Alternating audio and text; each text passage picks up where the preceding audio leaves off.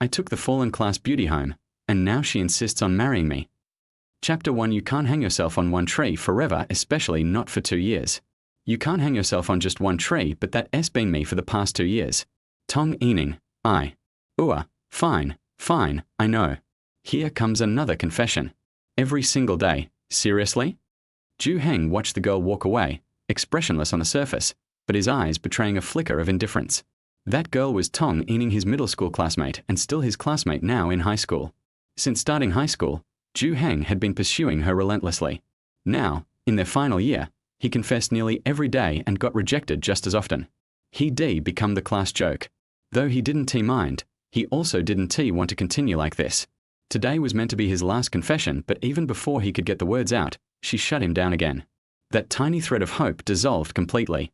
He sighed and entered the classroom, returning to his seat. Nobody batted an eye anymore, not even interested in gossiping. Got rejected again? His desk mate asked. That was Tang Ji, a short-haired girl with a duck egg-shaped face, sharp brows, and bubblegum in her mouth, casually draping her uniform on. Yeah, Zhou Heng replied softly, turning away.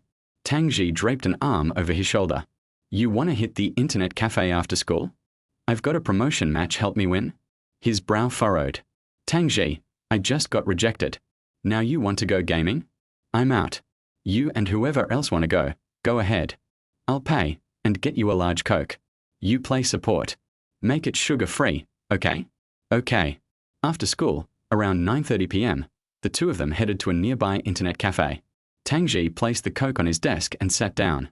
How long are you going to keep confessing, dude? It's our last year, this is your final shot. Zhou Heng took a swig of Coke, then shook his head. That was today's and definitely my last confession. You can't hang yourself on the same tree forever, especially not someone like me who has been doing it for 2 years. Tang Ji's eyes widened in surprise. For real? Yeah.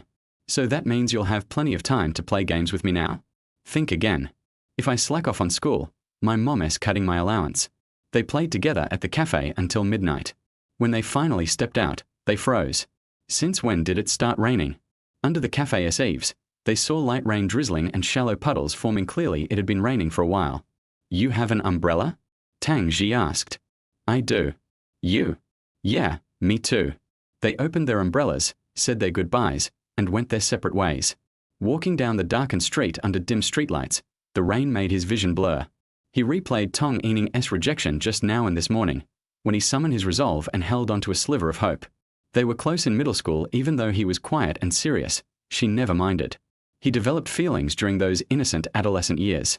They ended up in the same high school class, a stroke of fate, he thought, and he dove into his pursuit, certain of success. But today's expression, that impatient tone, those images would haunt him forever. Forget it. Anyone would get tired of being bugged. I should just leave her alone.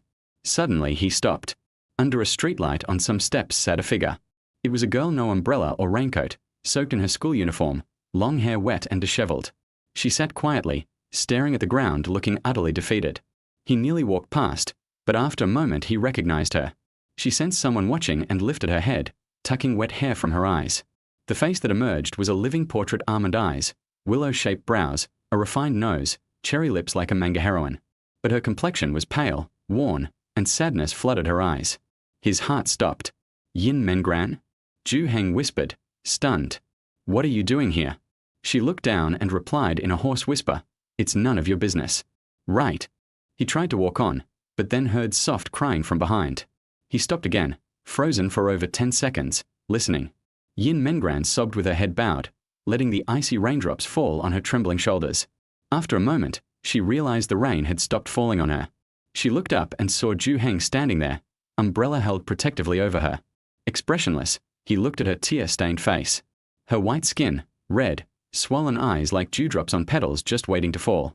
She wiped her face and asked in a broken voice, What are you doing?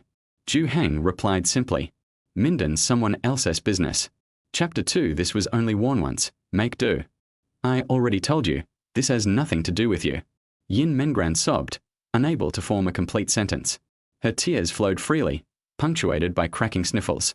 It's the middle of the night, and I see the class monitor of my own class here crying. How could it not concern me? Zhou Heng reached into his bag and pulled out a small packet of tissues, handing it to her. Yin Mengran hesitated, then accepted the tissues and wiped her cheeks.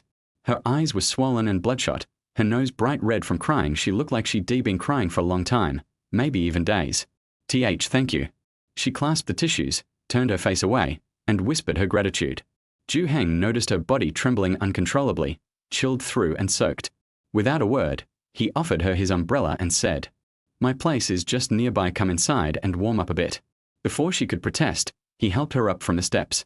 She tensed, but his grip was surprisingly gentle. She couldn't break free even if she tried.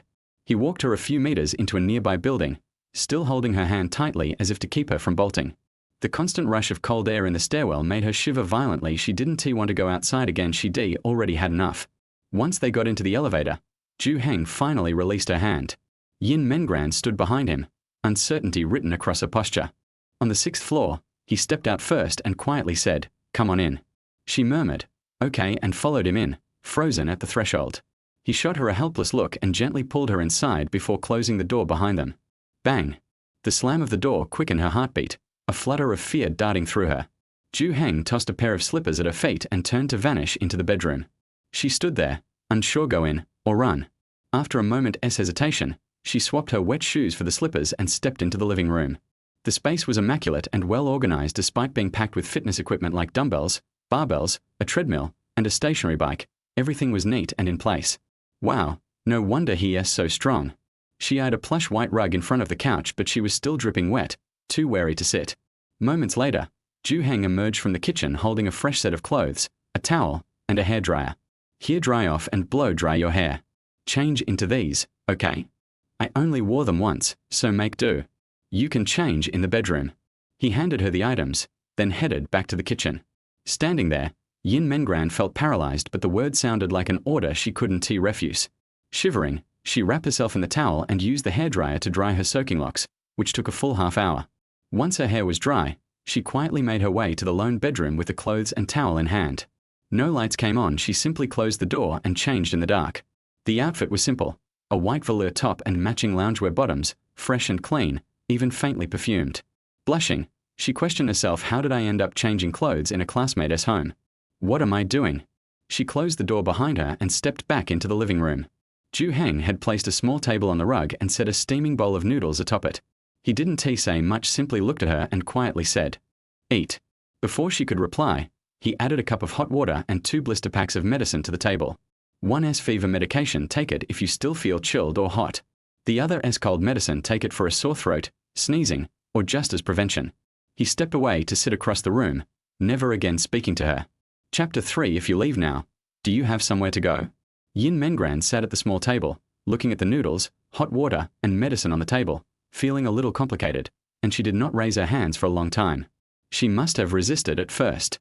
She and Zhou Heng were not that familiar with each other. Even though they were classmates, they were the kind of people who could not say a word to each other for years. And now I am in his house, wearing his clothes, and eating the food he cooks. How is this possible? But her body wanted her to accept it. After all, the feeling of hunger had already occupied her brain and was now constantly sending signals to her body to eat quickly. She looked to the side and saw Zhou Heng sitting at another table, holding a pen, as if he was doing homework, completely ignoring her, as if he didn't exist. As if sensing Yin Mengran's gaze, Zhou Heng stopped writing and said softly, "You're not such a shy person, are you? Eat, and I'll lend you an umbrella after you finish eating, and then you can leave." After hearing what Zhou Heng said, Yin Mengran had no reason to refuse. She carefully picked up the chopsticks, took a small bite and put it into her mouth. A warm feeling instantly spread throughout her body. Then, she stopped hesitating and started eating, but she didn't dare to make any sound. 10 minutes later, Yin Mengran finished her meal and drank the hot water. She did not take any medicine because she felt that it was nothing serious. Then she stood up and took something out of her wet pocket. She walked to Zhou Heng's side, handed him the things, and whispered, Thank you." Zhou Heng looked up and saw that Yin Mengran was holding a 100 yuan bill in her hand. "What do you mean by giving me money?" "I don't want to owe you." Zhou Heng looked into Yin Mengran's eyes and saw her serious expression. She didn't seem to be joking. Zhou Heng didn't take it. Instead, he turned around, looked at the test paper in front of him, and muttered, "Don't give me money if you don't want to owe me. You're a good student, aren't you? I don't know how to do this big question. If you teach me, I won't owe you anything." Zhou Heng tapped the big question on the test paper with his pen. Yin Mengran glanced down and blurted out subconsciously, "It's so simple, what's there to not know?" "I'm sorry, I just can't even do such a simple question." "Well." Yin Mengran closed her mouth somewhat awkwardly, then stretched out her hand and began to teach Zhou Heng how to solve the problem. Zhou Heng listened very carefully, but he had to admit that his brain was not as smart as others. In the end, Yin Mengran had explained it in such detail that Zhou Heng finally understood. After finishing the question, Yin Mengran planned to leave. Although her school uniform had been drying under the air conditioner for a while, it was still quite damp. She had no other choice. "This dress and umbrella. I will return them to you when I go to school." Yin Mengran stood at the door and said softly. She was wearing her still damp school uniform, with Zhou Heng's clothes underneath. She put the rest of her wet clothes in a bag. When Zhou Heng heard her say this, he realized that Yin Mengran had not come to school for many days. She is Tong Yining's good friend. Tong Yining was not in a good mood because she didn't come in the past few days. So when I confessed my feelings, I could feel that Tong Yining was very upset. At this moment, Zhou Heng realized that something was wrong, so he frowned and asked, "Let me ask you, if you leave now, do you have anywhere to go?" He was a very quiet person, so he didn't ask why Yin Mengran was there or why she was crying. But for some reason, he wanted to ask this question now. He always felt that Yin Mengran would probably stay outside after leaving this time. Sure enough, when Zhou Heng asked this, Yin Mengran was speechless for a moment, lowered her head, and said nothing. Zhou Heng tapped the table with his pen and said calmly, "If you have nowhere to go, then you can't leave. Do you have your phone with you?" "Without." Zhou Heng took out his cell phone, opened the dial interface, and asked, "What's your parents' phone number? I'll call them and ask them to pick you up." Zhou Heng didn't hear Yin Mengran's voice, so he looked up. I saw Yin Mengran standing there, motionless, tears condensed in her eyes like crystals. "You." Zhou Heng silently put down his phone. He realized something was wrong. Could this reaction mean that something had happened at home? It's the middle of the night and I made her cry at home. Isn't this a bad influence? It seems that I can't help but do this. He thought of many words in his mind, words of comfort, words of inquiry. But since he was not good at speaking, what he said in the end was, "What's going on?" Yin Mengran sobbed for a long time before she slowly opened her mouth and explained the situation to Zhou Heng. Her parents died in a car accident more than a week ago. Now she is no different from an orphan. No relatives want to take care of her, and her grandparents are all gone. Zhou Heng listened to the whole thing with a frown on his face. Now he finally understood why Yin Mengran was sitting there crying alone. Even though he hadn't been to school for several days, he was still wearing his school uniform. It was really hard for her to bear such a tragic thing alone. "So you don't have a home to return to?" Hearing Zhou Heng's question, Yin Mengran seemed to have heard something extremely sad, and the sorrow on her face became even heavier. Although Zhou Heng was not good at speaking, he knew that he might have asked the wrong question when he saw Yin Mengran's expression. Come to think of it, if I had a home to return to, I wouldn't be out in the rain. Maybe there's some hardship that's hard to talk about. The environment was very quiet at this time, and only Yin Mengran's faint sobbing could be heard. Zhou Heng's eyes were dodging, and he sat there feeling very uncomfortable, not knowing what to do. Yin Mengran is the monitor of their class. Not only does she have good grades, she also has the best interpersonal relationships. She is cheerful and sunny, and very optimistic. He is undoubtedly the core and soul of the class, a good friend of his classmates, and the pride of his teachers. People like him are completely opposite. And now, such a person is crying like a tearful person in his own home. If she went to school and told other classmates about this, she would not only be the laughing stock of the class, but also the enemy of the class. It's really funny that I don't understand what I'm learning and am isolated by the whole class. Now Zhou Heng only wants to understand one thing. That is, no matter what, he cannot let Yin Mengran leave. Knowing her situation, how could I bear to let her leave, especially when it was raining heavily outside? Thinking of this, Zhou Heng first stood up, walked over, and took the bag from Yin Mengran's hand. Chapter 4. There is no need to insist on something that doesn't get a response. In Yin Mengran's bewildered expression, Zhou Heng put the bag in the living room and said, "Just stay here. When you have somewhere else to go, you can leave." When Yin Mengran heard Zhou Heng say this, she immediately came to her senses and walked over and said hurriedly, "No, no, no. I'll leave right away, Before she could finish, Zhou Heng suddenly raised his head and glanced at her. Although his eyes were not fierce or scary, but she felt that she could not refute it, so she subconsciously closed her mouth immediately. Zhou Heng looked at Yin Mengran and said in a deep voice, "Either you stay here, or I call the police and have them take care of you. Your choice. Yin Mengran sobbed a few times, blinked her tearful eyes a few times, looked at him with a somewhat resentful look, and asked in a low voice, "When you talk to Tong Tong, is it the same as this?" Well. Zhou Heng opened his mouth, his eyes fixed, and for a long time he didn't say a word, staring blankly at Yin Mengran. Her expression seemed to be telling herself, "No wonder your confession failed." Zhou Heng knew that he was not good at speaking and his lack of emotional intelligence was his biggest flaw. This is the case with boys, not to mention girls. Zhou Heng lowered his head silently, speechless. He was like a lost puppy, completely lacking the momentum he had just now. Puff. Zhou Heng raised his head and found that Yin Mengran was actually covering her mouth and laughing, with the corners of her eyes curved, even though there were tears hanging on them. Zhou Heng smacked his lips awkwardly and said, "Just stay here, I beg you, okay?" This was the most sincere thing he could say. He tried to put on a kind expression, but it didn't feel right no matter how he tried. He almost gave himself a facial cramp. Seeing this scene, Yin Mengran laughed out loud again. Now she couldn't tell whether the tears were from crying or laughing. Zhou Heng thought Yin Mengran was mocking him mercilessly, so he turned his head away with a depressed expression on his face. Yin Mengran also knew that she had laughed too much. Her laughter gradually faded and she stopped, then said, "Okay. I promise you, thank you, but why are you helping me?" "There's no real reason. If I had to, it's just that I don't want my reputation in the class to get any worse." Yin Mengran blinked in surprise, and after a moment of silence, she said, "But I haven't heard of you having any bad reputation in class. The only news about you is your confession to Tong Tong. That, to me, is a bad reputation."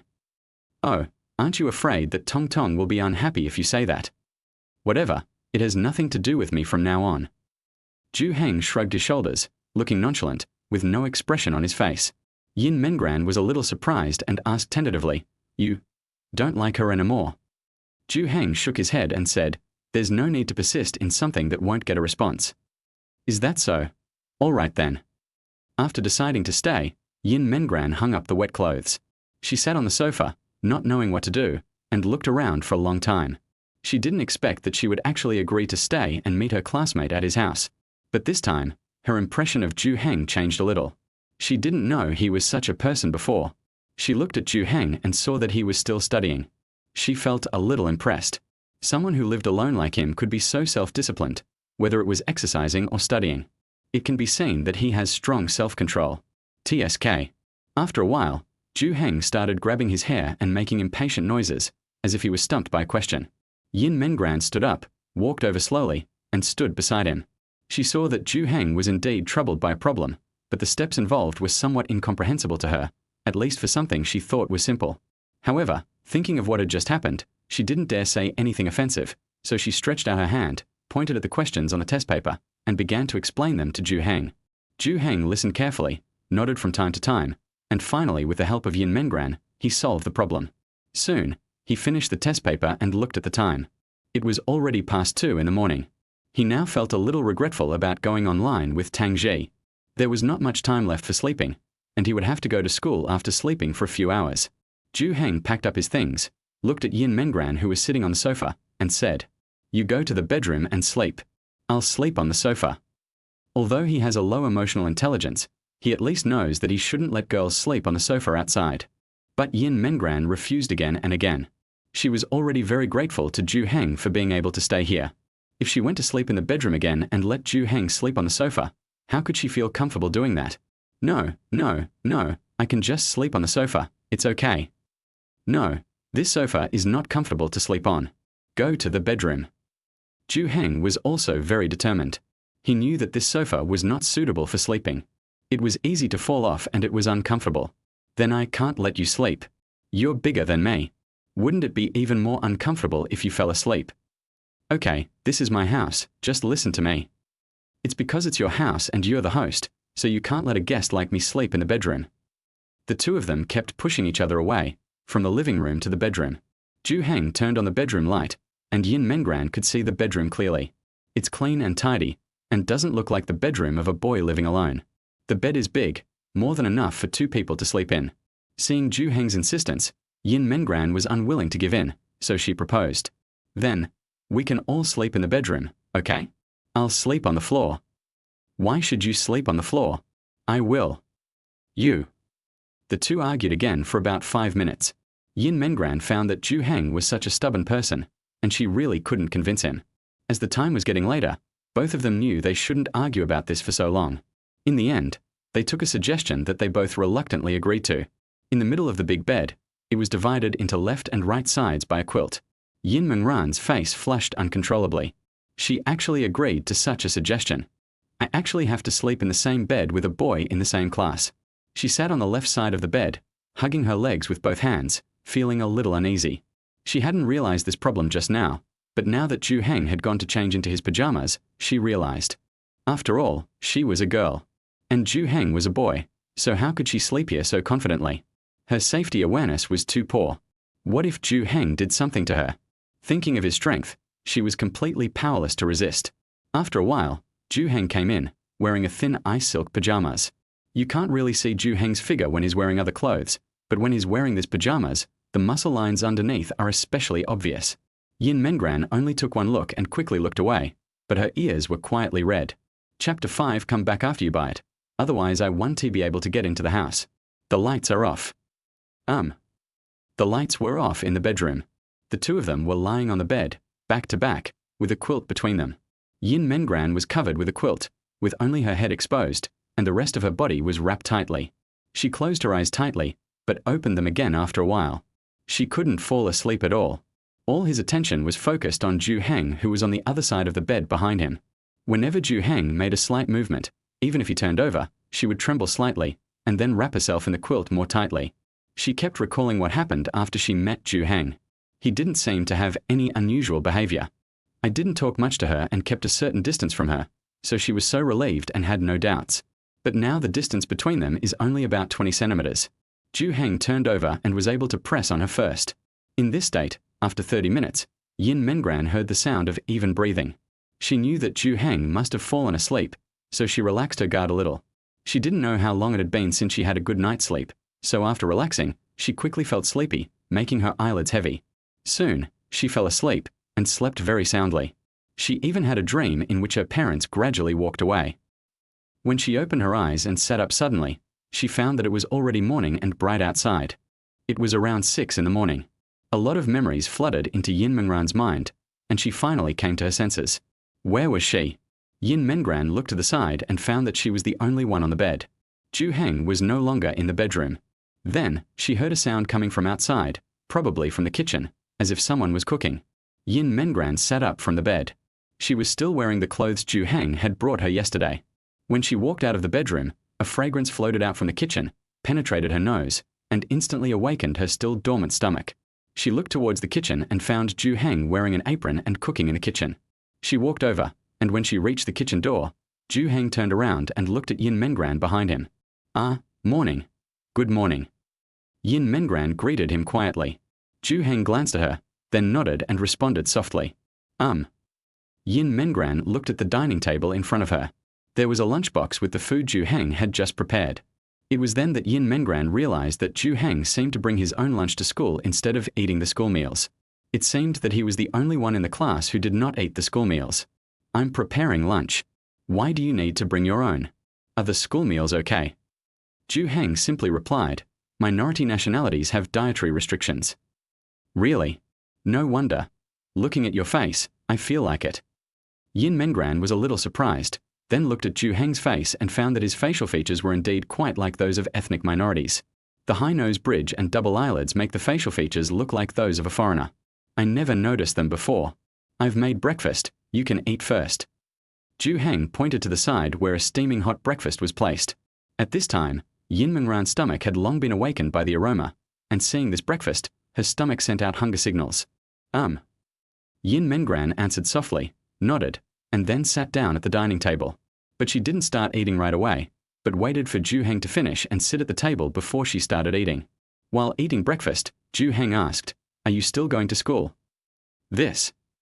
Yin Mengran thought of her school bag, which was still at school. She had left the school on the day of the accident, and she had left it in her desk at school. It's time for her to go back to school. She can't just give up on herself once no one is watching over her. But Yin Mengran looked at her school uniform hanging out to dry.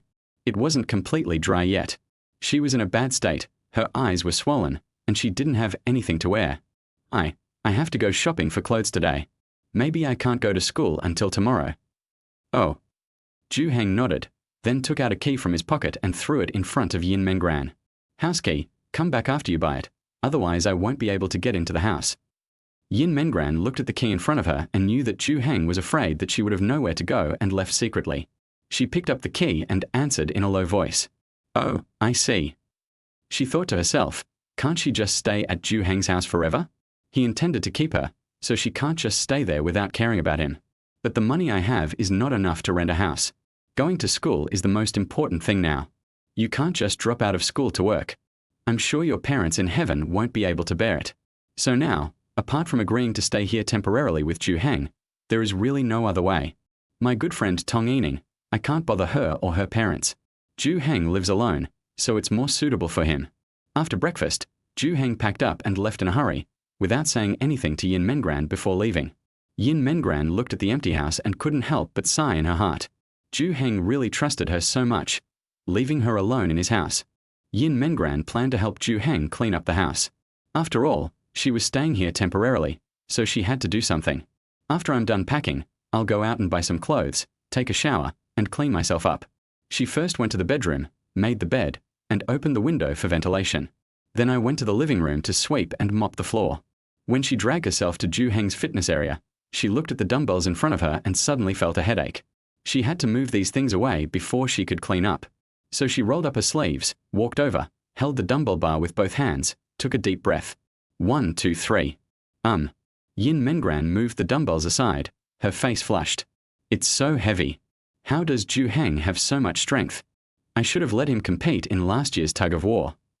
As the class monitor, she has become accustomed to thinking about these things, which is one of the reasons why she has to go to school. Yin Mengran cleaned for 20 minutes. While wiping the cabinet, she glanced and suddenly saw a cardboard box in the corner next to the cabinet. There are a lot of paper similar to letters in the cardboard box, as well as some small boxes. She squatted down, took out a piece of paper, glanced at the content on it, and a hint of surprise flashed in her eyes. Are these the love letters and gifts Zhou Heng wrote to Tong Tong? Chapter 6.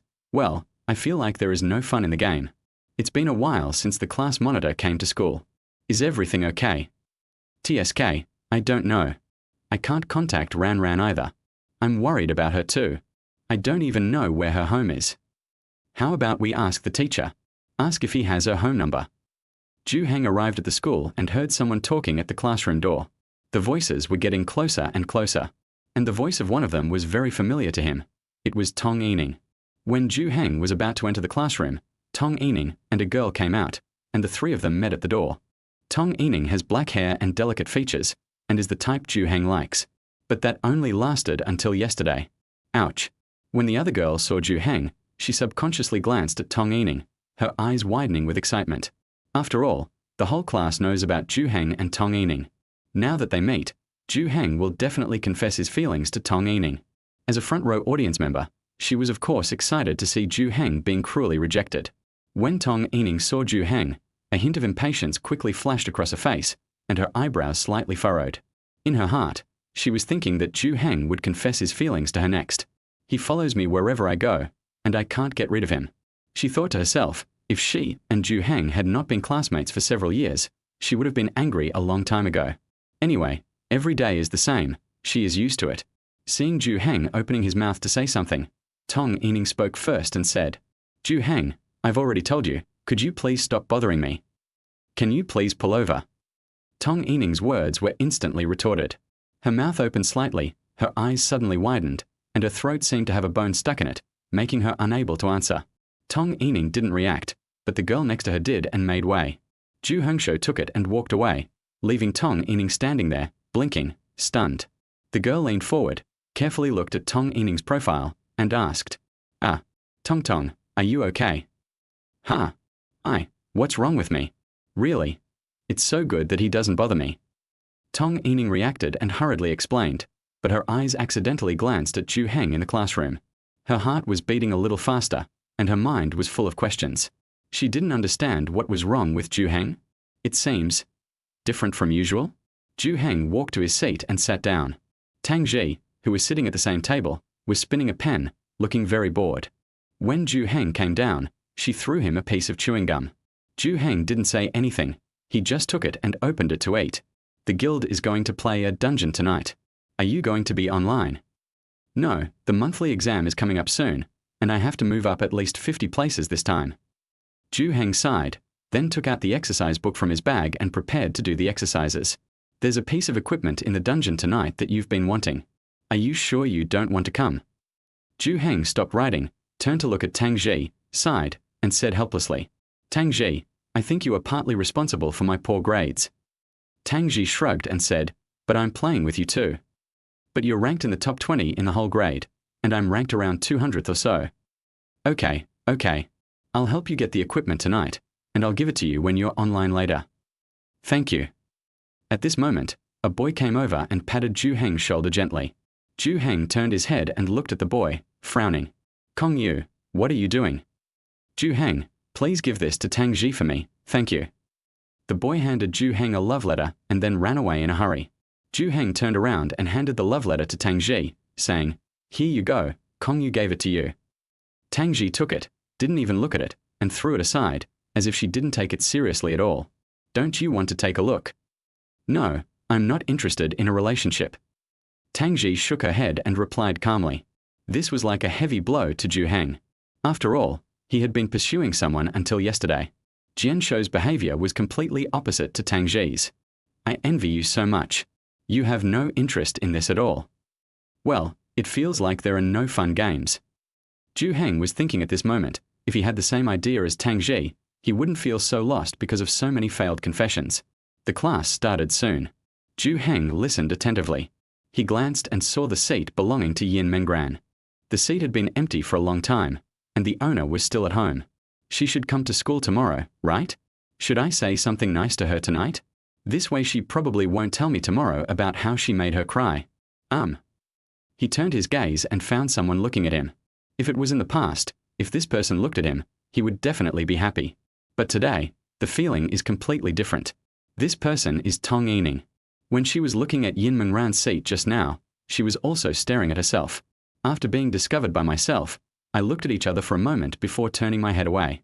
After class, Zhou Heng prepared to go to the toilet. As soon as I walked out of the classroom, someone followed me immediately. Zhou Heng. Brother, did you give that to Tang Ji? Kong Yu came to Zhou Heng and asked in a low voice. I gave it to you. What did she say? She said she wasn't interested and that it wasn't as fun as games. Kong Yu was stunned and stood there in a daze. After he came to his senses, he quickly chased after him and continued to ask. And then? Nothing else? Didn't you say I gave it to you? She said it, and then she left it aside the next second. I lost. Kong Yu's face was bitter, but he still didn't want to give up and continued. Brother, do you know what she likes? You must know. You've been sitting at the same table with her for 2 years. Tell me. I want to buy her a gift. Give up, stop chasing her, chase someone else. Kong Yu said firmly, I don't. I just like her like that, short hair, lowly face, and cool and arrogant. To be honest, I dreamed about her yesterday, but I can't tell you what the dream was about. If there's something wrong, then why are you asking me? Ask someone else. Brother, you are her desk mate, and you have experience in pursuing people, even though you have been pursuing her for 2 years and still haven't. Kong Yu realized that he had said something wrong and quickly closed his mouth, but Zhou Heng's sharp eyes had already glared at him. He turned around and patted Kong Yu's shoulder with his big hand, making him grimace. Although it hurt, he didn't dare to say a word. Replace her computer with a 4090 graphics card and buy it based on this gift standard. Chapter 7. Is she not used to the fact that you didn't confess your feelings today? At lunchtime, students can go to the cafeteria to eat, or buy food and eat it in the classroom. Zhou Heng brought his own lunch from home. The lunchbox is insulated, so if it gets cold, he can go to the cafeteria to heat it up. Tang Ji bought food in the cafeteria and ate it in the classroom. Hey, brother, let's eat together. We can continue our conversation from this morning. At this time, Kong Yu took his lunch and sat in the seat in front of Zhou Heng, turned his chair around, and placed the lunch on Zhou Heng's table. This morning's topic? Oh, you mean chasing. Games. The games we talked about this morning. Have you forgotten? Kong Yu immediately interrupted Zhou Heng loudly, glancing at Tang Ji beside him and finding that she didn't care at all. Tang Ji looked at Zhou Heng's lunchbox, her eyes lit up, and she pointed with her chopsticks and said, "I want to eat that runny fried egg. I knew you'd want it after seeing it. I should have hidden it under the rice." Zhou Heng reluctantly picked up the food and passed it to Tang Ji with chopsticks. After Tang Ji ate it, she nodded with satisfaction. Zhou Heng looked at Kong Yu, who looked stunned, and said, "Ah, you can continue talking about the game." "Ah, yes, games. What games do you play?"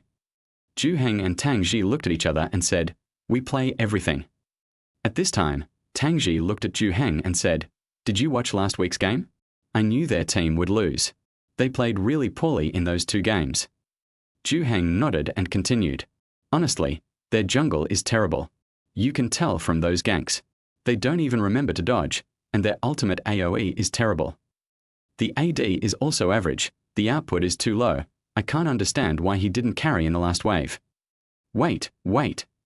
Seeing that he couldn't get a word in, and couldn't hear what they were saying at all, Kong Yu quickly stopped them. "Otherwise, I am like air here." Kong Yu asked quietly, "Do you guys want to play that card game?" Tang Ji nodded and replied, "Play." Then he looked at Zhou Heng again and asked, "A new OTK deck has appeared in the ladder recently. Have you seen it?" "I saw it. To be honest, I was a little surprised after seeing it. I didn't expect there would be such a BO. The opponent called for a kill too quickly." After Zhou Heng finished speaking, he saw that Kong Yu had become dispirited again, so he looked at him and asked, "So what card game are you playing?" Fight the landlord. It's called a card game." "Sorry." Kong Yu lowered his head, concentrated on eating, and stopped interrupting. His biggest mistake was to cater to his tastes and talk about games. "I originally thought, what kind of game could a little girl play? Casual puzzle games, love development games, etc. Even if you haven't played them, just agree with a few words." In his mind, it was still at the stage where girls played dress-up games. "I didn't expect to come here and humiliate myself. Looks like he needs to go back and practice his game." Tong Tong. Tong Tong. Chan run. What happened? Tong Yining came to his senses and looked at the girl in front of him. She seemed a little dazed. "What's wrong with you? You seem distracted." "Me? Absent-minded? How could it be?" Chan Run pointed at Tong Yining's rice. Tong Yining looked down and found that she had unknowingly crushed the rice grains with chopsticks, as if she was just playing with it without eating. I just have the monthly exam coming up, and I'm a little upset." "No way, you're still worried about the exam. Your grades are pretty good, right? Even Ran, who's top of the class, would worry about exams, let alone me. The class monitor is an exception. After all, she's held the top spot for 2 years. She'd be very disappointed if she fell. I don't know what will happen this time, and I don't know if she'll be able to come to school before the monthly exam." Tong Yining nodded and continued poking at the rice. She couldn't figure out what she was thinking. Was it really an exam? It didn't seem like it. Chan Run gently patted Tong Yining's arm and comforted her. "Okay, don't worry about it. You don't need to worry about your grades. The people you should worry about are people like Zhou Heng." Zhou Heng. Tong Yining's eyes subconsciously drifted towards Zhou Heng, and she found him having dinner with Tang Ji and Kong Yu, chatting about something. In the past, if I looked at him, he would definitely be looking at me, and our eyes would definitely meet. But now she has been staring at that place for more than 10 seconds, and Zhou Heng doesn't even look at her. Something's wrong. Something's very wrong. Tong Yining frowned slightly, muttered something, and increased the strength of her hands a little, crushing the rice grains and flattening them. In the afternoon, self-study class. Zhou Heng was doing the questions, scratching his head and frowning from time to time. He looked at the test paper in front of him, which was filled with dense text, and almost fell asleep. Zhou Heng studying? That's so wrong. Tong Yining was puzzled when she saw Zhou Heng working on his homework seriously. In the past, self-study classes were the time for him to catch up on his sleep. Why are we studying today? The sun is rising from the west? The unyielding Kong Yu once again came to Zhou Heng and the others with the test paper. Tang Ji, I don't know how to do this question. Could you please teach me?" Tang Ji raised her head, glanced at Kong Yu, then lowered her head and said, "Why wouldn't you ask the teacher? Why would you ask me?" You're a good student. Didn't the teacher say to learn from good students?" Zhou Heng looked up and took the test paper. "I know how to do this. I'll tell you how to do it. Yesterday, yin. I just learned it yesterday." Before Zhou Heng could teach him, Kong Yu took the test paper away and whispered in Zhou Heng's ear, Don't make trouble. You know what it means to be drunkards with other intentions. Zhou Heng, who had wanted to verify his learning results, was immediately extinguished by Kong Yu. He frowned and said calmly, I just know that if you come here again with nothing better to do than to eat, I'll kick you out, believe it or not. You. Just as Kong Yu was about to say something, he saw Tangji beside him, giving him a cold look. His throat moved and he left quickly. Although he said that he liked Tangji just the way she was, he was still a little scared when he really faced her. After Kong Yu left, Tangji whispered in Zhou Heng's ear, Tong Yining seemed to be peeking at you a lot today. Is she uncomfortable with you not confessing your feelings today? After hearing what Tangji said, Zhou Heng did not look up at Tong Yining, but continued to do the questions. I don't know. Let her do as she pleases. It has nothing to do with me. Chapter 8. I don't think this is good for you. I think this is what I should do. Tong, school is over, shall we go? Qian Run came to Tong Yining's desk and saw that she had packed her things, but she was not in a hurry to leave. I'll be leaving soon. Tong Yining answered vaguely, but glanced elsewhere. At this time, there were only a few people left in the classroom. Most of them had left. Zhou Heng was still packing his things.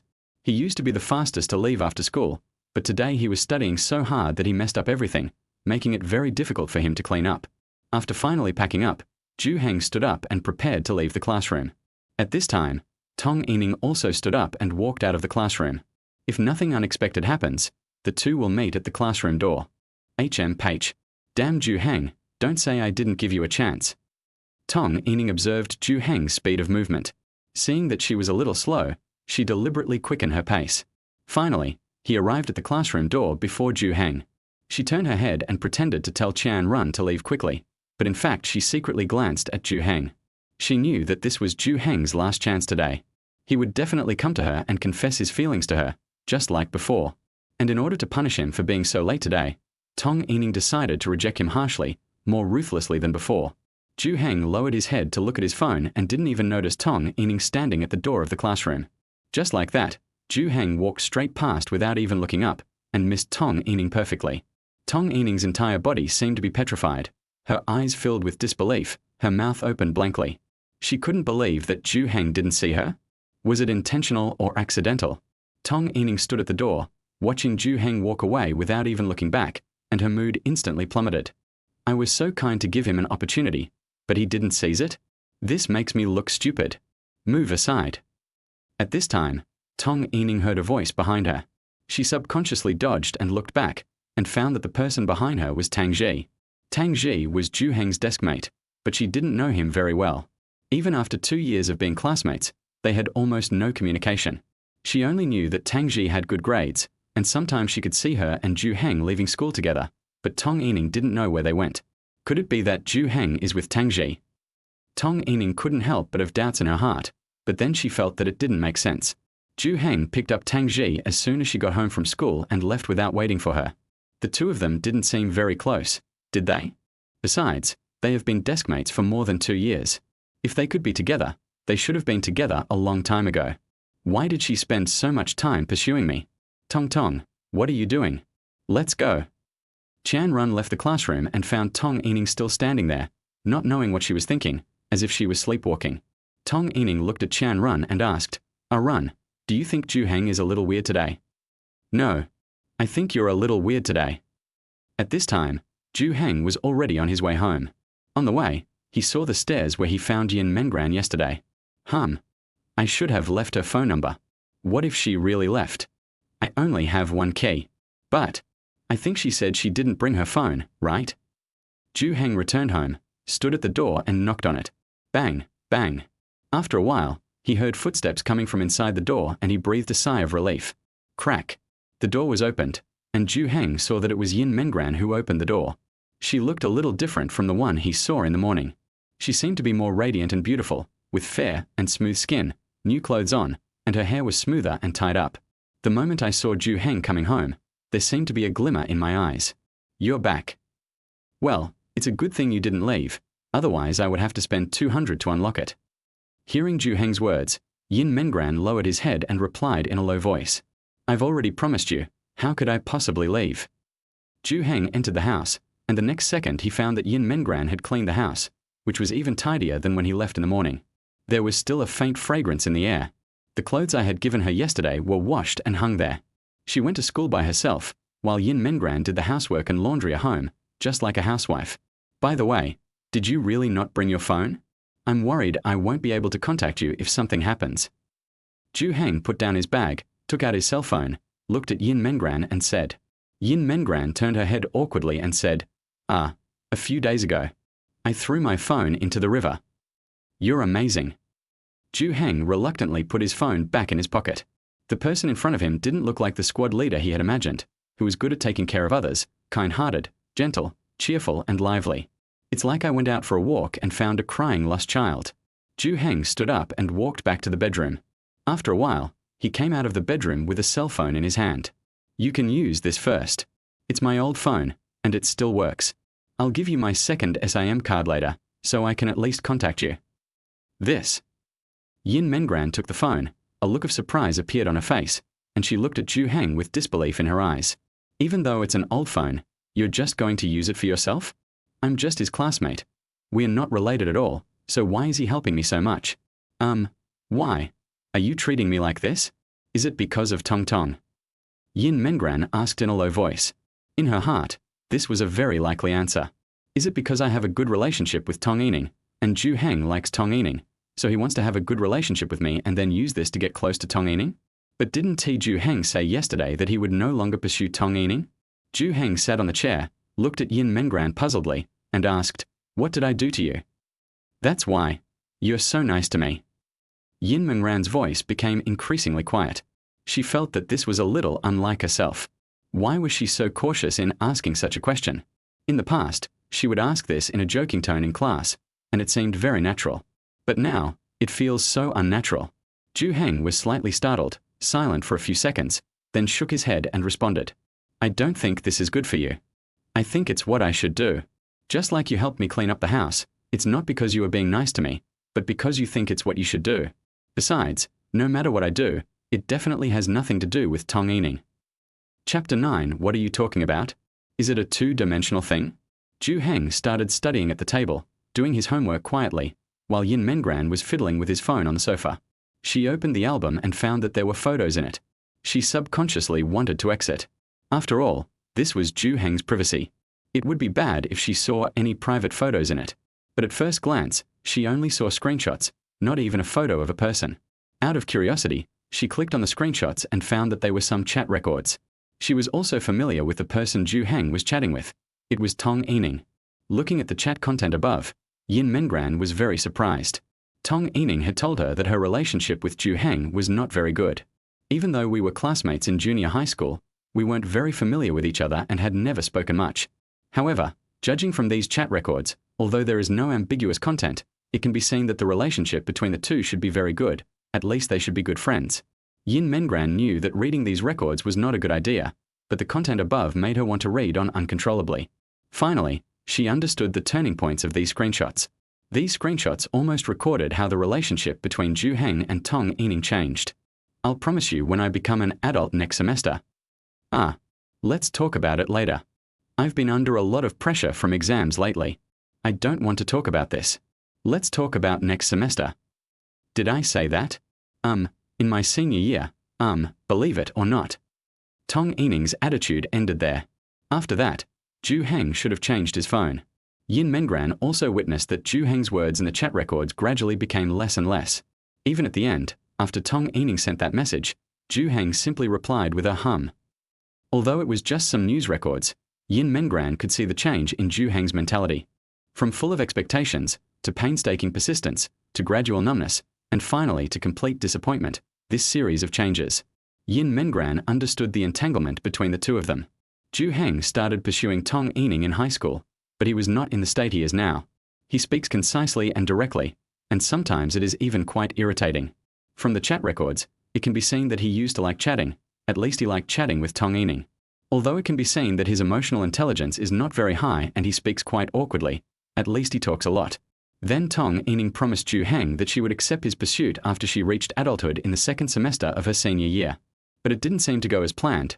Zhou Heng didn't give up, he kept insisting. Later on, Tong Yining's attitude became worse and worse. Zhou Heng's messages became shorter and shorter, and the frequency of their messages to each other also decreased. Then came the third year of high school. Zhou Heng had become a completely different person. Unable to see the outcome, he had made up his mind not to continue down this path. Hiss. Yin Mengran took a deep breath. No wonder she didn't understand why Zhou Heng persisted for so long, for 2 whole years. It turns out that he also saw hope. Tong Yining personally gave me hope, but then she personally wiped it out. Zhou Heng never told anyone about this, and no one else knew about it. In the end, Zhou Heng was the only one who became the laughingstock of the class. For a moment, she felt a mixture of contempt for Tong Yining's behavior and sympathy for Zhou Heng. Yin Mengran raised her head and looked in the direction of Zhou Heng, but as soon as she looked up, she was shocked. Because she saw Zhou Heng sitting there, holding a pen in his hand, with his legs crossed, looking at her silently. Well, she was so engrossed in watching that she didn't even notice Zhou Heng staring at her.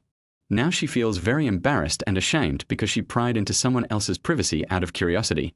Zhou Heng turned his head and continued working on the questions, saying calmly, "If there's anything on your phone, delete it. There's nothing useful in it anymore." This. When Yin Mengran heard Zhou Heng say this, she couldn't help but be stunned. She thought these chat records were very important. Wouldn't it be a pity if they were deleted? But on second thought, it is true that these things are no longer of any use to Zhou Heng. Keeping it would only be a source of sadness for him, so it would be better to delete it all and pretend nothing happened. Yin Mengran obeyed and deleted all the screenshots. Below the screenshot, there is another photo, which seems to be a group photo of junior high school graduation. But Zhou Heng cut off a small piece, and that piece was where Tong Yining was standing. Yin Mengran deleted all the photos. Zhou Heng said that there was nothing useful left in the phone. After deleting it, Yin Mengran didn't plan to continue looking at the phone, but wanted to learn for a while. After all, I have to go back to school tomorrow. Even though my grades were good before, I am still far behind others. Moreover, my condition was not good before, and my mind was in a mess. It was not easy to get back into the state of studying. Zhou Heng, can you lend me your notes? All her study materials were left at school, so she could only borrow them from Zhou Heng. Zhou Heng was not vague either. Without even raising his head, he handed his notes to Yin Mengran.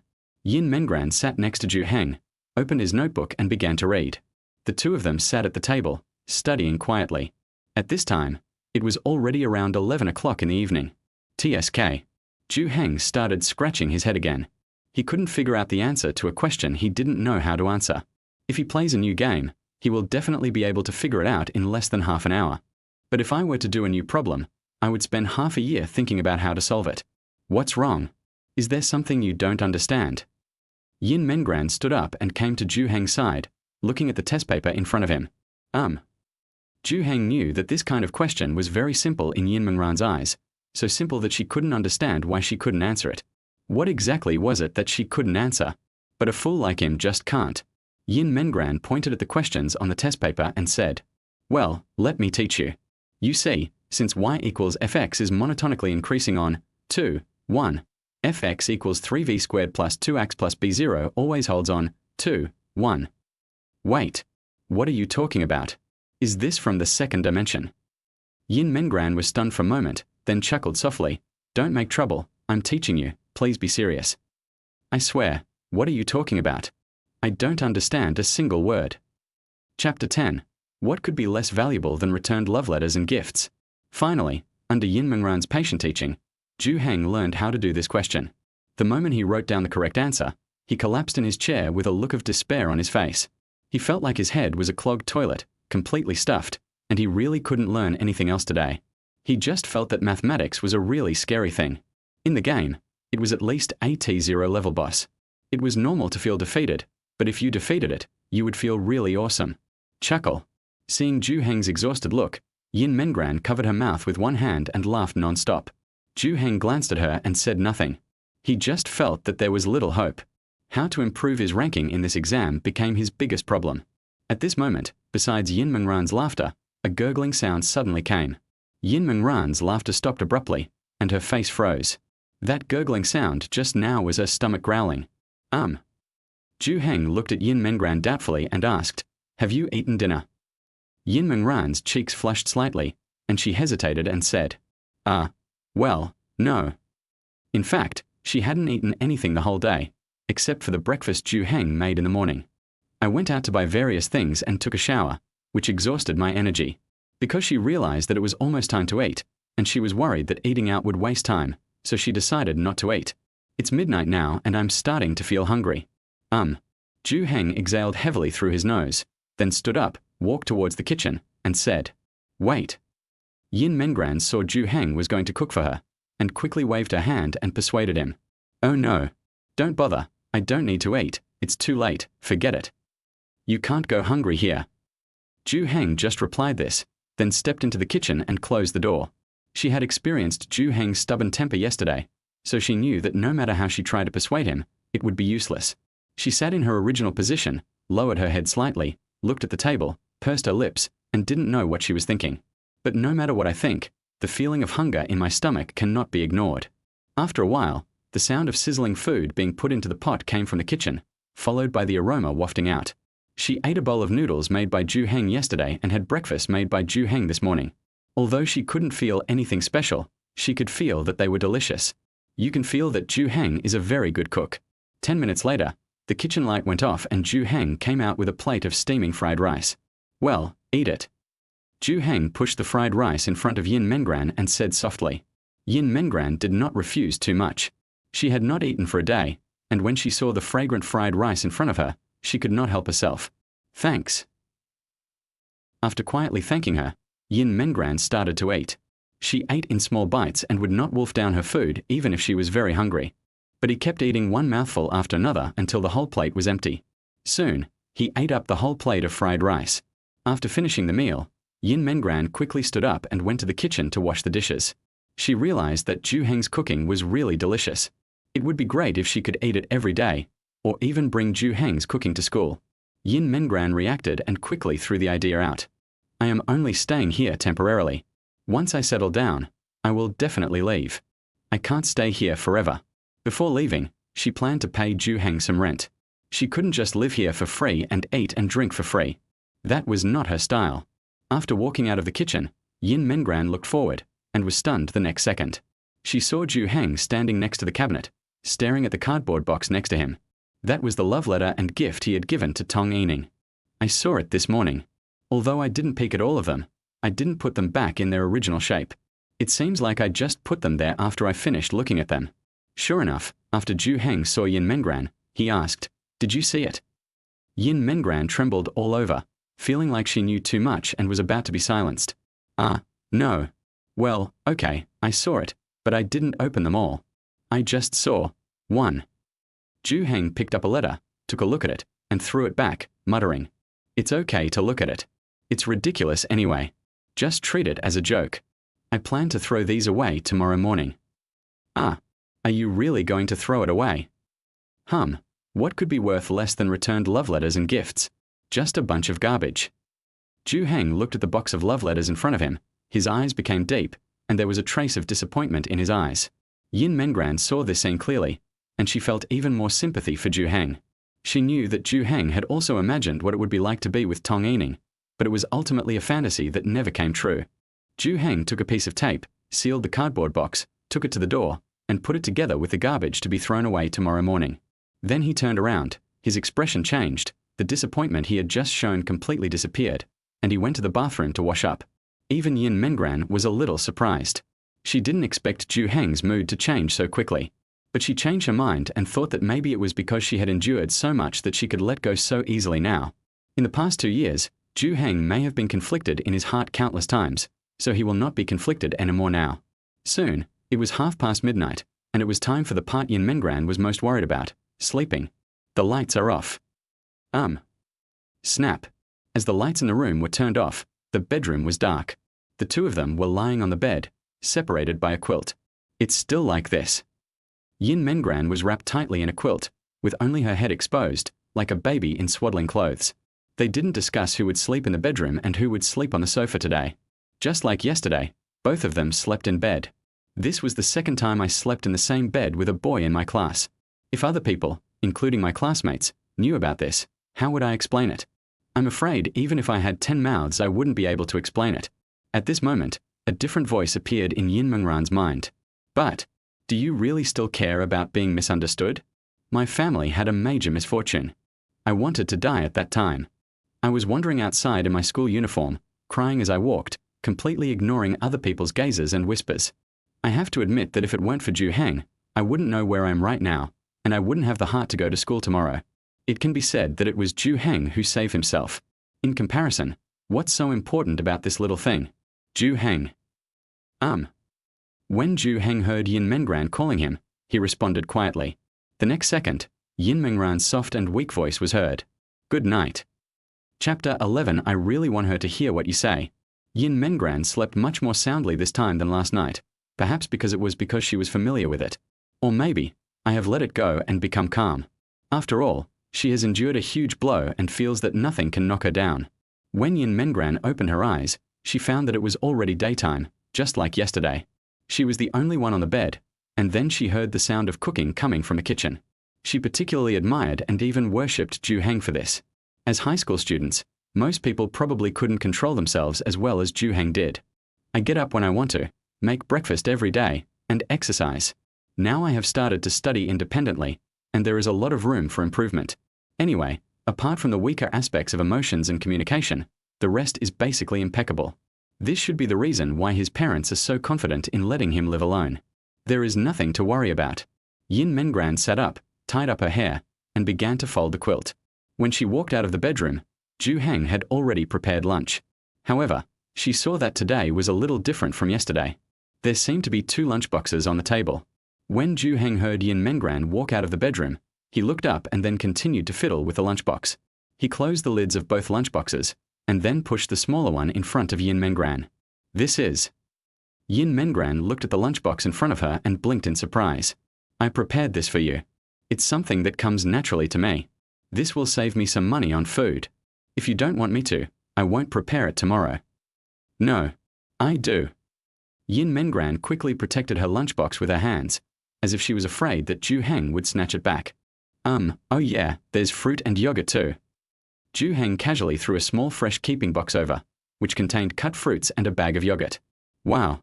Yin Mengran looked at the lunchbox, fruit, and yogurt in front of her. Her eyes lit up. This seemed to bring her back to her childhood, the first grade of elementary school. At that time, my mother would also prepare snacks, fruits, etc. for me. And now, that feeling that can never be returned, I actually found it in a male classmate. The look of satisfaction in Yin Mengran's eyes when she looked at Zhou Heng was particularly obvious. Seeing Yin Mengran's reaction, Zhou Heng became more certain of his thoughts. He had suspected yesterday whether Yin Mengran was still a child at heart, completely different from when she was in school. So today, I specially prepared these for her. Judging from the results, the conclusion is, Yin Mengran is no different from a child. Yin Mengran smacked her lips, looked at Zhou Heng, and said, I really don't understand why Tong didn't agree to you. It's obvious that being with you will definitely be great. Zhou Heng snorted lightly and muttered nonchalantly, I really hope she can listen to what you have to say. He just muttered casually, but Yin Mengran took it seriously. She stared at Zhou Heng for a few seconds and asked, Do you want me to help you? After school today, can I help you two get together? I think you might just need a middleman to mediate. Forget it. I've already said that I won't have anything to do with her anymore. If you say something nonsense, you'll end up like her. Then forget I said anything. Yin Mengran quickly shut her mouth. Seeing Zhou Heng's serious attitude, she didn't dare to say anything about this anymore. After washing up, eating breakfast, and packing up their things, they went out together to prepare for school. Yin Mengran was a little nervous. She hadn't been to school for a long time and felt a little uncomfortable. After I go to school, my classmates will definitely surround me and ask me why I didn't come to school and what happened. I really don't want to say these things out loud. As soon as he left the house, Zhou Heng threw away the cardboard box full of his sad memories without hesitation or even a last glance at it. It seems that they don't take it seriously at all, just like kitchen waste. Yin Mengran sorted out her clothes, looked at Zhou Heng and asked, Do you feel? Have I changed at all since I was in school a dozen days ago? Yin Mengran wanted to remain the same as before and didn't want her classmates to notice any changes in her. She applied cold compress for a long time yesterday to reduce the swelling in her eyes from crying. Otherwise, they would still be swollen today. Even so, she was still afraid that Tong Yining and the others would see through her. After asking so many questions, I will finally ask myself where I live now. If I said I lived alone, what if they came over at night? I couldn't possibly give Zhou Heng any surprises, could I? Zhou Heng glanced at Yin Mengran, looking her up and down, and didn't speak for a long time. What's wrong? Yin Mengran asked doubtfully. Actually, I don't have much of an impression of what you looked like when you were in school. I can't see any difference. All right. Yin Mengran turned her head helplessly, regretting asking Zhou Heng this question. But she didn't dare to say anything bad about Zhou Heng. After all, she didn't have a deep impression of Zhou Heng when she was in school. The two of them were the ones who rarely interacted with each other in the class. They might not have exchanged a few words in the entire semester. The two kept a certain distance on the road, and it was hard to tell that they were going to school together. Arriving at the school gate, Yin Mengran took a deep breath and calmed herself down. Even in my mind, I have already thought about how to face my classmates when I meet them later. Hey, class monitor. At this moment, she heard a voice, turned around and saw several classmates behind her. Yin Mengran stretched out her hand and whispered, "Ah, long time no see. She's really the class monitor. She came to school. I missed you so much. Why didn't you come all of a sudden? We were all worried." Several people hurried forward and surrounded Yin Mengran, even ignoring Zhou Heng, who was standing beside them. Zhou Heng didn't care and walked forward. Aha! Yin Mengran was dealing with the classmates around her. People around her were talking at once and she didn't know what to do. But seeing that her classmates were still so enthusiastic about her, she was no longer so worried. At this moment, Yin Mengran saw Zhou Heng walking in front of her, and a girl came over to him. Promise. Zhou Heng caught the chewing gum thrown by Tang Ji with one hand, put it in his mouth, and asked softly, "How about it?" "Well, I got it. It's a fine product." "Okay, trade it to me later, and I'll have you online some other day." The two walked very close. Yin Mengran saw it. Even she and Zhou Heng did not walk that close, and kept their distance. The conversation was quite natural. It was the first time she saw Zhou Heng speak so smoothly. Yin Mengran seemed to be deaf to what the people around her were saying, and her eyes were fixed on the two people in front of her. Is that Zhou Heng's deskmate, Tang Ji? Chapter 12. I need to take insulin to finish this, right? Ran. You're finally here.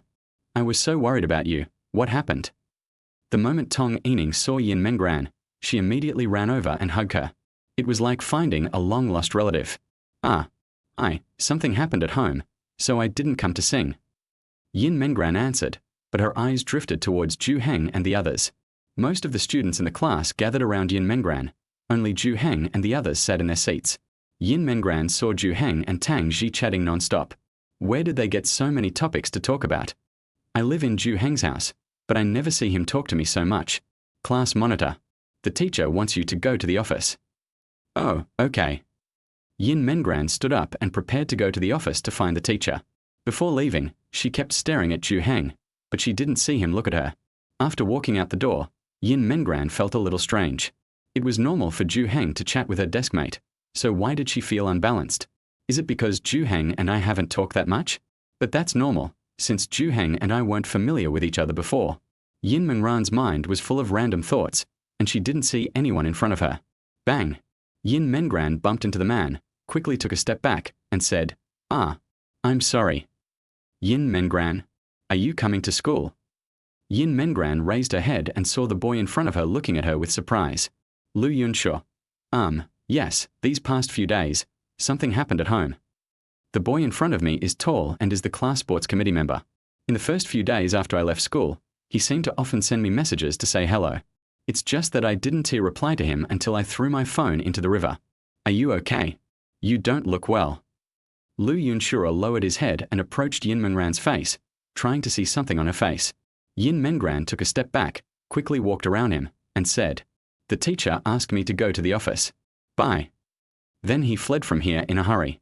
Lu Yunshu looked back at Yin Mengran's leaving figure, the corners of his mouth slightly raised, revealing a smile. What will they talk about? Will Zhou Heng tell Tang Ji that I'm staying at his house? I didn't know much about Tang Ji before. She seemed quite quiet, and she didn't respond very enthusiastically when I spoke to her.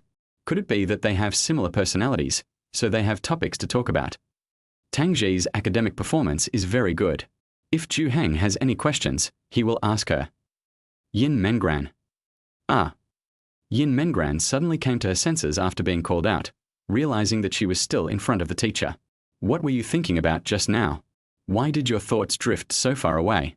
The teacher held Yin Mengran's hand and said softly, Are you okay? I understand how you feel right now. If you're feeling particularly upset, just tell the teacher. If you have any difficulties, just tell them. You'll definitely get through it. If any classmates say anything excessive, just tell the teacher and the teacher will deal with them. Okay, thank you, teacher. Yin Mengran also knew that she should look forward. She had been extremely sad for the past 10 days and had thought about everything she should have thought about. Unfortunately, the fact is the fact. No matter how sad she is, nothing can be changed. After returning to the classroom, the classmates began to ask Yin Mengran about her well-being, which was enough to show how popular she was in the class. Zhou Heng glanced at the crowd of people surrounding Yin Mengran. He was not surprised at all. He had already guessed that this would happen. Fortunately, Yin Mengran was sitting far away from him, so it was quiet here. If a group of people gathered here, he would make a lot of noise. Hey, hey, hey. Suddenly, someone ran up to Zhou Heng. He sighed helplessly. It seemed the only person who would come here to cause trouble had arrived. Kong Yu held a bag in his hand and handed it to Tang Ji. Tang Ji, this is for you. Zhou Heng took a glance and found it was a bag of candy. He guessed that Kong Yu bought it because he saw Tang Ji often eating candy. Tang Ji didn't even look at it, shook her head and said, "Thank you, I don't want it." "Ah, I've already bought it, so just keep it. If it doesn't work, just throw it away." Kong Yu put the bag on Tang Ji's desk, then turned around and went back to his seat. Tang Ji also sighed, looking at the bag of candy in front of her, her eyes full of helplessness. "I need to take insulin to finish this, right?" "Aha, congratulations in advance on having diabetes." Zhou Heng just made a mocking remark, and a pile of candies appeared on his table. Tang Ji shrugged and said, "Let's celebrate together." "After eating all this, how long will it take to metabolize it? I don't want it. Why don't you just listen to him and throw it away?" Zhou Heng shook his head, rejected her, and put all the candies back. He has had no time to exercise recently due to various things, and eating so much sugar would be fatal. "Oh, forget it, just eat slowly." Tang Ji put all the candies into the bag and put it on the ground. If you accept it once, you give him hope. He will give it to you countless times after that. It's up to you to accept it or not. If you don't accept it, he will annoy you. If you accept it and then don't agree to it, he will condemn you for accepting the gift without agreeing. Tang Ji's face was full of speechless expression. She covered her face and muttered, "This is why I hate dating, it's so troublesome." Then she picked up the candy bag, handed it to Zhou Heng, and said, "Please help me return it to him. I will reward you handsomely after you succeed." "It's none of my business, go and pay it back yourself." "I'll give you the rare mount I got from the boss." "Bring it here." Zhou Heng took the candy bag and stood up and went to Kong Yu's seat. Kong Yu was still feeling smug, but the next second the bag he had given out was thrown back. "Dude, take it back, she doesn't want it." Zhou Heng looked down at Kong Yu and said lightly. Kong Yu was slightly startled, turned his head and looked at Zhou Heng, his brows furrowed. He stood up, glaring, then tilted his head and put his hands on his hips. "What does it have to do with you?" Zhou Heng remained calm and said, "It's okay, I'll just send it back for you." "Why are you so nosy? You don't like Tang Ji, do you?" Kong Yu deliberately raised the volume of his next sentence, and in an instant, the whole classroom fell silent. Even the noisy Yin Mengran stopped talking and turned to look at Zhou Heng and the others. Yin Mengran and Tong Yining both widened their eyes almost at the same time, their faces filled with disbelief. Zhou Heng still had no expression, closed his eyes and exhaled. Then he reached out and took out a few candies from the bag and peeled off the sugar coating. The next second, he stuffed them all into Kong Yu's mouth. Chapter 13. You are here to cause trouble. What else do you want? Kong Yu was stuffed with candy and sat down on the chair. Zhou Heng walked back to his seat without saying a word. The classroom was completely silent, with everyone looking at Zhou Heng and Tang Ji. However, the two of them didn't seem to care at all, and continued to do what they were supposed to do, unaffected at all. "You." Kong Yu spit out the candy, and just as he stood up and was about to walk over, the teacher who was coming to class walked in. "Come, go back to your seat, class is starting." Kong Yu took a deep breath, glared at Zhou Heng fiercely, and returned to his seat. In his heart, he had already classified Zhou Heng as his love rival. After thinking about it, he felt something was wrong. Why would his desk mate be so close? I didn't expect that Zhou Heng confessed his love to Tong Yining on the surface, but secretly liked Tang Ji. Jianshou is not a human being. During the class, Kong Yu would stare at Zhou Heng from time to time, his eyes fierce, and he was so angry that he gritted his teeth. I originally wanted to embarrass Zhou Heng in front of the whole class, but why does he seem to not care at all? Instead, it made me feel embarrassed. Kong Yu was not the only one who was looking at Zhou Heng. Yin Mengran couldn't concentrate during class either. I was thinking about what had just happened in my mind. In the morning, the two of them were very close. Could there really be some hidden secret? Could it be that Zhou Heng no longer likes Tong Yining because he likes Tang Ji? Yin Mengran unconsciously looked towards Zhou Heng, but she saw another person also secretly looking over there. Tong. Is she peeking at Zhou Heng? Zhou Heng focused on the class. He knew that if he didn't study, he would fail. He really didn't know anything. If my ranking doesn't improve, my living expenses will be deducted. In this case, he won't be able to pay for any new activities. You are quite popular. Many people are secretly looking at you. Tang Ji approached Zhou Heng and whispered in his ear. Zhou Heng glanced at her and said unhappily, "That's all thanks to you. How dare you gloat over my misfortune? I will report this to the court and appoint you as the general who shields arrows. Then I'd better commit suicide.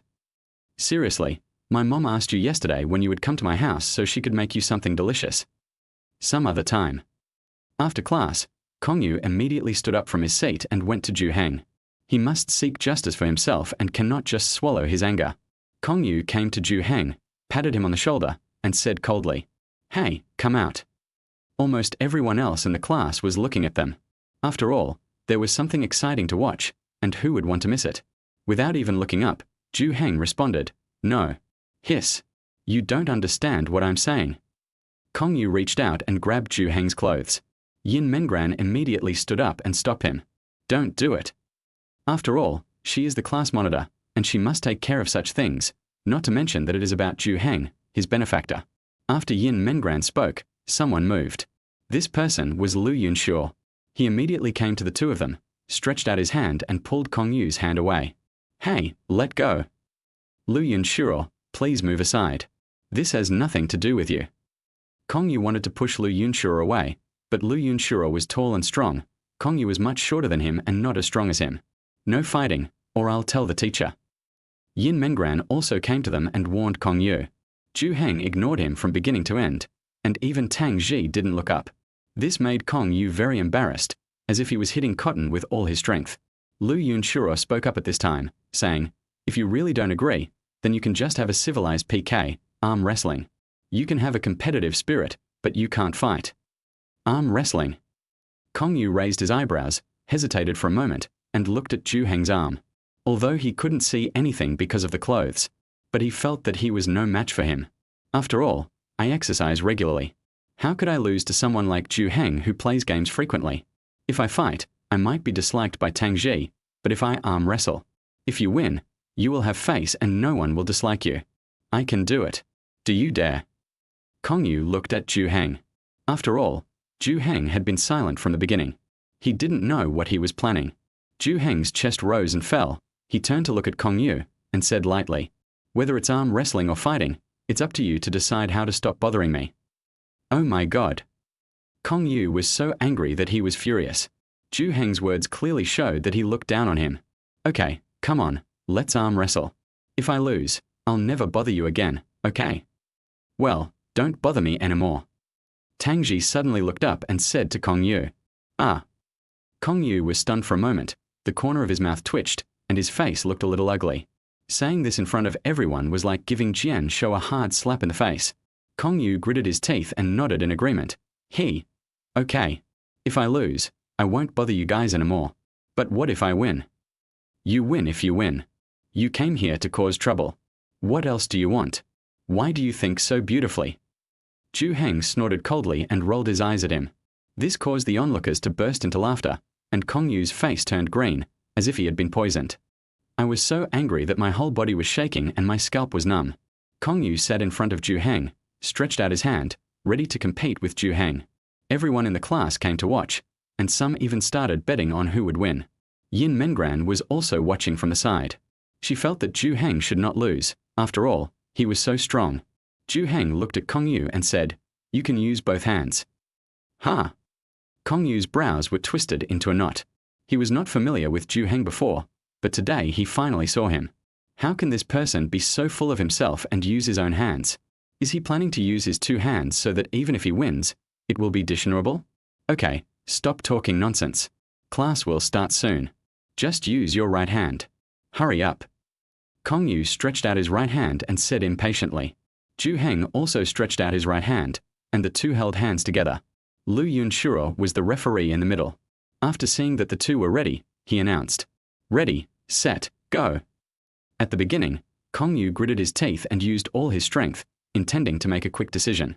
Zhou Heng seemed more relaxed, and his expression didn't show any effort at all. TSK. After a few seconds, Kong Yu's face quickly turned red, but he still didn't move at all. He began to realize that something was wrong. No way. Chapter 14. It's just not my type.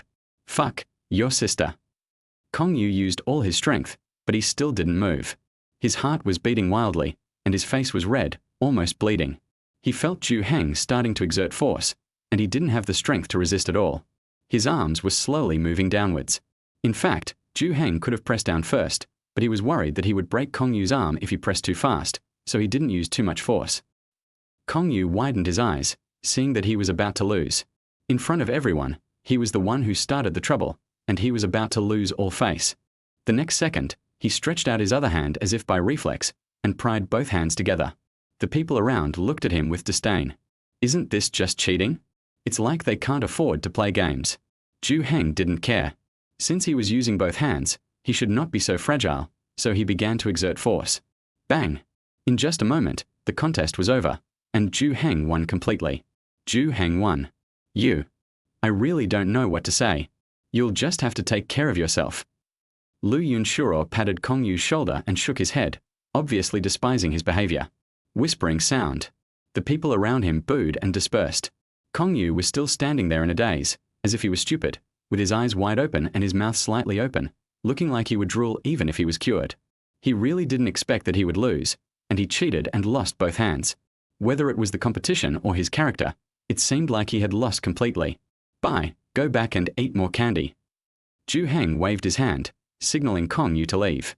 Kong Yu looked up at Tang Ji and found that she didn't look up. She was not surprised at all, as if she knew the result of the game in advance. His heart was completely dead. He stood up and walked back in a daze. Zhou Heng flexed his wrists. Tang Ji handed him a wet wipe. Yes, wipe your hands. The farce ended just like that, and the class's attention was diverted. Originally discussing Zhou Heng and Tang Ji, now everyone was discussing Kong Yu. Before I said anything, I saw that Kong Yu was not a good person, had bad character, and loved to stir up trouble. He was just a bunch of people pushing him down when he fell. In the corridor, Yin Mengran, Tong Yining, and Qian Run went to the bathroom. Qian Run said in surprise, I didn't expect Zhou Heng to be so strong. I don't usually see him exercising. TSK, being dumb is a bit silly. Tong Yining said disdainfully, but her mind was still thinking about what happened in the morning. She had suspected yesterday that Zhou Heng and Tang Ji were together. Today she became even more suspicious, and even felt that her suspicion was correct. At this moment, she really wanted to know what was going on. Why didn't Zhou Heng come to confess his feelings to her as usual yesterday? And is he with Tang Ji? But she couldn't ask, because that would make her seem like she cared about him. He seems a bit dull. Hey, Ran, what do you think of Zhou Heng? Is he a good match for Tong Tong? Qian Run asked Yin Mengran with a smirk on his face. After hearing this, Tong Yining pretended to be angry and hit Qian Run lightly. Hey, what nonsense are you talking about? Really, don't you know how much I hate him?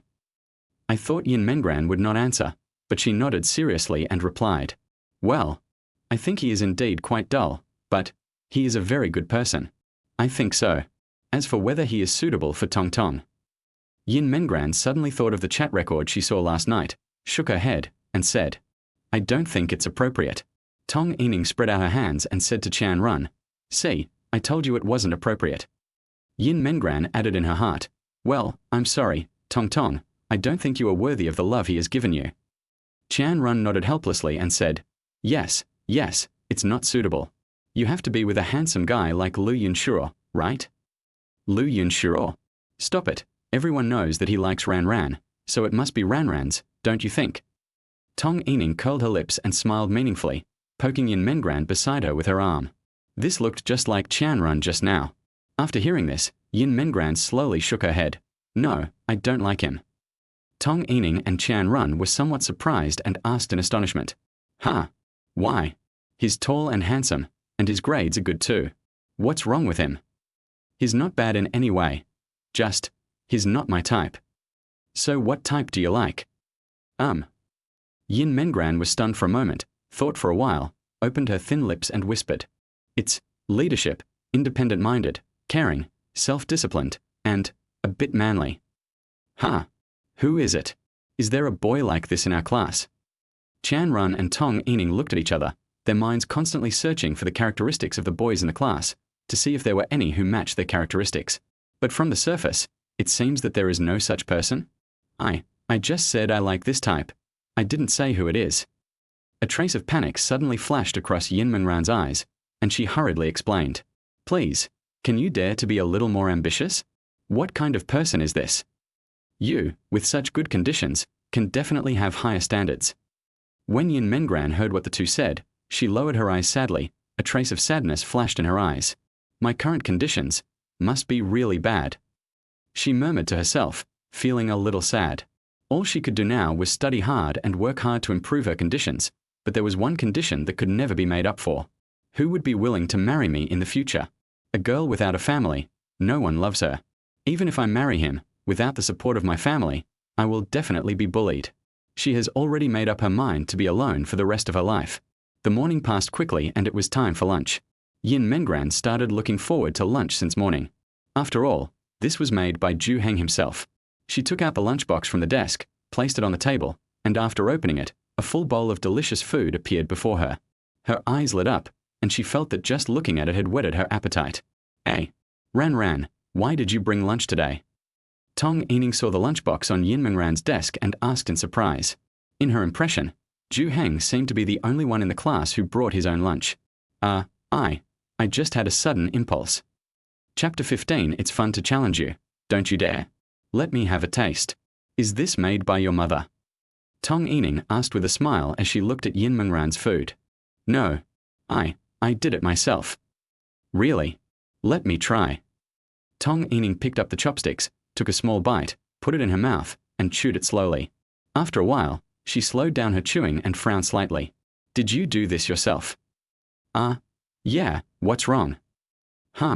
It's okay. The taste seems familiar, but it's delicious. You're amazing. It's okay. Yin Mengran was a little panicked. She didn't expect Tong Yining to find the taste familiar. Had she eaten Zhou Heng's cooking before? They had a good relationship before, so they must have eaten together. Fortunately, she didn't realize that this was made by Zhou Heng. Tong Yining sat back in her seat, slowly swallowed the food in her mouth, and her throat moved. Then she turned her head to look at Zhou Heng, and saw that he was also eating. She couldn't help but frowned, as if she was thinking about something. Strangeness. Yin Mengran ate cleanly, went to wash the lunchbox, came back to continue eating fruit and drinking yogurt. Finally, she lay down on the table with a satisfied look, a faint smile on her lips. For some reason, she felt as if she had returned to her childhood. When she was in elementary school, she also brought her own lunch. Back then, it was her mother who prepared lunch for her every morning. Tears rolled in Yin Mengran's eyes, then slid down her face and dripped onto the table. She quickly sat up and wiped away her tears to avoid being seen by others. The summer afternoon was quite hot and humid. The students in the class were all drowsy and about to fall asleep. In the afternoon, we had a physical education class. Physical education classes are very rare nowadays, with only one class a week. Most of the other classes didn't have this physical education class, but Zhou Heng's class was number 1 in the grade, and many of the students in the class were at the top of the list. So the head teacher did not cancel this physical education class and agreed to let them go down to move freely and stretch their muscles. It can be said that the students in other classes were very envious. Everyone went downstairs, came to the playground, and started playing like crazy. The boys took their basketballs and went to the basketball court. For them, this was almost the happiest time of the day. Zhou Heng sat in the shade, reading a book. He also wanted to go outside and breathe some fresh air, but he also wanted to squeeze in time to study. After all, his grades were too poor, and if he wanted to catch up, he had to work harder than everyone else. Hey, look, Zhou Heng is reading a book. He doesn't look like he's just pretending, he's really starting to study seriously. Qian Run pointed at Zhou Heng in the shade and said to Tong Yining and Yin Mengran beside him. She felt that Zhou Heng was a little different yesterday, as if he had made some changes. Today I saw him studying hard. Yin Mengran nodded slightly. Only she knew how hard Zhou Heng worked. He was studying seriously after returning home, and her determination was evident. Tong Yining didn't seem interested, and pulled Yin Mengran and Qian Run aside, saying, "Hey, let's go watch the boys play basketball." Ah. Yin Mengran was reluctantly pulled away by Tong Yining. Compared to watching those boys play basketball, she actually wanted to go read books with Zhou Heng. But that would be a bit too deliberate and would definitely lead to gossip about her. She herself didn't care, but she was mainly afraid of affecting Zhou Heng. The three of them came to the basketball court and watched the boys play basketball, although Yin Mengran didn't really want to watch. There were girls watching, and the one who had the greatest influence was Lu Yunshuo. When he saw Yin Mengran at the side of the court, his body became very active as if it had been injected with chicken blood. He kept shouting for others to pass the ball to him, and even wanted to perform a high-profile dunk, but unfortunately he failed. However, he did not seem to regard this mistake as his own fault, but began to blame others for not passing the ball well. The basketball court was full of enthusiasm, while Zhou Heng's side was peaceful and quiet. Just as he turned to the next page of the book, a basketball was suddenly thrown into his arms and almost hit his nose. Zhou Heng frowned slightly, raised his head and looked forward. The person in front of me was Tang Ji. She was wearing a loose t-shirt and sports shorts. A pair of slender, white legs are exposed, and she is wearing sneakers, with a pair of white high-waisted socks showing above, which makes her ankles look particularly slender. Zhou Heng threw the basketball to her and asked, "What are you doing? Play for a while and see if your strength has declined." Tang Ji tapped the ball twice, her eyes curved slightly, as if she was smiling. Zhou Heng pointed casually and said, "Go play with those boys. They're not interesting. Challenging you is interesting. Don't you dare." Snap. Zhou Heng suddenly closed the book, put it aside, and stood up. "Don't be like when you were little, crying and going home after losing. Then you have to beat me first, right?" Zhou Heng took off his school uniform jacket, revealing his strong chest muscles and sturdy arms. He and Tang Ji went to another basketball court together. The boy who was playing basketball over there suddenly glanced over, his eyes widened, he patted the person next to him, and whispered, Hey, look, who's that over there? Their legs are so white." "Huh? Legs? Where? Where?" The boys on the field started searching everywhere like crazy. When they saw Tang Ji not far away, their eyes widened. "Wow, that's Tang Ji. Holy crap. Oh my god, even though I like long hair, now I see, short hair is fine too. No, short hair is better. Is Tang Ji so talented? Brother, I understand." The ball Lu Yunshuo threw was not grabbed by anyone and rolled to the side, leaving him stunned. He followed the gaze of the others and his eyes almost popped out. The three girls who were watching were a little confused as to why the boys all stopped and looked in the same direction. However, when their eyes followed, their surprise was no less than that of the boys. Zhou Heng. When Yin Mengran saw Zhou Heng beside Tang Ji, her heart trembled. It felt unexpected, but reasonable. Tong Yining had already frowned. She didn't know why, but she felt very unhappy, extremely unhappy. It feels like something has been stolen. She bit her lips, and there was a hint of coldness in her deep eyes. Let's go and take a look. Chapter 16. This ball is so white. Oh no. This kick is so accurate. What's going on? Are there more people around? More than a little. Before Zhou Heng and Tang Ji started playing, they saw a crowd of people surrounding the court. All the boys who were playing basketball over there have stopped playing and come over here to look at their legs and watch the ball. Zhou Heng has such a good figure. Qian Run and the other three were all focused on Zhou Heng. Seeing him wearing short sleeves and a tight figure, they couldn't help but feel a little surprised. No, I don't know. Tong Yining was also stunned. How come she never knew Zhou Heng had such a good figure before? Was it like this before? Is this the figure hidden under the school uniform you usually wear? Yin Mengran knew that Zhou Heng had such a good figure. After all, the pajamas he wore every night showed off his figure. Still fighting. Zhou Heng felt a little uncomfortable being stared at by so many people, so he looked at Tang Ji and asked, "Since when did you start caring about what other people think?" "That's true. Come on." Zhou Heng nodded, then walked to the opposite side of Tang Ji, served the ball to her, and prepared to defend. Tang Ji started to attack, dribbling the ball to Zhou Heng, waiting for an opportunity to break through. She was very flexible and quick. Bend your knees slightly, lower your body center of gravity, and hold the ball between your chest and abdomen. The next second, push off the ground quickly with the inside of the left foot, turn the body slightly to the right, press the left shoulder forward and downward, and move the center of gravity to the right front. He stepped forward with his left foot to the right, led the ball to the right, then dribbled the ball, pushed off the ground with his right foot, stepped forward and quickly passed by Zhou Heng. Then with a jump shot, the basketball fell accurately into the basket. Nice crossover. This ball is so white. Oh no. This kick is so accurate.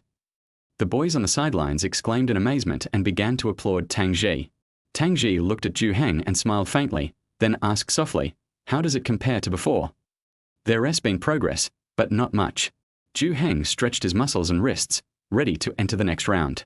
The duel between the two was very exciting. Both their defense and offense were outstanding. The people around them were stunned.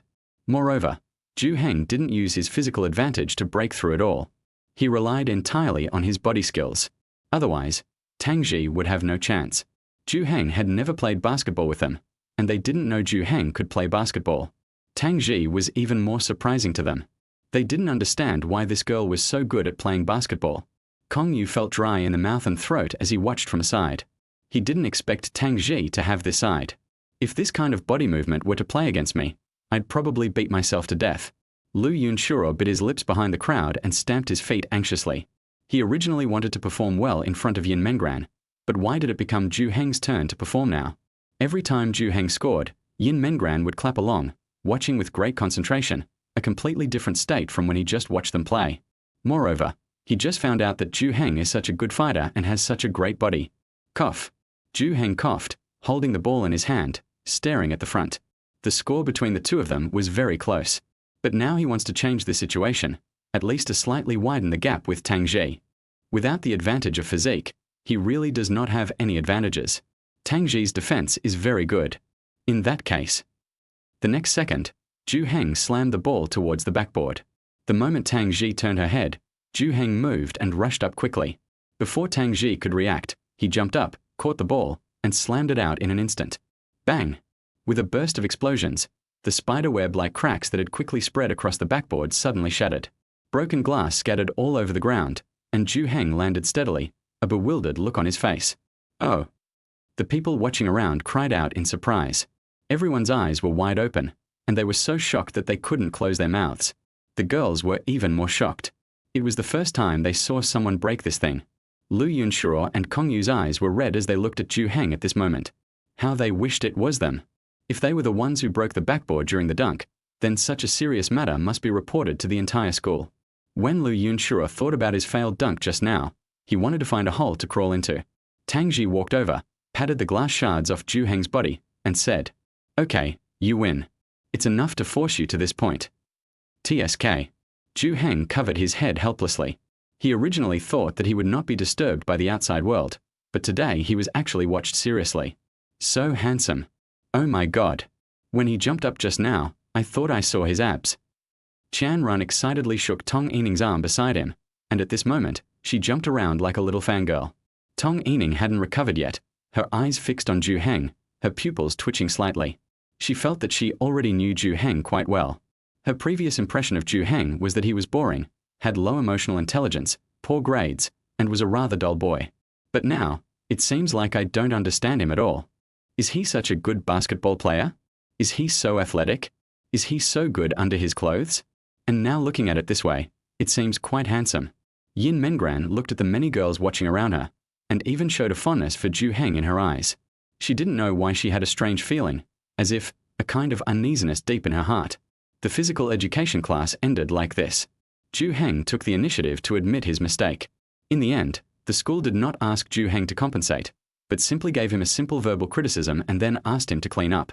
However, the legend of Zhou Heng had already spread in the school, because when people cheered, the sound was very loud.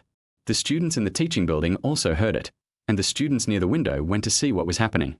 After some inquiries, I found out that it was done by a high school student named Zhou Heng. The boys in the class were all envious, but Zhou Heng didn't think it was a good thing.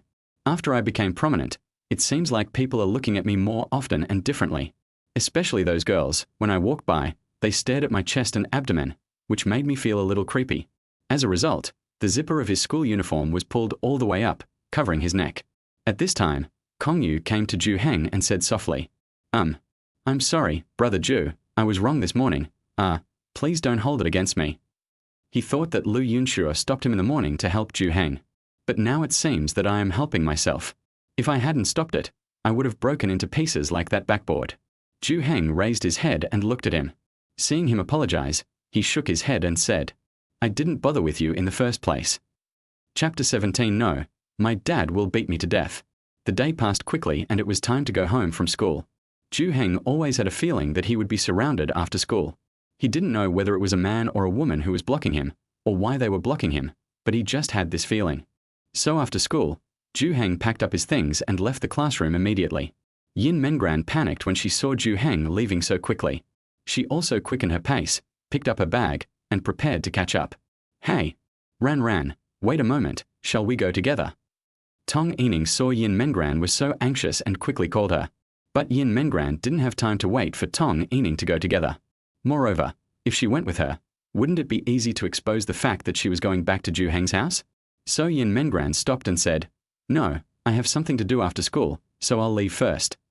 After saying that, he ran out of the classroom. Lu Yunshuro, who wanted to follow him, didn't even see his shadow. What's going on? What could happen this late at night? Tong Yining felt a little strange. Thinking back, Yin Mengran had been acting a little strange all day, feeling a little uncomfortable, as if he was worried. But she knew that something seemed to have happened at Yin Mengran's home, so she didn't ask any more questions. But other than that, it's like there's some secret that can't be told. Yin Mengran chased out of the school and headed back to Zhou Heng's home. Only then did she see Zhou Heng. She ran over quickly and came to Zhou Heng. Wait for me. Why are you walking so fast?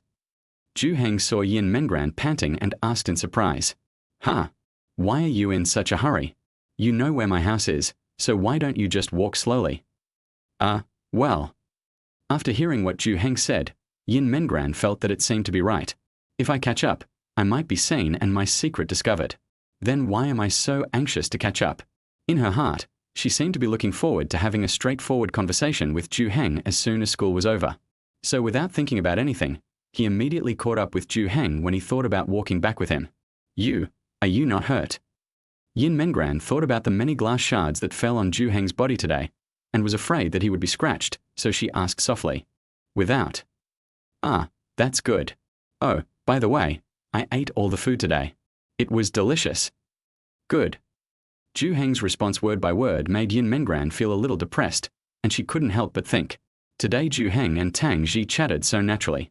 Why is it like this when chatting with myself, but there are so many topics to talk about when chatting with Tang Ji? Is it because Tang Ji is very special? She had been thinking about this question for a long time today, even during physical education class. Zhou Heng didn't play basketball with the boys. He sat there reading a book. But when Tang Ji came to find him, he went to play with her. So the doubts in her heart made her unable to help but ask. I want to ask you something. Please don't be angry. Do you like Tang Ji? Zhou Heng frowned slightly and asked, Why do you think so? Is it because of what Kong Yu shouted today? No. Because I saw you chatting with her. It was very natural. You could talk a lot, and you were pretty close. But, with me, it's a bit. Yin Mengran felt a little ashamed when she said this, as if she was jealous. But if I don't ask clearly, I will think about it for a long time. Zhou Heng shook his head and explained, That's because I don't know you very well. I don't talk much when I'm with someone I don't know very well. I'm very familiar with Tang Ji. So, do you like her? Which aspect do you mean? As a friend, I like her quite a bit. She's my best friend, because I don't have many friends. It's just the relationship between boyfriend and girlfriend. No. Zhou Heng answered decisively, without even the slightest hesitation. It was so decisive that even Yin Mengran found it a little hard to believe. Did he really not consider it at all? Really? But I feel like you have a good relationship with her. She has good grades and is pretty. Moreover, she has great athletic ability. I feel like she's no worse than Tong Yining in any way. You should like her, right? Have you ever considered being with her? Zhou Heng shook his head again and denied it. No, my dad would beat him to death. Why? Because it's unethical to be with your cousin. Yin Mengran stopped in her tracks, her eyes wide open, her face filled with horror, as if she was overly frightened. His whole body was petrified, and he was shocked as if he had been struck by thunder. Cousin. Yin Mengran chased after him again, her eyes wide open, and she exclaimed in surprise. Yeah, her mother is my aunt, my father's cousin. Tang Ji and I grew up together. Have you forgotten that she switched classes a few days after the start of her freshman year? We weren't in the same class at the time, but she was deliberately moved to our class. Her mother was worried that she wouldn't be able to make friends with her personality and wouldn't have anyone to talk to, so she asked the teacher to arrange for us to sit at the same table. Otherwise, why do you think we've been able to sit at the same table without changing seats? Zhou Heng's words made Yin Mengran suddenly realize, as if a word awakened a dreamer. No wonder Zhou Heng and Tang Ji seemed so close, so good. We grew up together. How could we not have a good relationship? She even felt that the two of them had become a little more restrained, perhaps because of their personalities. Come to think of it, the relationship between the two is so good, and they both have good conditions, but they are not together yet. Excluding the possibility that they really dislike a certain aspect of the other person, it is probably just because they are relatives. No wonder. Her motor skills are just as good as yours. It turns out it's family genes. Yin Mengran seemed to be relieved, and the tone of the conversation changed back to a more relaxed one. So you know what happened today. Someone shouted in public that you like your cousin. I'm lucky I didn't get angry. Ah, that means you're not angry. I feel like you're already mad, which is pretty scary. No, not even close. It's not worth getting angry with that kind of person. If you get angry, you should just slap him in the face first. Yin Mengran pursed her lips and chuckled. Zhou Heng turned his head to look at her and asked, "What are you laughing at?" "I'm telling the truth." "No, I just feel. I'm a little more familiar with you, and we talk more." Chapter 18. Why? Do you have to be different? Zhou Heng and Yin Mengran returned home together. As they walked into the house, Yin Mengran actually felt a sense of intimacy and belonging. "I've only been here for 2 days, but it feels like I've been here for ages. I feel like I'm at home." Maybe it was the way Zhou Heng treated me that reminded me of how I felt when I was at home. Zhou Heng went to make dinner first. Normally, the school would have dinner in the evening. But they didn't eat, and Zhou Heng always cooked for himself after returning home at night. Yin Mengran felt that she was in for a treat because she really liked the food Zhou Heng cooked and it was very much to her taste. When Zhou Heng went to cook, Yin Mengran helped with the housework. Even though the house was already clean enough, she still found work to do for herself. The two of them had dinner together. There was some silence at the table. Yin Mengran tried to find a topic to chat with Zhou Heng, but Zhou Heng had a habit of not talking while eating or sleeping. He ate very quickly and quietly. She stopped bothering Zhou Heng and ate faster. She finished dinner with Zhou Heng and then took the initiative to clean the table and wash the dishes. Zhou Heng took off his coat and walked to the bathroom door. Suddenly, he thought of something and asked Yin Mengran in the kitchen, "Do you want to take a shower?" "Take a bath?" Yin Mengran stuck her head out, a faint blush on both sides of her cheeks, and saw Zhou Heng standing at the door of the bathroom in a short-sleeved shirt. "Ah, I don't need to, I'll wash it outside." She couldn't take a shower at Zhou Heng's house, so she took a shower outside yesterday. She didn't dare to do that when Zhou Heng wasn't at home, let alone when he was at home. "Okay, you can use the bathroom. It's okay, it's locked." Zhou Heng reminded her and walked into the bathroom. "Ah, okay." Yin Mengran answered in a low voice, and her jade-like earlobes turned red. After she had packed up, she came out and sat at the table, took out her study materials, and prepared to start studying. After a while, she heard the sound of water coming from the bathroom. When she thought of Zhou Heng taking a shower, her mind would involuntarily think of Zhou Heng's figure. What would it be like to take a shower with a figure like that with an inverted triangle double door? For a moment, a hazy image appeared in her mind. Wrong. Yin Mengran shook her head and immediately put her imagination aside, thinking to herself how could she even think about that kind of thing. Although she forced herself to concentrate, the sound of water stopped when she came to her senses. She immediately pretended to be studying hard, staring at the book, holding a pen, and reading very seriously. After a while, Zhou Heng came out of the bathroom, wearing pajamas, with wet hair covered with a towel. Because he didn't wipe his body dry enough, his pajamas stuck to his abdomen, and his distinct abdominal muscles were particularly conspicuous. Even though Yin Mengran tried very hard to focus, her eyes would always unconsciously drift towards Zhou Heng. "Gu." Yin Mengran's eyes suddenly widened. She couldn't believe it. What am I doing? Was I just swallowing my saliva? Is this true? No way. Am I this kind of person? From childhood till now, she has never been in a relationship, let alone having feelings for any boy. She felt that she should be the kind of nerd who only knew how to study, and was completely different from those who were brave enough to pursue love during adolescence. But now, why is my heart starting to feel confused? Why can't I focus on studying? Zhou Heng didn't notice anything unusual about Yin Mengran. He glanced at her and went to blow dry his hair. Yin Mengran slapped her cheeks with both hands to calm herself down. Force yourself to immerse yourself in the ocean of knowledge, unable to extricate yourself. Put aside all distractions and forget about your emotions. Buzz. At this moment, she heard Zhou Heng's cell phone ringing on the table. She subconsciously glanced in the direction of the voice and saw a message on Zhou Heng's screen. Tong Tong.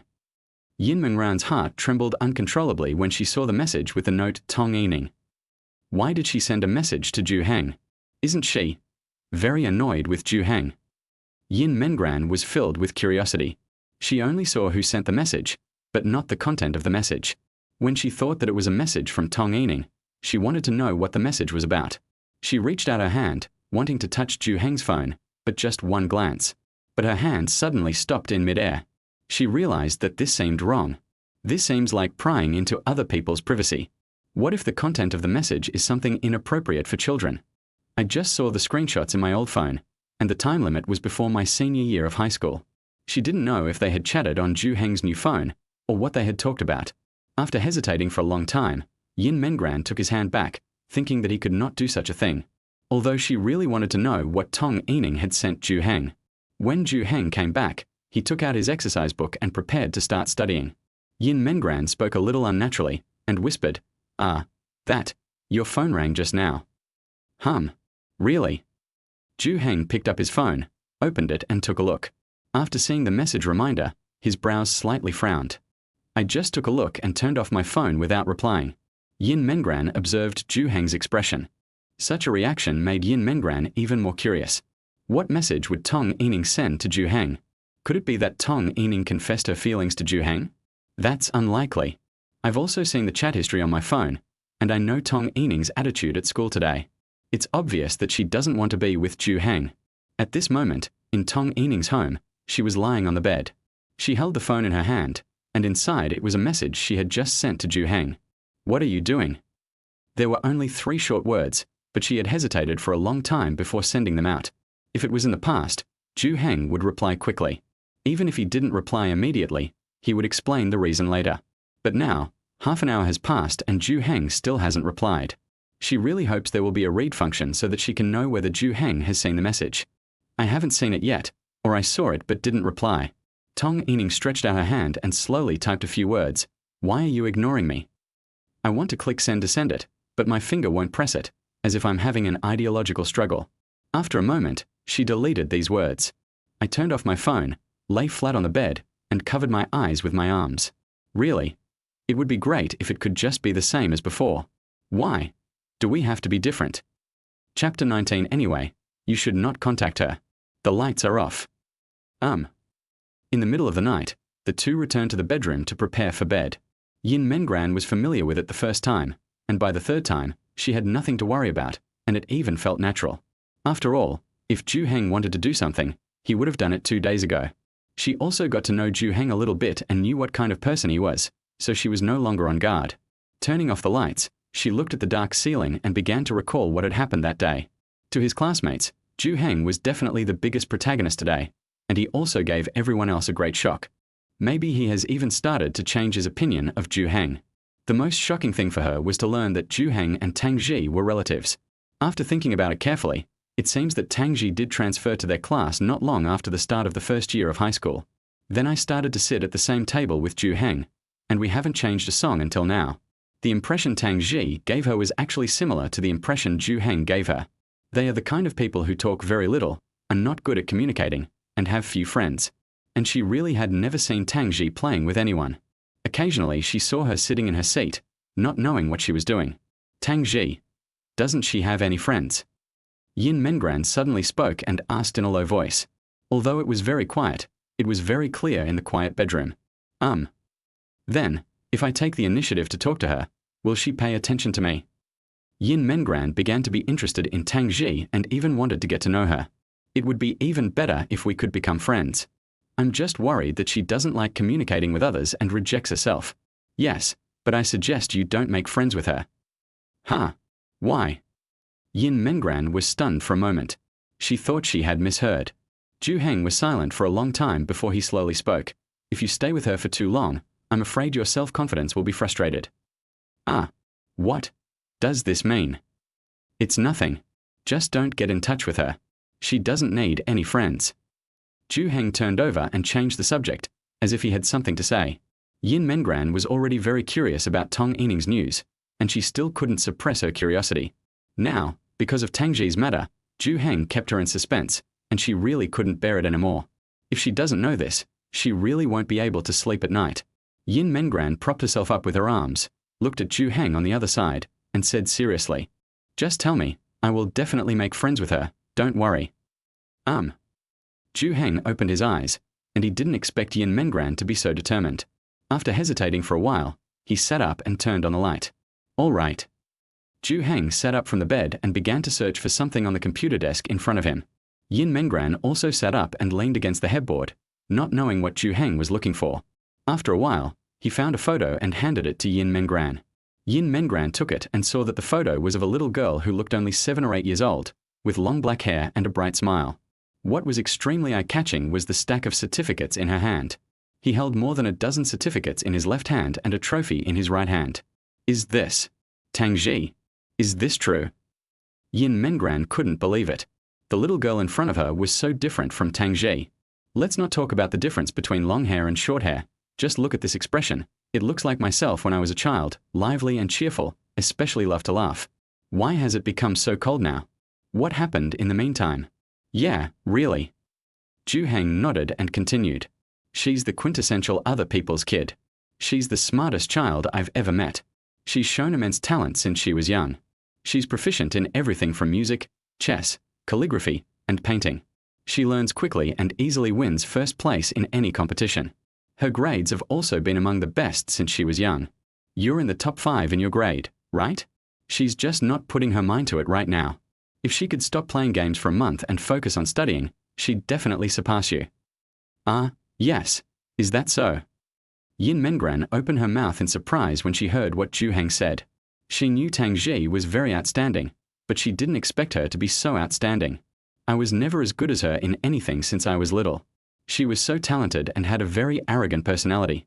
She never treated me as her cousin when we were little, so for a long time I even hated her. Zhou Heng sat there, as if he was remembering something from the past. His eyes were a little deep. In the end, I could only teach her a lesson by using the natural physical differences between boys and girls. Once, when we were little, we played basketball, and I won. It was the first time I'd ever beaten her in a certain way. She cried, but in contrast, I smiled, the happiest smile I'd ever had. She was devastated and immediately cut her hair short when she got home. She wanted to surpass me in sports, and short hair would be more convenient. I realized that if I wanted to defeat her, I had to use my strengths to my advantage. I started playing games with her. Even though she was very talented and could quickly master any game, there was still a gap between us. She played hard, trying to catch up. I finally regained some confidence, and she finally took me seriously as a rival. She lost her arrogance and gradually calmed down. Zhou Heng threw her another photo. Yin Mengran saw that the photo was of Zhou Heng and Tang Zhi. It should have been when I was in junior high school, a few years ago, and on Zhou Heng's birthday. Zhou Heng closed his eyes and made a wish to the cake, while Tang Zhi wore Zhou Heng's birthday hat and ate the cake secretly, which was captured by the camera. I think your relationship may be even stronger than that of an average sibling. Yin Mengran returned the photo to Zhou Heng, with some envy in her eyes. She felt that Zhou Heng and Tang Zhi had a good relationship, which made her a little envious, because she had never had such friends or relatives since she was a child. She also understood why these two had few friends. Perhaps having each other was enough for them. I think so. Anyway, I have never quarreled with her. Zhou Heng put the photo back, then looked at Yin Mengran and said, "So do you understand now? It's tiring to get along with someone like her. There's no need to be friends with her, and she doesn't need it either." Yin Mengran shook her head slightly, a smile rising from the corner of her lips. "No. I want to be friends with her now. I can only improve myself if I can learn from excellent people." Chapter 20. If I confess my feelings to him, will he agree? Tong Yining walked out of the house and headed towards the school. But her condition was not very good, and it looked like she had not slept for long. She waited for Zhou Heng's message until very late yesterday. After about 2 hours, she concluded that Zhou Heng must have seen it and deliberately did not reply. She was quite angry at first and planned to question Zhou Heng when she went to school. But on second thought, maybe Zhou Heng really won't pursue me anymore. If it was before, she might be happy, thinking that she had finally gotten rid of Zhou Heng. But now, I don't know why I feel a little uncomfortable. I don't like him, right? Otherwise, I wouldn't reject him. So what is going on? These questions troubled Tong Yining the whole night, so she didn't sleep well. She decided to ask Yin Mengran and Chan Run for their opinions when she got to school. Maybe they would be of some help. Tong Yining yawned as she walked along the road. Looking at the road ahead, she felt that it was still a long way to go before she could reach school. She really hoped that Zhou Heng would suddenly appear behind her, call her, and go to school with her. This way they can chat when they are alone on the road, which they don't have at school. But this is just a fantasy after all. How could it be possible? Tong Yining suddenly widened her eyes as she watched someone walk past her. Isn't that figure Zhou Heng? Zhou Heng. She called out subconsciously, and Zhou Heng heard the voice and turned his head to look at her. Afterwards, Zhou Heng glanced behind Tong Yining again, then turned back and left. Before Tong Yining could say anything, there was another person beside her. Good morning, Tong. What a coincidence, meeting you here. Ran. You're taking this road too. Why haven't I seen you before when I was in school? A hint of surprise flashed across Tong Yining's eyes. The person next to her was actually Yin Mengran. I was just calling Zhou Heng. Did she hear it too? I moved and live in that direction, so I'm taking this route. Yin Mengran answered hesitantly, pointing in the direction behind him. Fortunately, she had just seen Tong Yining in front of her, so she deliberately slowed down her pace and distanced herself from Zhou Heng. Oh. What's wrong with you? Didn't you sleep well? You don't feel energetic. Yin Mengran looked at Tong Yining, who looked just like herself a few days ago. Tong Yining nodded and responded listlessly. Yeah, I didn't sleep well. Yin Mengran thought about the message Tong Yining sent to Zhou Heng last night, but she didn't get a response from him. Maybe it's because of this incident that I didn't sleep well. So what exactly does Tong Yining want to do? Has she changed her mind and wants to be with Zhou Heng? The two of them went to school together and walked into the classroom. They found that the classroom was quite lively and noisy. What's wrong? Yin Mengran asked Chan Run, who was sitting in his original seat. Chan Run pointed at Zhou Heng and the others and said, Zhou Heng and Tang Ji are very popular now. Well. Yin Mengran and Tong Yining looked in the direction of Zhou Heng and Tang Ji. I noticed that people kept coming over to this couple, chatting with them and giving them gifts. Tang Ji, this is the snack I bought for you this morning. Here. Tang Ji, do you want to play ball with me this weekend? We are short of someone. Why don't you come along? Zhou Heng, we are going to sing at the weekend. Do you want to go? Zhou Heng, can you teach me how to play basketball? There were always men and women around the two of them, just like the ones around Yin Mengran yesterday. Such popularity is like a disaster for these two people. Ever since he entered the classroom, his face has been gloomy and his brows are furrowed. It can be seen that he is very impatient. Bang! Suddenly, Zhou Heng slammed the table. Although it was not very heavy, the sound scared the others. A loud noise instantly made the classroom quiet, and everyone felt a chill running down their spines. Zhou Heng and Tang Ji didn't say anything, but their expressions were not very good, and Tang Ji even showed an expression of annoyance. Hurry up, hurry up. The people next to them quickly left their side and returned to their seats. These two people are really hard to mess with, and they don't dare to say anything. When there was no one around, their frowns relaxed. Seeing this, Chan Run couldn't help but sigh. They are really hard to get along with. No wonder they don't have many friends. I think they just don't want to make friends. It's not that they're difficult to get along with, they just don't like making noise, and they don't get along very well with other students. Yin Mengran subconsciously started to defend them. Now she knew the situation of Zhou Heng and Tang Ji. They don't mean any harm, they just don't like making friends with others and have a bit of a peculiar temper. Anyway, Zhou Heng is like this, and Tang Ji, as his relative, should be the same. Tong Yining stared at Zhou Heng. She had a lot of things she wanted to say to him, but she couldn't find any opportunity. After all, I was the person he liked before, so can't I be the special one? Unexpectedly, in just 3 days, Zhou Heng went from having people surrounding him every day to having so many people surrounding him. But I can't see him around me. She originally wanted to come to the school to ask Yin Mengran and Chan Run for their opinions, to ask them how she should face Zhou Heng. But now it seems that it doesn't matter whether I ask or not. If I want to ask, I must ask Zhou Heng himself, then it will be useful. But Zhou Heng was really handsome yesterday. What do you think? If I confessed my feelings to him, would he agree? Chan Run looked at the two of them expectantly, trying to get the answer he wanted. Unfortunately, the two of them shook their heads almost at the same time, without any hesitation at all, causing Chan Run's face to fall. How rude. Zhou Heng and Tang Ji were in a very bad mood at this moment. It was clear that their place was a Pure Land yesterday. Why has it become such a chaotic place today? How annoying. Tang Ji couldn't help but mutter something, then spit out the gum in her mouth. Zhou Heng looked at her and asked, "What's going on? What did we do? Didn't we just play basketball yesterday? Is that a big deal?" "I don't understand. They probably just like new things. They're not that familiar with us, so they just want to get along with us." "Then why would they look for you? Why would they look for me? Aren't they familiar with me? They've been making fun of me for 2 years." After Zhou Heng finished speaking, he glanced at Tong Yining, the troublemaker who had been making fun of him for the past 2 years.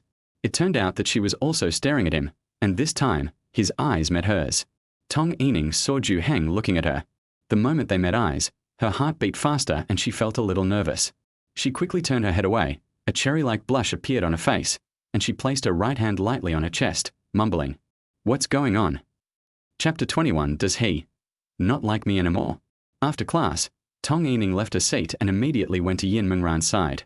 Ran, accompany me to the bathroom." "Oh." Yin Mengran was stunned for a moment, then stood up and left the classroom with Tong Yining. The two walked in the corridor, heading towards the toilet, but Yin Mengran looked at Tong Yining and seemed to have something to say. Otherwise, they wouldn't have called me out alone, right? In the past, they always took Chan Run with them, and the three of them acted together. What's wrong? Just say whatever you want to say. Yin Mengran guessed Tong Yining's thoughts immediately. Tong Yining looked around and found that there was no one familiar around. Then he whispered in Yin Mengran's ear, "Well, I'm telling you, don't tell anyone else. It's just, didn't I say before that I didn't like Zhou Heng, but I don't know why, the more I look at him, the more I like him. What's going on?" Sure. Keep your voice down. Don't tell Chan Run, she will definitely laugh at me." Tong Yining's face flushed crimson, and her big eyes were suddenly filled with panic. At this moment, Yin Mengran's expression was a little dull, and she even looked a little bit unbelievable. She thought about the message Tong Yining sent to Zhou Heng last night, and she didn't look very well in the morning. It turned out that her attitude towards Zhou Heng had changed. "You're not falling in love with him, are you?" "I don't know. If I say it's possible, will you laugh at me?" Tong Yining looked at Yin Mengran with a hint of uneasiness in her eyes. Liking someone is not a big deal. It won't lead to ridicule. But if you fall in love with someone you have rejected for 2 years, that is really laughable. She herself felt a little ridiculous. He had been pursuing her for 2 years, but she had never agreed. As a result, after he showed me a little bit yesterday, I was immediately attracted to him? Isn't this too shameless? I wouldn't laugh at you, but I think this idea of yours is too late. Zhou Heng is very popular now, and hasn't he confessed his feelings to you in a few days? Yeah. Does he not like me anymore? Tong Yining's inner anxiety reached its peak at this moment. She was very happy when Zhou Heng didn't bother her on the first day. I felt something was wrong on the second day, and on the third day, I actually started to feel uneasy. I can't stand this test. What if Zhou Heng is playing hard to get? Then I will fall into the trap easily? I think, probably. Yin Mengran didn't dare to tell the truth. After all, she had witnessed it with her own eyes when Tong Yining sent the message last night. Zhou Heng didn't care at all and chose not to reply. This is definitely not what she likes, but if I say it too bluntly now, it will definitely hurt Tong Yining's feelings. Then what should I do? You can talk to Zhou Heng, just in case there's a chance of a turnaround. Yin Mengran knew that Tong Yining had no chance, but she still made this suggestion to her. I hope she can face reality through this first contact. After being rejected by Zhou Heng himself, she should give up. Talk to Zhou Heng first. Okay, then can you do me a favor? Please tell Zhou Heng that I want to talk to him at noon on the stairs. I'll go talk to him. Why don't you go yourself? I don't dare. Tong Yining said awkwardly. She thought that if she said it herself, it would be in front of others and she would definitely be laughed at by others. And if Zhou Heng rejected her on the spot, it would be even more embarrassing. Okay, then I'll go tell him, but I can't guarantee that he'll agree. Yin Mengran hesitated for a moment, then agreed. After all, Tong Yining is still her good friend, so she can help with this. Okay, thank you. Tong Yining happily hugged Yin Mengran, then turned around and went back to the classroom. Before Yin Mengran could say anything else, she saw Tong Yining leave. She sighed helplessly, feeling a little complicated. As a friend of Tong Yining, I should hope she succeeds. But for some reason, she didn't really want Tong Yining to succeed. She even prayed secretly in her heart that Zhou Heng would not be persuaded by Tong Yining and would not agree to her. At this moment, Yin Mengran only felt a burst of fragrance coming from around him. She looked up and saw that it was a person passing by her. Tang Ji. Yin Mengran looked at the person walking by. It was Tang Ji. She remembered that she had asked Zhou Heng about Tang Ji's situation last night. He also said that he wanted to be friends with her. But it's easy to say, she has no idea how to get along with someone like Tang Ji. Although you will get a response if you actively approach her, forcing a conversation without any topics will probably make both of you feel awkward. At this moment, Yin Mengran saw something fall out of Tang Ji's pocket. She looked closely and saw that it seemed to be a bunch of keys. It was noisy in the corridor, so Tang Ji didn't notice it fell out. She hurried over and picked up the key. There was a small pendant hanging on it. It should be a peripheral from the game, but she didn't recognize it. Tang Ji. Tang Ji turned around and saw Yin Mengran standing behind her, feeling a little confused. Yin Mengran shook the key in her hand and said, "You dropped something." Tang Ji felt her pocket and found that something was missing. She walked over to Yin Mengran and took the key back. As she put the key away, she reached into her other pocket and took out something.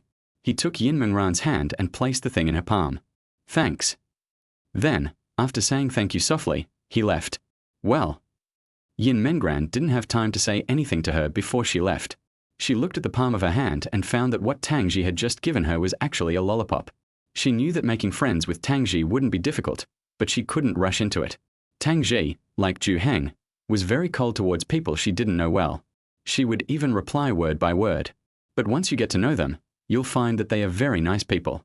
Yin Mengran raised the corners of her eyes slightly, smiled, put the lollipop into her pocket, turned around and went back to the classroom. Chapter 22. If it was someone else, I wouldn't dare to do it. There was still some time before class started, so Tong Yining looked at Yin Mengran, signaling her to go and tell Zhou Heng. Yin Mengran saw that there was no one around Zhou Heng, so she stood up and walked towards him. As the class monitor, she is very popular and no one in the class will gossip about her. Except for one person. Lu Yunshiro was sitting in his seat. When he saw Yin Mengran walking towards Zhou Heng, his heart tightened. He was a little frightened when he saw Zhou Heng was so popular early in the morning. He was afraid to see Yin Mengran beside Zhou Heng. Fortunately, it seems that Yin Mengran did not get too close to Zhou Heng. If he saw Yin Mengran and Zhou Heng walking very close, even side by side, he would be heartbroken. He was originally feeling relieved, but now he saw Yin Mengran walking towards Zhou Heng. If he just sits here and doesn't take any action, then he won't have any chance. Yin Mengran came to Zhou Heng and whispered, Zhou Heng, I have something to tell you." Zhou Heng raised his head, glanced at Yin Mengran, and then responded calmly, "Speak." He was already annoyed by the hassles early in the morning, and this was not him pretending to be cool. Who made these people laugh at me for 2 years? When I wanted to get along with them, they made me a laughingstock. Now I want some quiet time to study hard and catch up on my progress, but this group of people came over instead. He was still feeling a bit irritated, and when he looked up and saw Yin Mengran, if it was someone else, he really wouldn't bother with it. Cough. Yin Mengran, I don't know how to do a question. Can you teach me? At this time, Lu Yunshiro suddenly ran over with the exercise book and stopped her from talking. Yin Mengran was stunned for a moment. Her thoughts were completely disrupted, and she looked at Lu Yunshiro blankly. Although I usually have many people who come to ask me questions because I am easy to talk to and have good grades, but at least it depends on the timing. Are you talking to someone right now? What he wanted to say was a very sensitive topic, and for Tong Yining's sake, he couldn't let anyone else know. How do I speak now? You were talking to Zhou Heng. It's okay. You go first. I'm not in a hurry. Lu Yunshiro tried to make amends, pretending not to disturb their conversation, but he did not step back, but stood aside. He just wanted to listen here and see what Yin Mengran had to say. This way he will feel at ease. Well, can you? TSK. Yin Mengran was embarrassed and couldn't say anything. If it is said out, and Lu Yunshiro hears it, it will definitely be spread. At that time, Tong Yining would be embarrassed, and Zhou Heng would also be in trouble. She knew very well that Zhou Heng did not want to be made a laughingstock, nor did he want to be the subject of discussion by others. Therefore, Lu Yunshiro must not hear about this matter. But she was too embarrassed to ask Lu Yunshiro to step aside, as it would seem that she was about to say something shameful, which would be spread as a strange thing. Zhou Heng raised his eyes, looked at Yin Mengran who looked embarrassed, and then looked at Lu Yunshuro, who refused to give in. The next second, he suddenly stood up and grabbed Yin Mengran's wrist with one hand. Under Lu Yunshuro's wide-eyed gaze, Zhou Heng took Yin Mengran out of the classroom. Well, Yin Mengran was completely confused. The feeling of being held by Zhou Heng was just like the feeling when he dragged her home in the heavy rain that day. Tong Yining was observing the situation secretly. After seeing the scene, he opened his mouth wide, his eyes full of disbelief. Lu Yunshuro was even more stunned at first, his mouth twitching and his eyebrows twitching wildly. He actually let Zhou Heng drag Yin Mengran away in front of him. At this time, Zhou Heng brought Yin Mengran to the stairs. No one was passing by here. Zhou Heng loosened his hand, looked at Yin Mengran in front of him, and said, "Okay, go ahead." You? What's wrong? Aren't you afraid that others will spread gossip? They'll misunderstand you. Yin Mengran lowered her head and whispered. When she thought about Zhou Heng pulling her out of the classroom just now, her heart beat faster. Zhou Heng closed his eyes and spoke slowly. "Are you asking someone who's been ridiculed for 2 years if he's afraid of gossip? Should I be afraid?" "No. As for you, if you're worried about being misunderstood, I'll go back and explain to them later." Yin Mengran waved her hands repeatedly and explained, No, I'm not afraid at all." She knew her current situation.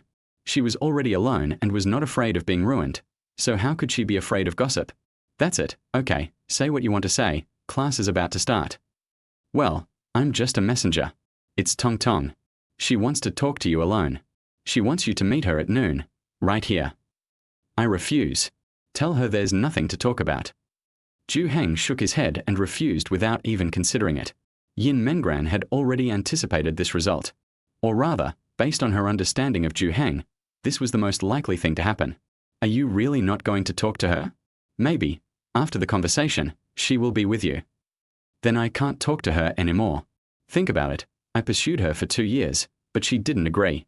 Now I don't pursue her anymore. It's only been 3 days. Do I have to go back just because she wants to talk? Then I'm pretty worthless." "That's true. Okay, I'll tell her." After the two finished talking, they left here and returned to the classroom. As soon as he returned, Zhou Heng felt someone staring at him, but he didn't care at all and returned to his seat. Tang Ji tapped the table with a pen, and after Zhou Heng sat down, she asked, "When did you become so close to the squad leader? How do you know it's good? Can you just grab someone's wrist and run away? Aren't you afraid they'll slap you and call you a hooligan?" Zhou Heng glanced at her and said, "You think too much. I know she's a good person and wouldn't do that, so I dared to do it. If it was someone else, I wouldn't dare to do it." "Okay." Tang Ji believed Zhou Heng's words. As for what he and Yin Mengran had just talked about, she didn't ask, nor did she want to ask. Although she knew that if she asked, Zhou Heng would definitely tell her. Some people don't want to know, but some people are going crazy wanting to know. Lu Yunshuro felt very uncomfortable sitting on pins and needles. He felt like ants were crawling on his body. He really wanted to know what Zhou Heng and Yin Mengran were talking about, but I couldn't follow him out just now, because that would make my intentions too obvious and would make him dislike me. What made him most uncomfortable was that when Zhou Heng pulled Yin Mengran's wrist and went out, Yin Mengran did not resist but accepted it instead. Tong Yining was another witness. Although she was shocked by Zhou Heng's behavior, she also knew what the two of them had been talking about. So now she is particularly looking forward to Yin Mengran bringing her good news. Chapter 23. If she participates, then I will participate, okay? Soon the class started, and when it was over, Tong Yining could not wait to come to Yin Mengran's side. Ran, how's it going?"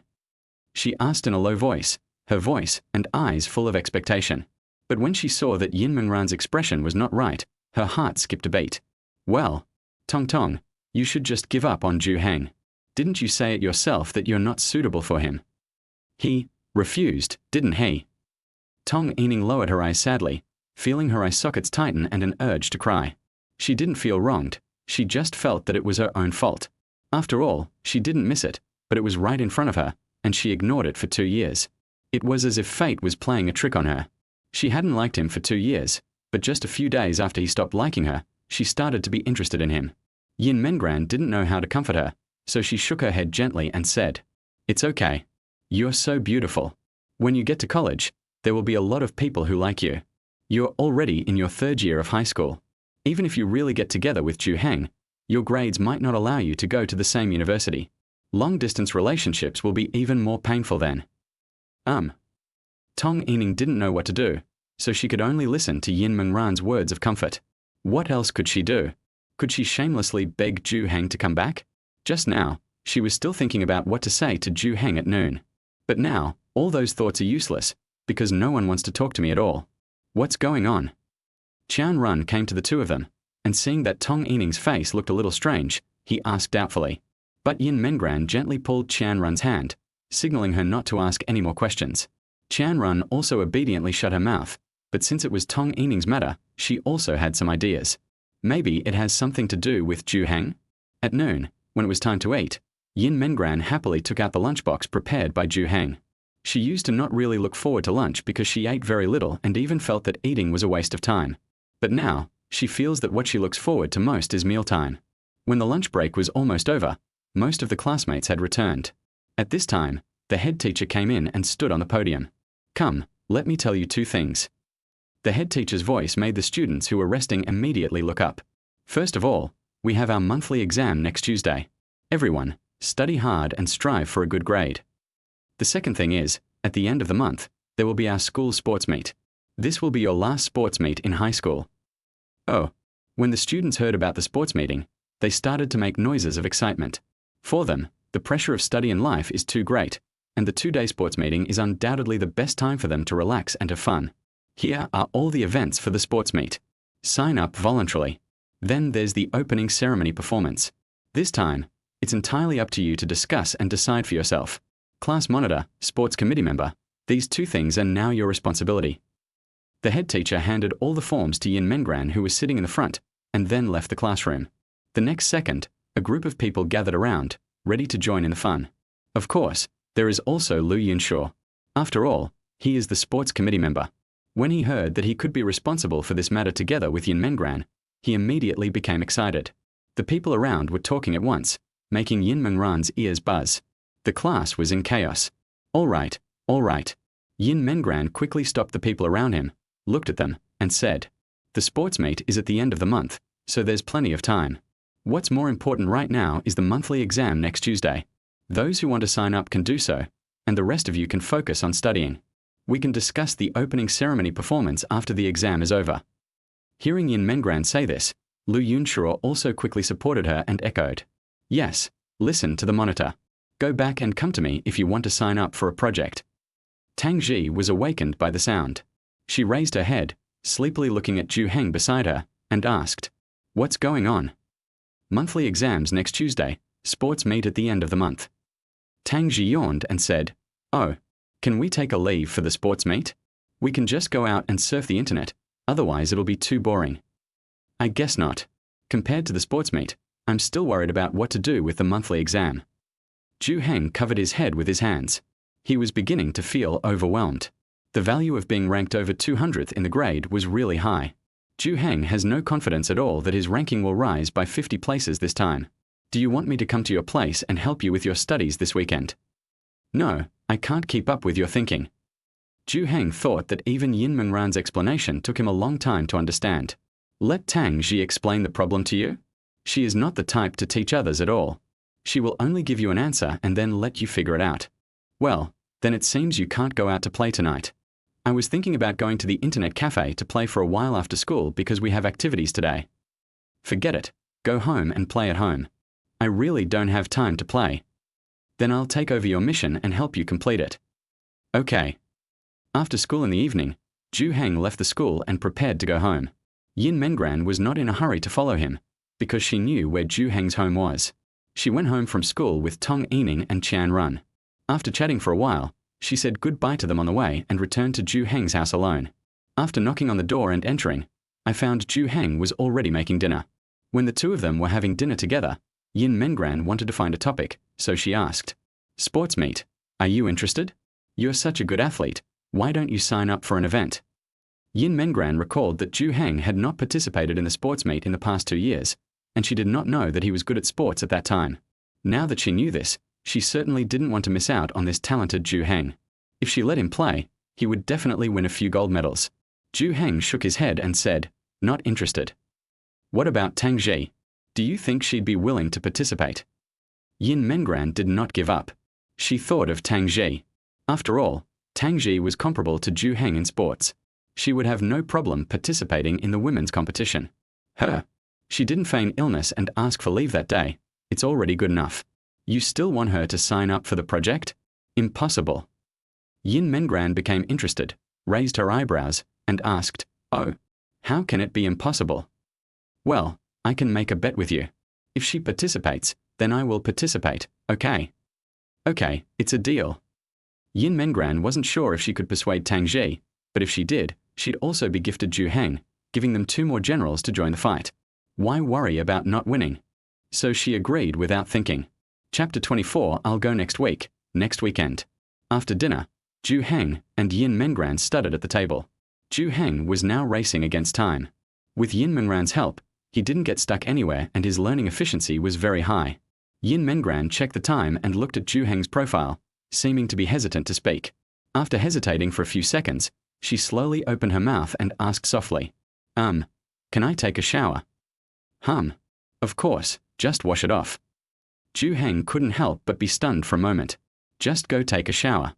Why are you asking yourself this? Of course, Yin Mengran had to ask, could she really treat this place as her own home? She went to take a shower without asking the owner? Okay, I'll go then.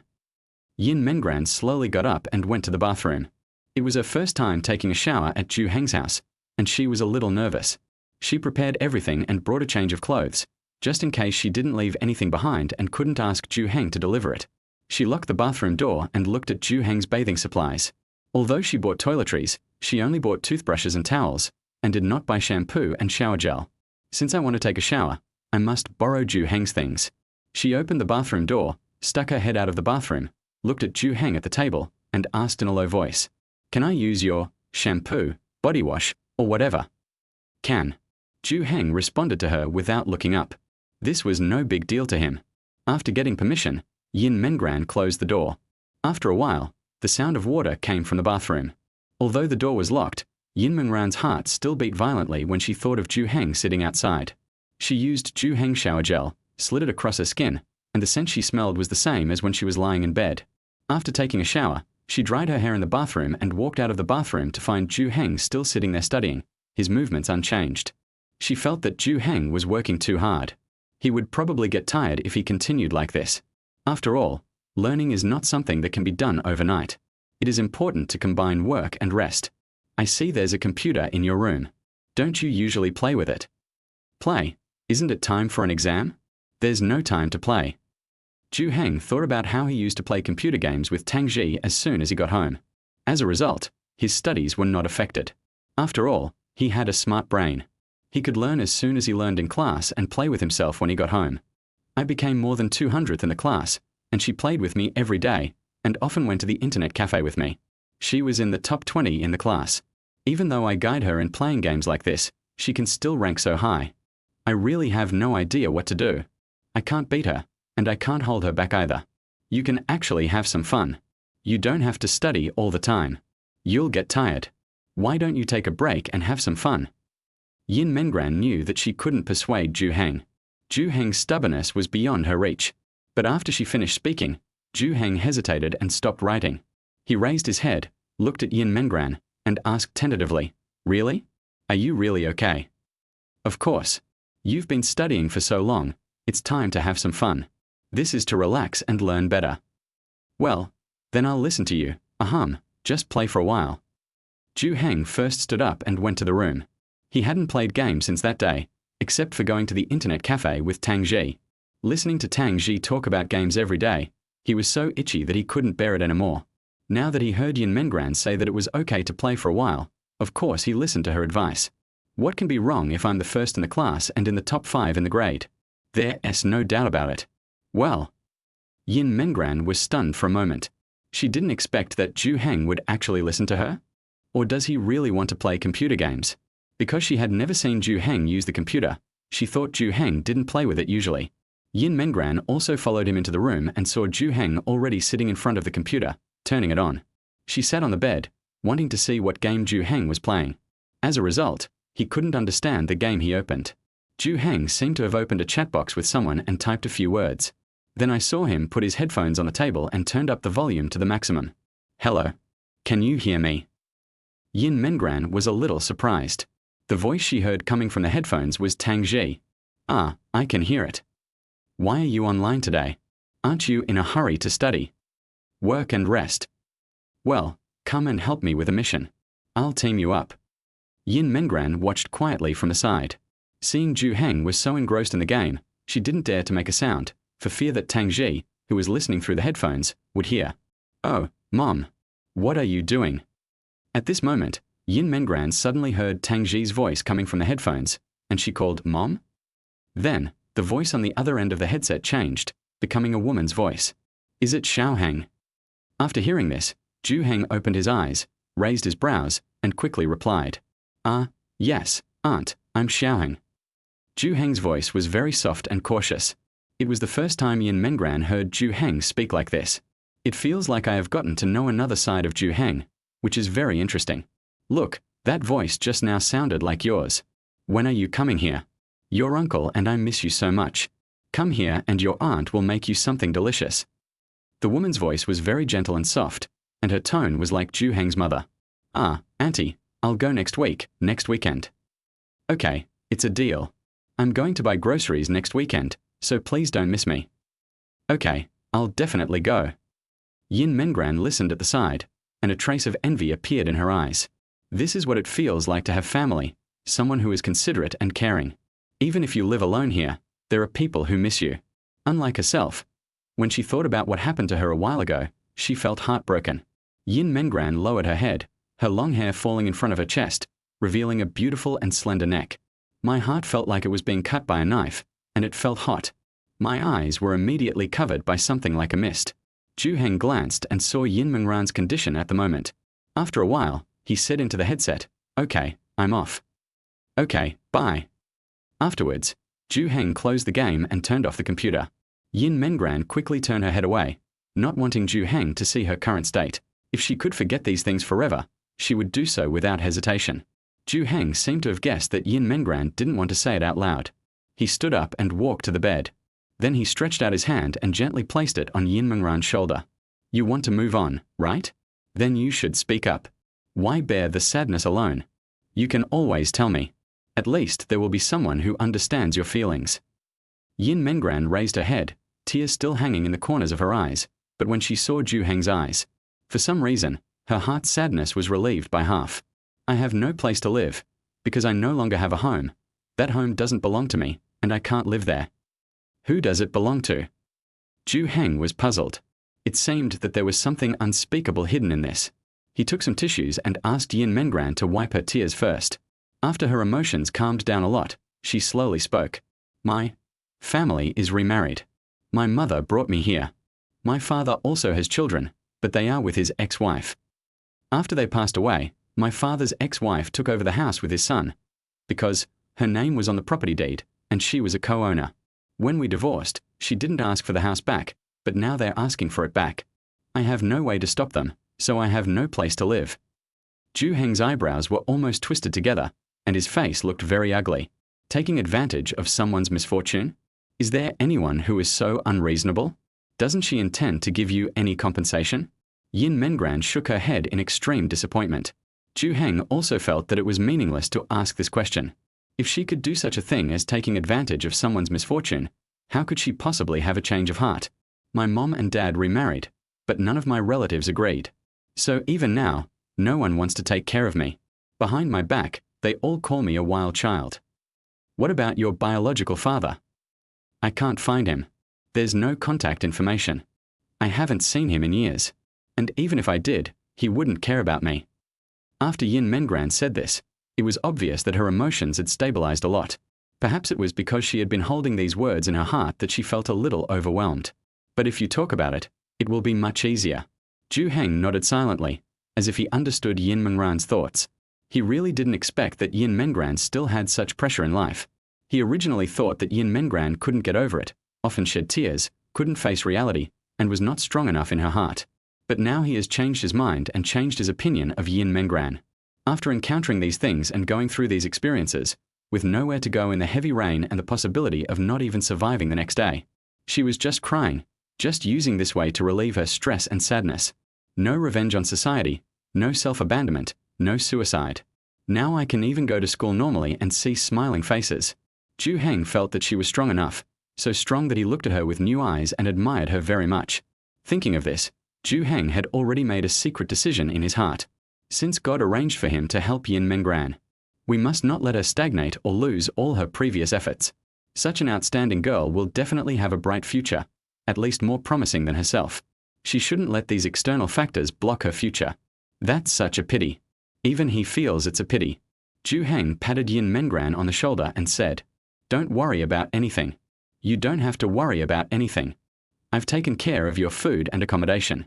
Don't worry about your living expenses. I'll pay for it until you can earn enough money to support yourself. Then you can study and live a good life. That's all." Yin Mengran raised her head, her eyes instantly filled with shock, her face full of disbelief, her mouth open blankly, unable to close. "I can't bear to see such a good student crushed by life. Don't worry, my family is quite well off. They give me a lot of living expenses every month. If you play games, you can tell by my in-game equipment. I'll give you half of my living expenses every month." Yin Mengran quickly waved her hand and refused.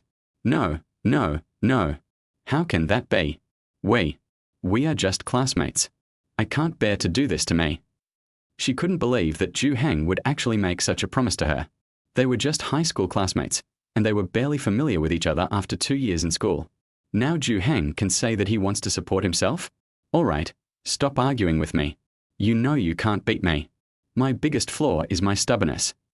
Yin Mengran knew this fact, and she could not argue with Zhou Heng at all. And now that I am living under someone else's roof, the first thing I have to do is to obey the owner of this house. She lowered her head, her voice as small as a mosquito. Then, what do you need me to do? Do what? Well, after a man supports a woman, don't they always do something? Yin Mengran knew that if she accepted it, she would have to pay corresponding conditions. When she said this, her face instantly turned red to her ears, and she didn't dare to look Zhou Heng in the eye. Zhou Heng touched his chin and said calmly, "The word support isn't quite accurate, but I do need you to do something." You said. Yin Mengran's face was about to bleed, and like a frightened deer, her whole body was trembling slightly, but she still managed to make a sound from her throat. This opportunity is rare for her now. She must survive before she can think about other things, such as study, dignity, and even her body. If it was someone else, she might have refused without even thinking about it. But the other party was Zhou Heng, and she accepted it calmly in her heart. Zhou Heng nodded and said, "Well, my family said that if my ranking doesn't move up 50 places in this monthly exam, they'll deduct my living expenses. So, for our living expenses, please help me review and try to improve my grades before the monthly exam." Chapter 26. How does it feel to live in Zhou Heng's house? Tong Yining woke up from her dream, sat up suddenly, and felt her body covered in cold sweat. It was already late at night, and the room was extremely quiet, with only the ticking of the clock. Tong Yining gasped for breath, trying to regulate her breathing and return her heartbeat to normal. After she recovered, she quickly picked up the phone beside the bed, opened it and took a look, but found that there was no message.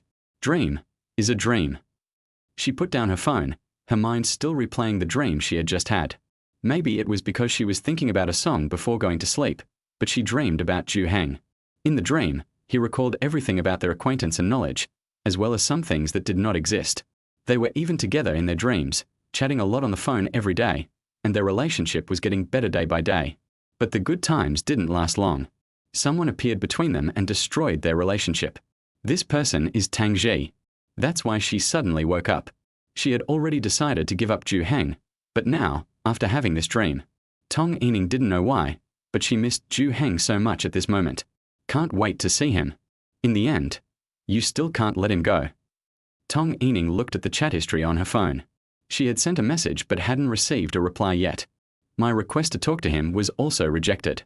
But even so, after having this dream, she doesn't want to give up now. I have even made up my mind to work hard before graduation. Ain't it just pursuing someone? Didn't Zhou Heng pursue me for 2 years and never gave up? So what's wrong with me pursuing him in return? So what if I made a laughingstock? I don't care anymore. She thought about it calmly and realized that at the moment, her biggest enemy was Tang Ji, Zhou Heng's deskmate. The relationship between the two of them was so good that she was puzzled. She felt that their personalities and temperaments were very similar. It made her feel that maybe the next second they would be together. Therefore, the number one love rival, the most dangerous one, is definitely Tang Ji. There is no doubt about that. Danger index is 5 stars. As for the second one, it should be the other girls in the class. They also seem to be very interested in Zhou Heng, so we have to be on guard. Danger index 3 stars. Third, let S rank Chan run. After all, she'd said she wanted to confess her feelings to Zhou Heng back in school. While she was probably joking, what if there was a tiny chance it would come true? The risk factor was half a star. These are the 3 obstacles. She now had to ask for help, so Yin Mengran, who was definitely not an enemy in her mind and had a danger index of 0, naturally became the first choice. If she needs advice now, she can only turn to Yin Mengran. Not even Chan Run can help. Ran. I'm counting on you now. Tong Yining prayed to herself and then lay down to continue sleeping. In order to be in the best condition, sufficient sleep is necessary. The next morning, Zhou Heng and Yin Mengran left home and prepared to go to school. Zhou Heng saw that Yin Mengran's condition today was very different from yesterday. It felt like a lot of pressure was released. I looked particularly relaxed, with a faint smile on my face. Today is Saturday. School is over this afternoon, and we have a day off tomorrow. These 2 days are very important, so please help me review. Yin Mengran turned her head to look at Zhou Heng, nodded heavily, and agreed softly, okay. In the past, when they went to school in the morning, they always kept their distance from each other. This was done intentionally by Yin Mengran. It seemed as if he was afraid that Tong Yining would see it and become suspicious. But this morning, Yin Mengran followed Zhou Heng slowly and calmly. Zhou Heng glanced at her and asked, "Aren't you afraid that others will see us going to school together?" "Don't worry, we are classmates, so what's wrong with going to school together?" "Yeah, that's true." The two walked into the school together. At this moment, they saw a familiar figure in front of them. After seeing that person, Yin Mengran's eyes lit up instantly. "Is it Tang Ji?" "Yeah." Zhou Heng recognized at a glance that the figure walking in front was Tang Ji. "Well, I'll go talk to her, okay?" "Sure." After getting permission, Yin Mengran chased Tang Ji with great interest. She had not forgotten Zhou Heng's promise yesterday that if Tang Ji could participate in the sports meet, he would participate. Since Zhou Heng dared to make the bet, it proved that no matter how hard he tried to persuade her, it would be useless. Tang Ji would definitely reject him mercilessly. Maybe it will leave a bad impression on her and make her feel annoying. So she must have used some tricks to get the two generals Zhou Heng and Tang Ji into her pocket. Yin Mengran ran to Tang Ji and greeted her. "Hi." Tang Ji was blowing a bubblegum at this time, and it was as big as a fist. As a result, Yin Mengran's shout scared her, and the bubblegum broke with a pop and stuck to the corner of her mouth. "Oh, sorry." "Fine." Tang Ji responded indifferently, then took out the bubble gum wrapper, spit out the candy in her mouth, wrapped it up, and put it in her pocket. Just as Yin Mengran was about to say something, Tang Ji suddenly came close to her, making her nervous and forgetting what she was going to say. Tang Ji was only one step away from Yin Mengran. She leaned over and sniffed Yin Mengran, then sniffed her hair. After frowning slightly, she smiled knowingly. Yin Mengran was a little creepy when she saw this smile. She forced a smile, pretended to be calm, and asked, what happened? How does it feel to live in Zhou Heng's house?" I still feel." Yin Mengran's eyes widened in horror, and her mind went blank in an instant. Her face first turned pale, then turned extremely red. How did you know that I live in Zhou Heng's house?" "Guess." "Guessed? Can you guess so accurately?" "Yes, you smell the same as Zhou Heng. They use the same shower gel. As far as I know, it's men's shower gel. I'm his desk mate, so I can smell it. I originally thought it was a coincidence, but your hair smells the same as his. You use the same shampoo. That can't be a coincidence. You must have showered at his house. Did you shower the first time you went there? Are you in that kind of relationship? I think it's definitely not the case. At least he definitely isn't. So I conclude that you must be living at his house." Chapter 27, unless you plan to be with her in the future. Just like that. You guessed it? How can you be sure? What if it really is just a coincidence? Then I'll apologize to you. What's the big deal? I'm not Conan. It's normal for my deductions to be wrong. Besides, even if I was just lying to you, didn't you admit it? Tang Ji had a meaningful smile on her face and shrugged, looking a little proud. It was like a child who had successfully played a prank. Yin Mengran immediately shut her mouth, her face turning pale and red in a very interesting way. It was the first time for her to truly feel what it felt like to be bullied because of her intelligence. She realized that Zhou Heng might be right. If she stayed with Tang Ji for a long time, her self-confidence would probably be undermined. For a moment, Yin Mengran threw away all the words she had prepared. She knew that it was useless to say anything, as Tang Ji would definitely see through her, and she might even be tricked. But Tang Ji didn't intend to let Yin Mengran go. She reached out and grabbed Yin Mengran's wrist. Yin Mengran raised her head and saw Tang Ji showing a wicked smile, and whispered, "Okay, you should tell me why you're living in Zhou Heng's house? I guess you know what the relationship between Zhou Heng and me is, right?" Later, on the way to the classroom, Yin Mengran told Tang Ji about how he met Zhou Heng and stayed at Zhou Heng's house. But she didn't mention what happened last night. She just said that she was staying at Zhou Heng's house temporarily. After hearing Yin Mengran's tragic experience, Tang Ji also showed a serious face, and the teasing expression just now did not appear. "Is that so? Well, my condolences." Tang Ji patted Yin Mengran's shoulder gently without saying anything to comfort her. Yin Mengran also understood. After all, she was very similar to Zhou Heng in this respect. After entering the classroom, the two returned to their seats. When Zhou Heng arrived at his seat, he noticed that Tang Ji's expression was not right, so he asked him, "What's wrong?" Tang Ji glanced at Zhou Heng and whispered, "I was wondering why you didn't have time to play games with me. So you have a beautiful girl hidden in your house." Zhou Heng frowned slightly, and in just a few seconds, he figured out what was going on. He also knew that this kind of thing could not be hidden from Tang Ji for long, and she would find out sooner or later. "Sorry, I don't take sarcasm." Tang Ji raised the corner of her mouth slightly and said, Okay. Otherwise, I didn't mean to mock you. I heard about the squad leader's incident, and I agree with your approach." Zhou Heng stared at Tang Ji for a few seconds, then slowly said, "Do you agree? If it were you, you wouldn't do it like me, right?" "Yes, that's very much your style, and I agree with it, but I wouldn't do it unless." "Unless what?" "Unless you plan to be with her in the future." Zhou Heng did not respond to Tang Ji's words, but turned to look in the direction of Yin Mengran. At this moment, Yin Mengran also turned to look at Zhou Heng. After the two looked at each other, Yin Mengran smiled faintly. After just a few seconds, she turned her head away. Zhou Heng's teeth were grinding in his mouth. His eyes were deep, as if he was thinking about something. The next second, he said, "So I am me, you are you, we are different. Of course, there's no standard to judge right or wrong. You just have to do what you think is right." Tang Ji leaned back in her chair and nodded, agreeing with Zhou Heng's words. Then, she added, "But I do have a good impression of her. She seems silly and very cute. It's fun to tease her." "Yeah, to you, everyone is stupid. By the way, you too, bro. That was a good move. Don't do it next time. And don't call me by my name, or I'll get goosebumps." Excessive. Zhou Heng and Tang Ji looked at each other, and Tang Ji chuckled softly. Zhou Heng's eyes curved slightly, as if hiding a smile, and he cursed without any anger. Psycho. After class, Yin Mengran walked out of the classroom alone, ready to go to the office to ask some questions about the monthly exam next Tuesday. When Yin Mengran walked out of the office, she found someone waiting for her at the door. Tong, what are you doing here?" "Waiting for you." Tong Yining saw Yin Mengran walking out of the classroom alone, so she followed her out. When she saw her enter the office, she waited outside. "Wait for me. What's wrong? Is there something wrong?" Seeing that she seemed to want to say something, Yin Mengran spoke immediately. "Well, let's talk while we walk."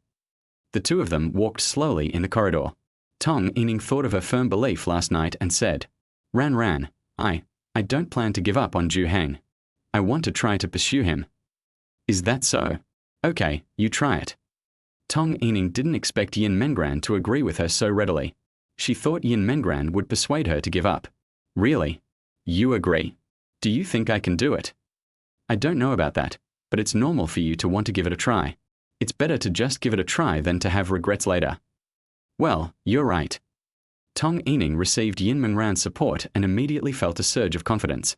After all, if this kind of thing is not understood and supported, there is really no confidence. "You'll help me, right?" "This." Yin Mengran was stunned. She didn't want to get involved, but seeing Tong Yining's expectant eyes, she couldn't bear to refuse. Okay, but how can I help you? Didn't I talk to him on your behalf before, but it failed?" Tong Yining fell into deep thought, as if she was really thinking about how to get Yin Mengran to help her. Yin Mengran showed a somewhat embarrassed expression, because she knew that Zhou Heng would never give Tong Yining another chance no matter what. Even if there is a very small probability, it is of no reference value. Because she is his friend, he repeatedly helps her and pesters Zhou Heng. What if Zhou Heng hates him? Zhou Heng had said before that if he tried to mediate, he would end up like Tong Yining and he would no longer pay attention to him. You must maintain relationships on both sides and take good care of both sides. On one side is my good friend, on the other side is my. To be honest, Yin Mengran still doesn't know what her relationship with Zhou Heng is. Are they classmates? Friends? Or roommates? Oh right. Tong Yining nodded, then looked at Yin Mengran and said seriously, "Help me hold Tang Ji back. How about that?" "Huh? Why? Why did you delay Tang Ji?" "I think she's my worst enemy. All you have to do is get as close to her as possible and distract her. That should be easy for you, right?" "No. It's not simple at all." Chapter 28, however, I can see that you are interested in him. After Zhou Heng finished his lunch at noon, he went to the toilet. Although he did not observe specifically this morning, but whenever he accidentally glanced at Tong Yining, he could see her peeking at him. Now he is a little uncomfortable. He feels uncomfortable in class and always feels like there is something on his face. Zhou Heng turned around and was about to leave the toilet when he suddenly saw a person behind him, which scared him. Oh my God. Zhou Heng couldn't help but curse, and when he looked closely, he found that the person behind him was actually Kong Yu, the disgusting guy who had tried to pursue Tang Ji before. At this time, he was standing behind him with a flattering expression on his face. This was also a toilet, and Zhou Heng felt a little physically uncomfortable when he saw him. "Brother Zhou." "What?" "I have something I want to discuss with you." "What?" Zhou Heng's brows furrowed slightly. Although he had no good feelings towards Kong Yu, after all, he had caused trouble for him before. But he had already apologized, so I didn't want to be aggressive. Now he wants to discuss something with me, probably about pursuing Tang Ji again, right? Well, I've already given up pursuing Tang Ji. I've realized that the gap between us is too big. There's no chance at all. A wise choice. Zhou Heng nodded, agreeing with his idea. After all, what he said was right. At least there was no chance that this was true. But since it's not about pursuing Tang Ji, then what else does he want to discuss with me? So, I want to pursue someone else, to pursue this person, and I want to ask for your consent. Ask for my consent? What do you mean? You can chase whoever you want. It's none of my business. Just don't chase me. It's just, the rumor in the class is that you don't like Tong Yining anymore. I came to ask you for confirmation. It's just, if you don't pursue her anymore, can I pursue her then? Kong Yu said it tremblingly, and then immediately covered his head and added, "Don't be angry, I'm just asking." Zhou Heng was silent for a few seconds, then walked past him and said lightly, "Just chase me if you want. Don't ask me. It has nothing to do with me." Kong Yu looked at Zhou Heng's departing figure with a look of surprise and bewilderment on his face. To be honest, he was ready to be taught a lesson by Zhou Heng. Zhou Heng had been pursuing Tong Yining for 2 years. He couldn't believe that Zhou Heng would give up. But the rumors in the class seemed so true that he had to believe them, so he mustered up the courage to ask Zhou Heng. I really didn't expect that Zhou Heng actually stopped pursuing her. There are quite a few pretty girls in their class, but there are only a few who are generally considered good-looking by the boys. Yin Mengran is one, Tang Ji is another, and the other one is Tong Yining. Kong Yu knew that he could never pursue Yin Mengran. If he did, he would be criticized by the whole class and be called a toad wanting to eat swan meat. The person who is most likely to catch up with Yin Mengran now is only Lu Yunshaw. That's why he wanted to pursue Tang Ji, but now he found out that Tang Ji had no chance at all. Now the whole class is saying that Zhou Heng has the greatest chance of being with Tang Ji, and no one else has a chance. The two of them have a close relationship, which is obvious to everyone else, so there is no need to doubt it. In this case, Kong Yu thought of Tong Yining. Since Zhou Heng might be with Tang Ji, does that mean Tong Yining's position is vacant? So can you try it yourself? Now that he has Zhou Heng's consent, Kong Yu feels that he still has a good chance. Yeah. Come on. You can do it. Kong Yu jumped up and down, cheering himself up, as if he had already succeeded. At this time, a teacher who came to the toilet happened to look at Kong Yu in front of him. His eyes looked as if he was looking at a fool. The embarrassed Kong Yu left immediately. When Zhou Heng was about to return to the classroom, he suddenly heard a weak call from behind. Zhou Heng. Zhou Heng looked back and saw the person behind him. He couldn't help but frowned. In fact, he didn't need to look back to hear who was behind him. Tong Yining, She used to be my classmate in school, but she always pretended not to know me. It almost never happened that someone called my name in the corridor like this. She seemed to want to say something to Zhou Heng, but was too embarrassed to speak out loud. She was hesitant and didn't dare to look Zhou Heng in the eye. At noon, she saw Zhou Heng walk out of the classroom and separate from Tang Ji, and she knew this was a chance. So she took action and made sure to contact Zhou Heng while he was still outside the classroom. So at this moment, Yin Mengran was in the classroom, restraining Tang Ji according to the plan. Yin Mengran sat in Zhou Heng's seat, looking at Tang Ji beside him, hesitant to speak. Tang Ji put down the pen in her hand, raised her head, and asked, "What?" Tang Ji, do you often play games with Zhou Heng?" Tang Ji was stunned for a moment, then nodded and replied, "Yeah, what's wrong? Are you jealous? Are you jealous of his relatives?" No. What are you jealous of?" What am I jealous of?" Yin Mengran was suddenly panicked and hurriedly explained, a hint of panic suddenly flashing across her black eyes. Tang Ji suddenly moved closer to her head, staring at Yin Mengran's panicked eyes with a serious look. What happened?" Yin Mengran became even more nervous when she was stared at. It was as if those eyes could see through her heart. In an instant, her ears turned red. After a few seconds, Tang Ji pulled back, turned her head, and chuckled. "It's okay, I was just kidding." "Open." Yin Mengran's expression froze instantly, and she felt like her heart was about to stop. At this moment, Yin Mengran really wanted to say to Tong Yining, "Why don't you try to hold Tang Ji back? See if you can hold her back. It would be good if I could stay here for a while and not get killed by her." But Tang Ji suddenly showed an unusually serious expression, lowered her head, lowered her voice, and said to Yin Mengran, "Zhou Heng said he's interested in someone again, someone from our class. Do you want to know who it is?" "Who is it?" Yin Mengran widened her eyes, a look of disbelief on her face. Tang Ji smacked her lips, shook her head, and said, "TSK, no, let's not talk about it. He told me not to tell anyone else. He'll be angry if I tell him." Yin Mengran bit her lip lightly, hesitated for a moment, and said, I promise not to tell anyone." Tang Ji thought for a while, then nodded and said, "Okay." Tang Ji waved her hand, signaling Yin Mengran to come closer. Yin Mengran put his ear close to her.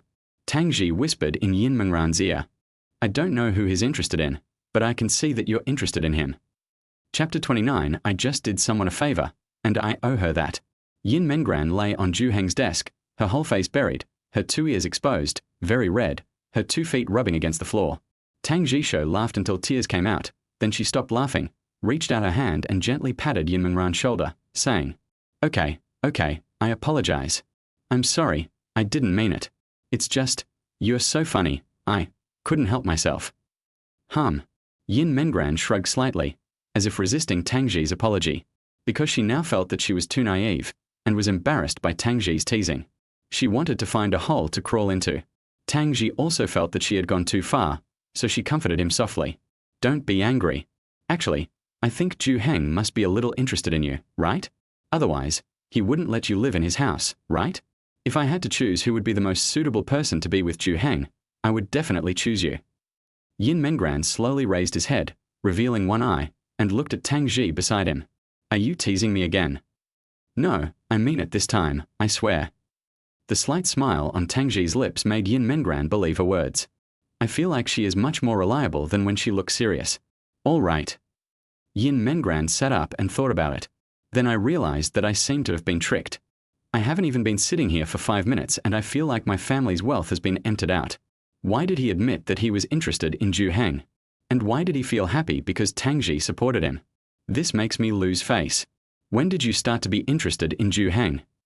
Faced with Tang Ji's question, Yin Mengran was stunned for a moment, and his mind went blank in an instant. Yeah, when did I start to feel this way? Could it be the words and promises Zhou Heng said to him last night? Or is it when you make yourself lunch and treat yourself as if you were a child? Or was it even earlier, when he brought me home, cooked food for me when I was cold and hungry, brought me hot water and medicine, and forced me to stay? After thinking for a long time, Yin Mengran figured it out. This feeling definitely did not arise suddenly without any warning at a certain moment. The day I met Zhou Heng, I slowly began to have feelings for him, and then they grew stronger day by day. Up to now, I have to admit that this feeling is particularly obvious. She would be secretly happy because Zhou Heng rejected Tong Yining, would be relieved when she learned about his relationship with Tang Ji, and would even feel uneasy when a girl in the same class approached Zhou Heng. If these can't prove that I'm interested in Zhou Heng, then I'll just refuse to admit it. From the first day I lived in Zhou Heng's house. Yin Mengran answered honestly that she was not worried or embarrassed at all, because everything she had now was given to her by Zhou Heng. Oh, I see.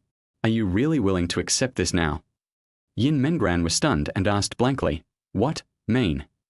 Tang Ji pointed to the empty space in front with her pen and said, I know why you came here. When you came here, Tong Yining went out to look for Zhou Heng, right? These past few days, she's been sneaking glances at Zhou Heng, and she also glanced at me. With her way of thinking, she probably thought I was her rival in love, and then asked you to come and chat with me so that she could go find Zhou Heng to prevent me from suddenly running out and running into them and ruining her plans, right? This. Yin Mengran opened her mouth slightly, and for a long time she couldn't utter a word. Tang Ji stretched out her hand, stopped her, and said, You don't have to tell me anything. It doesn't matter whether it's true or not. After all, it has nothing to do with me. I just wanted to help you because I offended you just now. I know you're doing this for your friendship, but are you really willing to do this? Tang Ji's words completely stumped Yin Mengran. Her brain had lost the ability to control itself, and her mind was in a mess. Seeing that Yin Mengran didn't reply, Tang Ji waved her hand and said, Of course, I don't know how to fall in love. If you are willing, then just ignore what I said. Yin Mengran took a deep breath, bit her lips hard, clenched her fists under the table, her fingertips turned white from exertion, and her heartbeat gradually accelerated. At this moment, Zhou Heng, after being stopped by Tong Yining, didn't want to pay attention. But she rushed up first and grabbed my sleeve, wanting to take me to the stairs, saying she wanted to talk. He didn't dare to shake her off forcibly. After all, if he did, she might fall. No matter what, he still couldn't do such a heavy hand to a girl. After all, this was in the corridor. Throwing a girl to the ground in front of so many people would not only make him a laughingstock, but also a scumbag. Zhou Heng, just tell me. Zhou Heng frowned, and his tone revealed a hint of annoyance. Tong Yining felt a little scared in her heart. She didn't have the impression that Zhou Heng would have such an attitude. She felt strange and was too scared to speak out loud. She pinched the corner of her clothes, thinking of the dream she had last night. Now that things have come to this, it will be no good if she retreats. Well, I know. I promised you, many times before, to be with you, but I broke my promise. Nothing I say now can make up for the hurt I've caused you, but I still hope you can give me a chance. We can still be good friends like we were in junior high, okay? No. Zhou Heng was concise and to the point, and did not give any unnecessary explanations. He felt that explaining anything was useless. After saying this, he was about to turn around and leave. But Tong Yining obviously did not intend to let go of this rare opportunity, so she took the first step forward and reached out to grab Zhou Heng's arm. Then what should I do? Will you forgive me? TSK. Zhou Heng's painted sword-like brows were tightly furrowed. He shook his arms, but there was no way to shake Tong Yining off. This kind of pestering made him feel overwhelmed, and he wondered why Tong Yining was a girl. If this were a boy, he would have to resort to violence. Now he can only hope that class will start soon so that he can go back to the classroom. You're here. At this moment, the two suddenly heard a familiar voice, and they turned their heads to look. I found that Tang Ji had arrived here at some point, and behind her was Yin Mengran. I have something to talk to you about.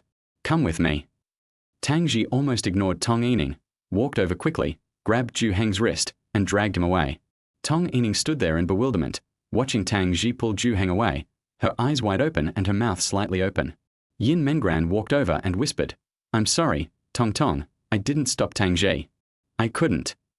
Zhou Heng heaved a sigh of relief at this moment. He looked at Tang Ji who was holding him and whispered, Thank you. Tang Ji glanced behind her and said, Don't thank me. I just did someone a favor. I owe her. Chapter 30. They will be home soon, and if they leave, they will go to their living room. On Saturday afternoon, around 6:30 p.m., school was over. Zhou Heng was worried that he would be restrained by someone again, especially a girl who he couldn't do anything to, so he left the classroom immediately after class. Yin Mengran packed up her things and prepared to leave. She saw that Tong Yining was in a bad mood, and she had no way to comfort her. What happened at noon seemed to have a great impact on her. Yin Mengran looked away and saw Tang Ji packing up her things and preparing to leave. She followed, but was not in a hurry to get to her side. Instead, he waited until he was out of the teaching building before he hurriedly followed. Tang Ji, thank you for lunch. Yin Mengran walked to Tang Ji's side and thanked her quietly. She thought about it for a long time at noon and decided to ask Tang Ji for help. Tang Ji knew that she wanted to maintain her friendship with Tong Yining, but she also didn't want Tong Yining to have contact with Zhou Heng. So she suggested that she should be the bad guy. After all, Tong Yining regarded her as a love rival, so let her continue to think so. Then the scene at noon happened. Tang Ji came over and pulled Zhou Heng away, just to help Yin Mengran. Nothing. Putting aside the fact that it's to compensate you, based on your, current situation, it's my duty to help you. Yin Mengran now really feels that it is nothing. At least she and Tang Ji should be considered friends now. She no longer took those teasing things to heart. Yin Mengran suddenly thought of something and asked, "By the way, tomorrow is a day off. Do you have anything to do?" "No, if playing games at home counts as a thing, then yes." "Ah, then why don't you come to Zhou Heng's house and play together? It's more fun with more people, right?" Tang Ji looked at Yin Mengran beside her with some surprise. That look seemed to be questioning, "Are you telling the truth? After all, it's a rare day off. Why don't you two stay at home alone?" "I don't mind. Doesn't Zhou Heng need to review?" "I told him yesterday that we should have a balance between work and rest, and he agreed. After all, we can't study all day, right?" Tang Ji nodded and responded, "Well, I'll go tomorrow." "Yeah, yes, and that." Yin Mengran thought of something and took out the mobile phone that Zhou Heng had given her from her pocket. "Can you add me as a friend?" "Yeah, okay."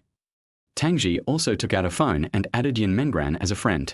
"We have been classmates for more than 2 years, and now we have finally added each other's contact information." Making friends with classmates is a very simple and common thing for Yin Mengran. But now that she has made friends with Tang Ji, she feels very happy. Yin Mengran is with Tang Ji. What's going on? Why didn't she go with Tong Yining and the others? At this time, behind Yin Mengran and Tang Ji, there were 2 boys, one of whom was Lu Yunchuo. When he saw Yin Mengran sitting in Zhou Heng's seat today, he felt something was wrong. After school in the evening, he followed them out and found that Yin Mengran was leaving school with Tang Ji. When did their relationship become so good? Could it be related to Zhou Heng? After all, when Tang Ji is mentioned now, Zhou Heng comes to mind. The boy next to him said. Lu Yunchuo glanced at him, shook his head, and retorted, "Impossible. How could Yin Mengran be related to Zhou Heng? They have nothing in common. It's absolutely impossible." "Not necessarily. Listen to my guess. Is it possible that they both like Zhou Heng, and Yin Mengran is negotiating with Tang Ji to decide who will stay with Zhou Heng?" Lu Yunchuo glared at him and said in a deep voice, "Liang Jiaxiang, if you dare to make up rumors about Yin Mengran again, I will slap you in the face, believe it or not." "Believe it or not, maybe Yin Mengran hasn't been with you yet just because you're too violent. Do you think it's possible?" "You. TSK. I won't bother with you." Lu Yunchuo was frustrated and ignored him, but continued to follow Yin Mengran and Tang Ji from a distance. He really wanted to know what they were talking about, but he couldn't follow too closely, otherwise he would not be able to explain himself. Being so far away, I could only watch them from afar. Not only could I not hear them talking, but even if they turned a corner, it would be easy to lose them. When they first arrived, Yin Mengran and Tang Ji said goodbye to each other and walked in different directions, separating. Liang Jiaxiang patted Lu Yunchuo's shoulder and said, "Okay, let's go home too. Why are you still chasing me? I'll be home soon. If you leave later, I'll just walk into my living room. Follow her a little longer. I want to know where her home is." Liang Jiaxiang looked at him in disbelief and said in surprise, "I'll call the police if you do this. Are you a pervert? Following a girl from the same class home? Then all your ideological and political studies were for nothing." "No. I mainly wanted to give her a gift, but it's not easy to give it in class. She definitely won't accept it in front of others, and I would be so embarrassed. So I thought, leaving it at her doorstep would be better." "Wow, so perverted and disgusting. You don't look like someone who would do something like that, do you? Think about it. You leave for school this morning, and when you open the door, there's an unknown gift from a classmate. Honestly, if she's really into you, then I can barely accept it. But if she's just average with you, she'd probably find it a bit disgusting." Lu Yunchuo rolled his eyes at him and muttered, "You know shit. You don't understand. You just like to understand these shitty things." At this time, the two saw Yin Mengran enter a building. Lu Yunchuo's eyes lit up. It looked like this must be Yin Mengran's home. "Okay, let's go." Liang Jiaxiang grabbed Lu Yunchuo's hand, preventing him from going any further. But Lu Yunchuo shook his hand away and said, "Are you stupid? I need to check which floor it is. Otherwise, where would I put my gift? At the elevator entrance on the first floor? Someone might kick it away and I wouldn't even know it. I give in. The two walked into the building and took a look at the elevator. The floor number displayed was 6th floor. She lives on the 6th floor. Okay, I got it. Come on, let's go check out the gifts. I want to give her a surprise tomorrow. Lu Yunshuo nodded, then pulled Liang Jiaxiang out. Liang Jiaxiang looked hopeless at this moment, and sighed, as if he was helpless to the extreme. Why don't you go by yourself? You ask me when you don't know what to buy, and then you don't listen to what I tell you. If the purchase is successful, it's because you have good taste, and if it's not, you blame me for not advising you. Oh no, no, people always bring a military advisor when they are in love. Can't you give me some advice? Chapter 31 from now on. As long as I am here, I will never let her bother you again. In the classroom, Tong Yining was very worried, so she cleaned up slowly. She was thinking about something and was absent-minded. Qian Run came over with a bag on his back, looked at Tong Yining, and asked, "What's wrong?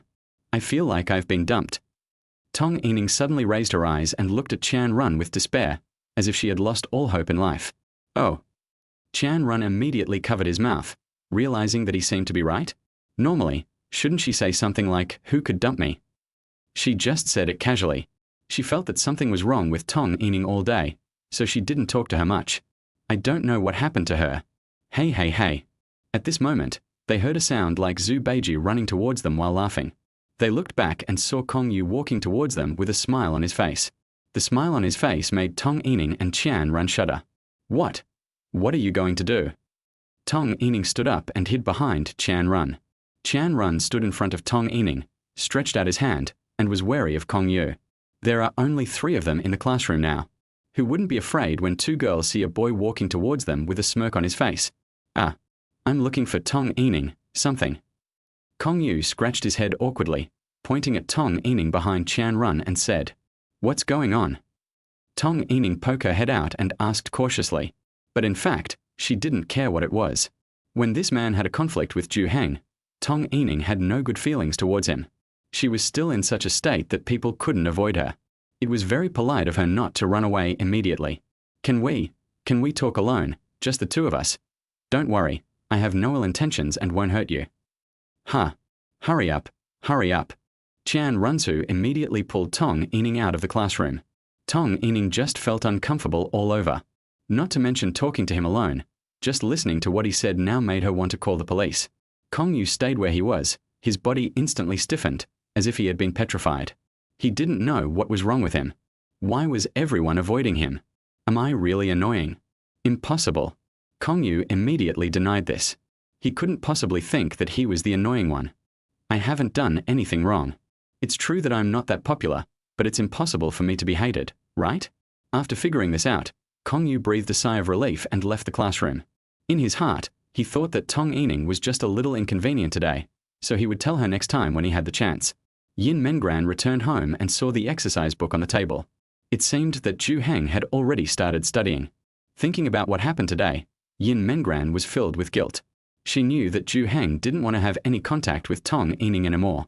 But he knew it but didn't tell anyone and even supported Tong Yining. If Zhou Heng found out about this, I would definitely end up like Tong Yining. What's wrong? Zhou Heng saw Yin Mengran standing at the door, not knowing what she was thinking.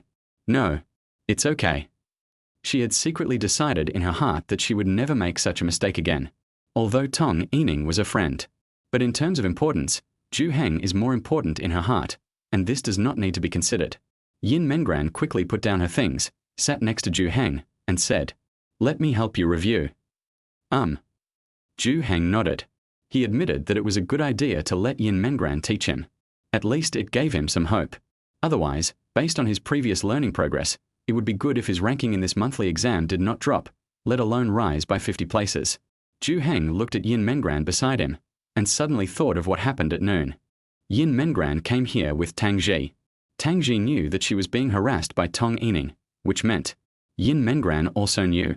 Yin Mengran, you are Tong Yining's good friend, right? Ah, yes. Yin Mengran was stunned for a moment, then responded quietly. She felt a little uneasy, as if Zhou Heng knew something and was going to bring charges against her. In an instant, many possibilities emerged in her mind. It was possible that Zhou Heng would kick her out, or from then on he would pretend not to know her and equate her with Tong Yining. After a moment, Zhou Heng opened his mouth and said, "Just consider it a favor and stop letting her bother me. She's a girl, and I can't do anything to her. Just try to persuade her. I beg you." Yin Mengran was slightly startled, and it took a few seconds for her to react. "You ask me for help?" "Yeah, a girl must be treated by a girl. Tangji isn't familiar with her, so I can only trust you." Yin Mengran felt relieved and also felt Zhou Heng's trust. This feeling not only made her very happy, but also made her feel that she had failed to live up to Zhou Heng's trust. She nodded heavily and said seriously, "Don't worry, as long as I am here, I will never let her bother you again." "Yes, thank you." Zhou Heng suddenly thought of something and continued, "Oh, right, it just so happens that Kongyu is interested in her, so why don't you bring her together with him?" He thought of the guy who had challenged him for Tong Yining's pursuit right in the bathroom today, Kongyu. In Zhou Heng's mind, he was a complete weirdo, but there were always a few weirdos in a class, so it wasn't uncommon. He was just surprised that he had anything to do with such a weird person. At the same time, he also regretted having a conflict with Kongyu. For such a person, ignoring him was the best option. If I get into a conflict with him seriously, others will think I am a weirdo too. Yin Mengran couldn't help but be stunned for a moment, as if she hadn't remembered this person for a moment. Kongyu. He. It was hard for her to describe this person. As the class monitor, she was not familiar with all the students in the class, but she knew their personalities pretty well. Among the boys, she felt that Kongyu could be ranked among the last few. Neither his reputation nor his grades are very good, so you rarely see anyone playing with him. I'll try my best. I'll try my best. Yin Mengran agreed verbally, but she knew that if she really introduced someone like Kongyu to Tong Yining, that Tong Yining would definitely turn against her. She'll definitely think I'm playing a trick on her. After solving Tong Yining's problem, Yin Mengran was now wondering whether he should tell Zhou Heng that he had invited Tang Ji to play. After all, this is his home. If I invite Tang Ji to come and play, I should get his consent, right? At that time, I thought that given the relationship between Tang Ji and Zhou Heng would not object, so I made the decision on my own. Now that I think about it, it's better to ask. Zhou Heng, I invited Tang Ji to come here and play with me tomorrow. Do you agree? Chapter 32. She told me that she has a good impression of you. Zhou Heng was silent for a few seconds and said, Tang Ji, I'm fine with it, but you really became friends with her? Well, no. Yin Mengran lowered her head slightly, looking worried about being scolded. She was afraid that Zhou Heng would not agree, and that she would make a mistake. After all, she was living under someone else's roof, so she had to be cautious in everything she did and said. Zhou Heng turned around and continued writing, saying, "Of course, I have to thank you." Thank me? Yin Mengran was a little confused. What did she have to be thanked for? Zhou Heng nodded and explained. Yes, when she was in her first year of high school, her mother told me that she hoped I could help her make some friends so that she wouldn't be left without anyone to talk to at school. But that really overestimates me. If I knew how to make friends, I would have done it myself a long time ago. That's why I've been hanging out with her for the past 2 years. Even though she might not seem to care much about you making friends, she should actually be very happy. No way. Yin Mengran widened her eyes, somewhat unable to believe it. Is the truth really as exaggerated as Zhou Heng said? She only knew that she was very happy in her heart, but looking at Tang Ji's expression, she seemed to be indifferent. Well, she told me that she has a good impression of you. Real. Yin Mengran smiled brightly upon hearing this, with joy flashing in her eyes. She was originally worried about whether Tang Ji would dislike her, but now when she heard Zhou Heng say this in person, she felt relieved instantly. Yeah, really, so if she offends you in any way, don't take it personally. She just hasn't been around her friends in a long time. Aha. Yin Mengran happily agreed. She was not angry about what happened today, nor did she feel offended. She just felt shy because her inner thoughts were seen through. Having resolved her inner worries, Yin Mengran felt much better instantly. When tutoring Zhou Heng, she always had a smile on her face. Around 7 in the evening, the two of them were a little hungry. Zhou Heng put down his pen and stood up. I'll go cook. Etc. Zhou Heng turned his head and looked at Yin Mengran in confusion, not knowing why she called him. Yin Mengran stood up and said, let me do it. Don't you need to make the most of your time to study? Can you cook? Yes, I will. Yin Mengran nodded firmly, and then added, I just don't know if it will suit your taste. It's okay, just try it. Zhou Heng didn't care at all, because he really wanted to seize the time to study, if it weren't for Yin Mengran being here. In fact, he just wanted to cook some instant noodles to eat, since he was alone anyway. But now that Yin Mengran is here, he can't deal with it like this. Knowing that Yin Mengran could cook, he was of course willing to let her do it, which would save him a lot of time. Yeah, okay. Yin Mengran came to the kitchen and started cooking. She remembered that when she was at home, she often cooked for her parents. It's a pity that there is no such opportunity now. After half an hour, the fire was lit in the kitchen. Although Zhou Heng wanted to learn more at this time, but his attention would still drift to the kitchen from time to time, because he had never seen Yin Mengran cook. I worry that she might make a mistake, or something might be inedible, or that something might happen. Fortunately, the process went smoothly. After about an hour, Zhou Heng smelled the fragrance coming from the kitchen. Yin Mengran brought the food to the table and called Zhou Heng.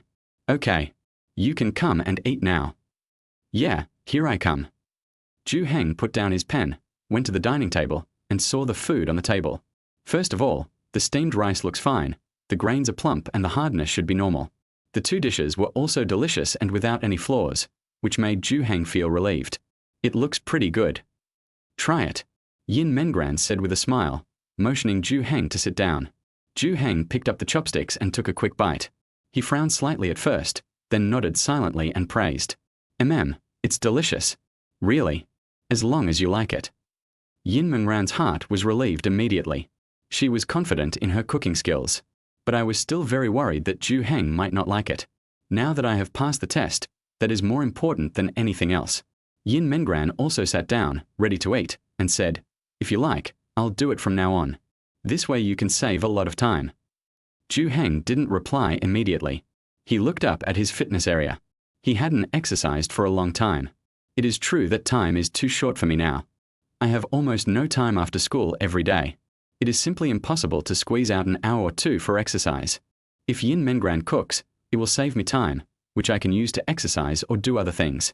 But in his heart, Yin Mengran was a guest after all, so how could he let a guest cook? After hesitating for a moment, Zhou Heng spoke and said, let's do it alternately, one day at a time, or even every 2 days. Yin Mengran was stunned for a moment, as if she was thinking. After a while, she seemed to understand what Zhou Heng meant and nodded. Yeah, okay. After dinner, the two continued to study. After 10 o'clock in the evening, they took a shower one after another. After Zhou Heng walked out of the bathroom, he sat down at the table and picked up a pen. He originally wanted to study for a few more hours, but after yawning, sleepiness suddenly came over him and swept through his brain. For a moment, his eyelids felt heavy, as if he was about to be unable to open them. He knew that he hadn't gotten enough sleep in the past week. Thinking that he would have a day off tomorrow and that school was still early today, he couldn't help but feel sleepy. He yawned again, and this time he felt even more sleepy, so he quickly got up and walked towards the bedroom, ready to go to sleep. Otherwise, I would fall asleep on the table in a moment. He walked into the bedroom and threw himself down on the bed.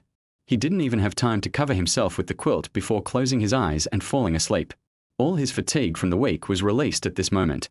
At this time, Yin Mengran was still taking a shower in the bathroom and didn't know that Zhou Heng had gone to the bedroom to sleep.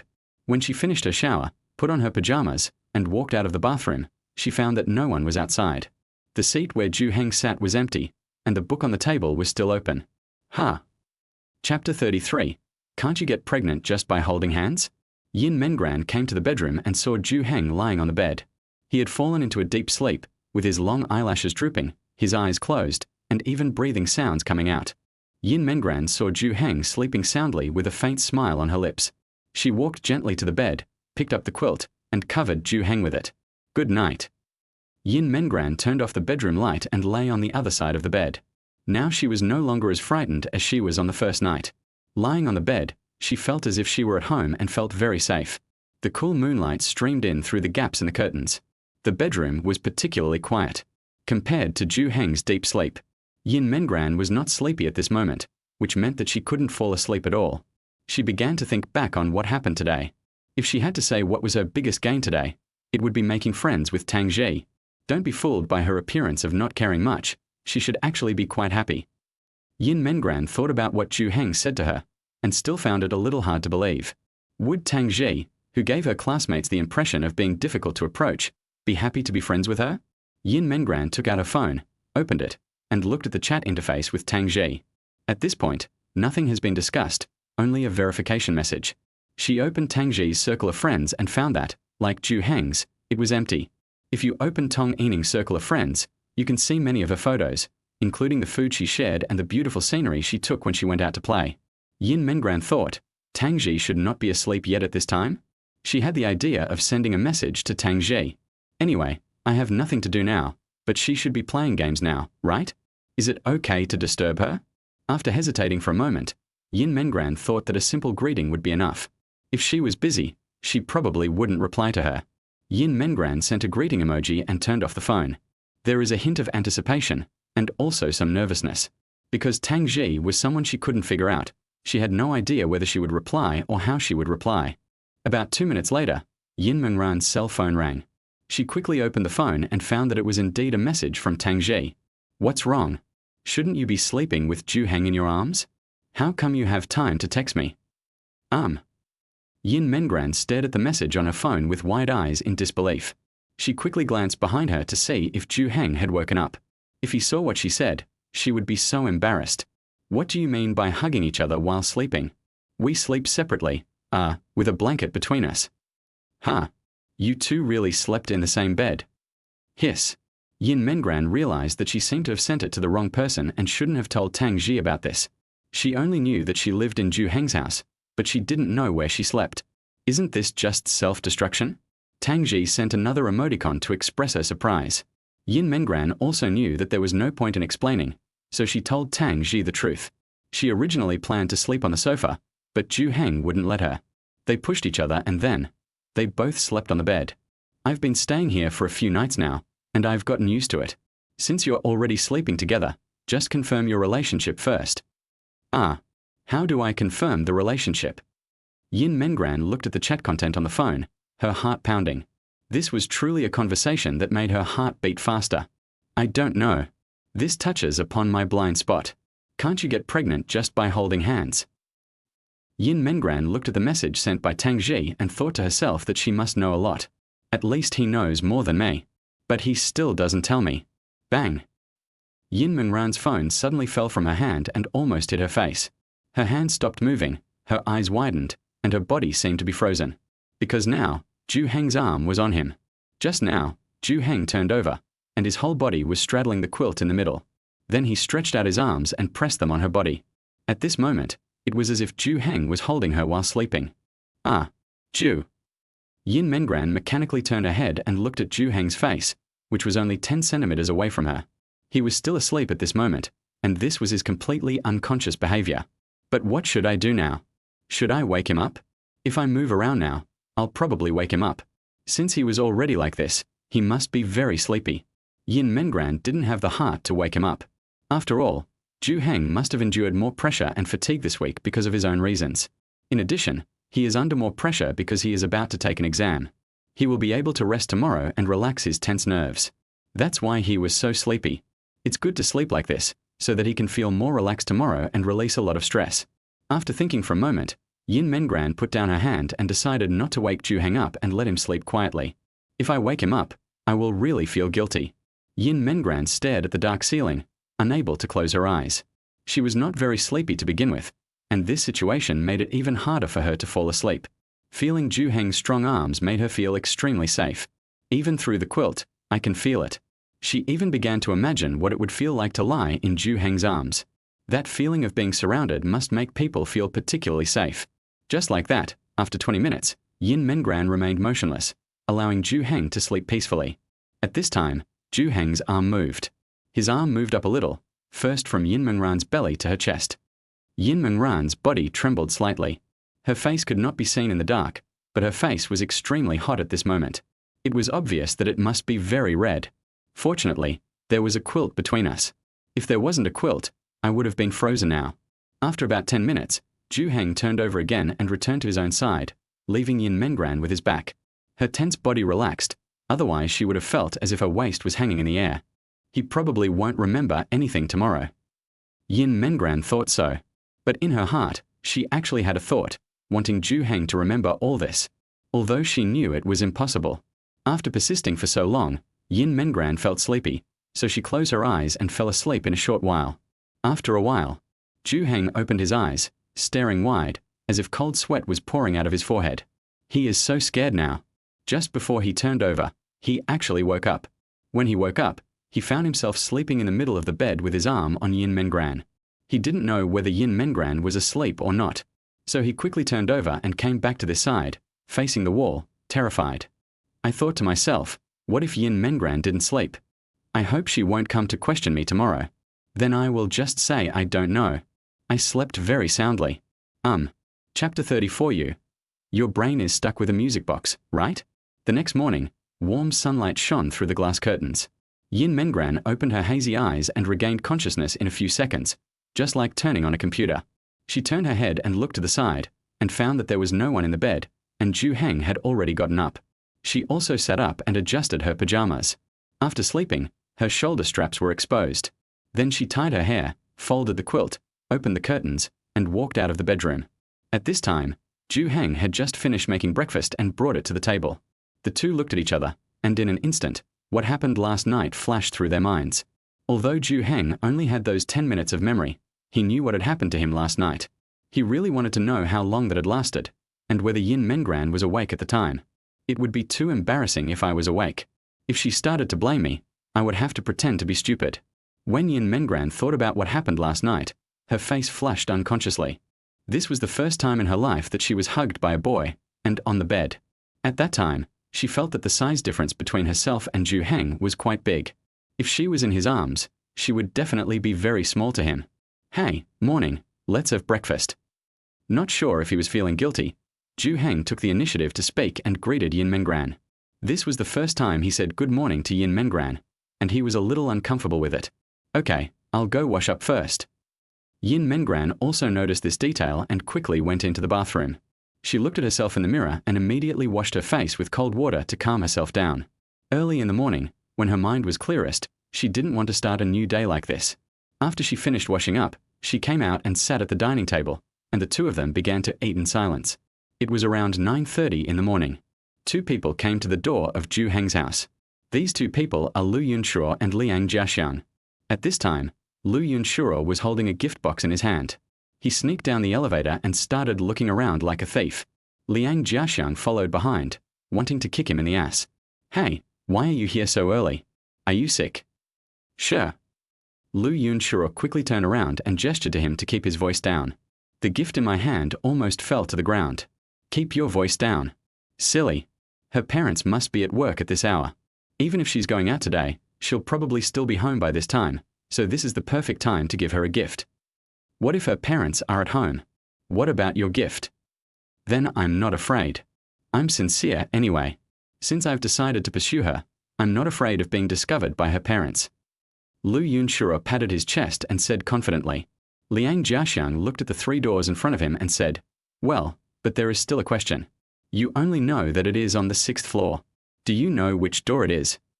Well. Lu Yunshuo's hand stopped in the air. He was stunned. He really didn't know which door Yin Mengran's home was. If she put it in the wrong place and placed it at her neighbor's doorstep, it would be so embarrassing. I said, what did you buy in the end? You asked me to go with you yesterday, and you hid what you bought in the end and told me to keep it a secret. Liang Jiaxiang pointed at the gift box in Lu Yunshuo's arms and asked doubtfully, music box. Liang Jiaxiang's brows knitted into a chon shape, with a look of surprise on his face. He blinked and asked, is there a ring hidden in the music box? Or a necklace or a bracelet? No.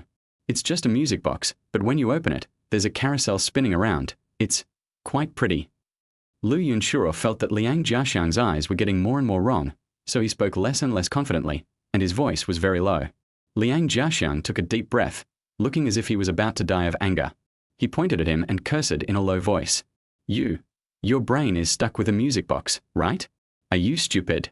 Are you thinking of this as a children's day gift for elementary school students? What? What happened? You're giving this to someone you like? You didn't see it online labeled creative birthday gift for girlfriend, Valentine's Day gift, or something like that and thought it would move people to tears, right? No. I think this one is pretty good, and it's not cheap. Go ahead and give it to me. You'll be completely forgotten after that, and people will laugh at you for the rest of your life. And at future class reunions, even if they can't remember your name, they'll still call you the guy who gave me the music box. Then, what should I do? Should I change it? Lu Yunshiro also realized that something was wrong and panicked. Nonsense. Of course I'll change it. Come on, I'll help you choose. Now go change it. Liang Jiaxiang quickly grabbed Lu Yunshiro's arm and tried to drag him away. I pressed the down button and waited for the elevator to come up. After waiting for the elevator door to slowly open, the two were about to take a step forward, but they immediately withdrew their feet. Because there was a person standing at the elevator door. Under the black baseball cap, there is a head of short hair that reaches the neck, and a pair of light pink headphones hangs on the snow-white neck. The jacket has 2 sleeves rolled up, and a small vest is worn inside, which highlights the figure very well. The shorts on her lower body make her legs look extra slender, and the black calf socks add a bit of slenderness. Under those thin and graceful lips, there is a lollipop in her mouth. When Lu Yunshiro and Liang Jiaxiang saw the person in front of them, they were stunned at first, neither going forward nor retreating. Tangji. Ah, you guys. Tangji frowned slightly, looking at the 2 people in front of her with some surprise. But when she saw the gift box in Lu Yunshiro's hand, she seemed to understand everything. Are you here to give Yin Mengran a gift? How do you know she lives here? Tangji took 2 steps forward and stepped out of the elevator, forcing Lu Yunshiro and Liang Jiaxiang to retreat. They didn't expect to meet Tangji here. Was she here to find Yin Mengran? Liang Jiaxiang glanced at Tangji's hand, which seemed to be holding something. When he saw that thing, his eyes widened and his eyeballs almost popped out. PS5. Is Tangji here to play games with Yin Mengran? 2 girls? Playing PS5. Lu Yunshiro didn't know what that thing was. He was panicking. If Tangji knew that I followed Yin Mengran yesterday and found out about this, if she told Yin Mengran, then I would be completely finished. In a hurry, he blurted out. I asked. Tong Yining. Yes, she told me. She said Yin Mengran's house is here. Oh. Tangji tilted her head, her brows raised and lowered. She snorted and sneered, and asked lightly. You said you asked Tong Yining, and she told you that Yin Mengran's house is here? Are you sure? Chapter 35. No, I don't accept his gift. Sure. Aren't they good friends? She knows where Yin Mengran's home is. Isn't that normal?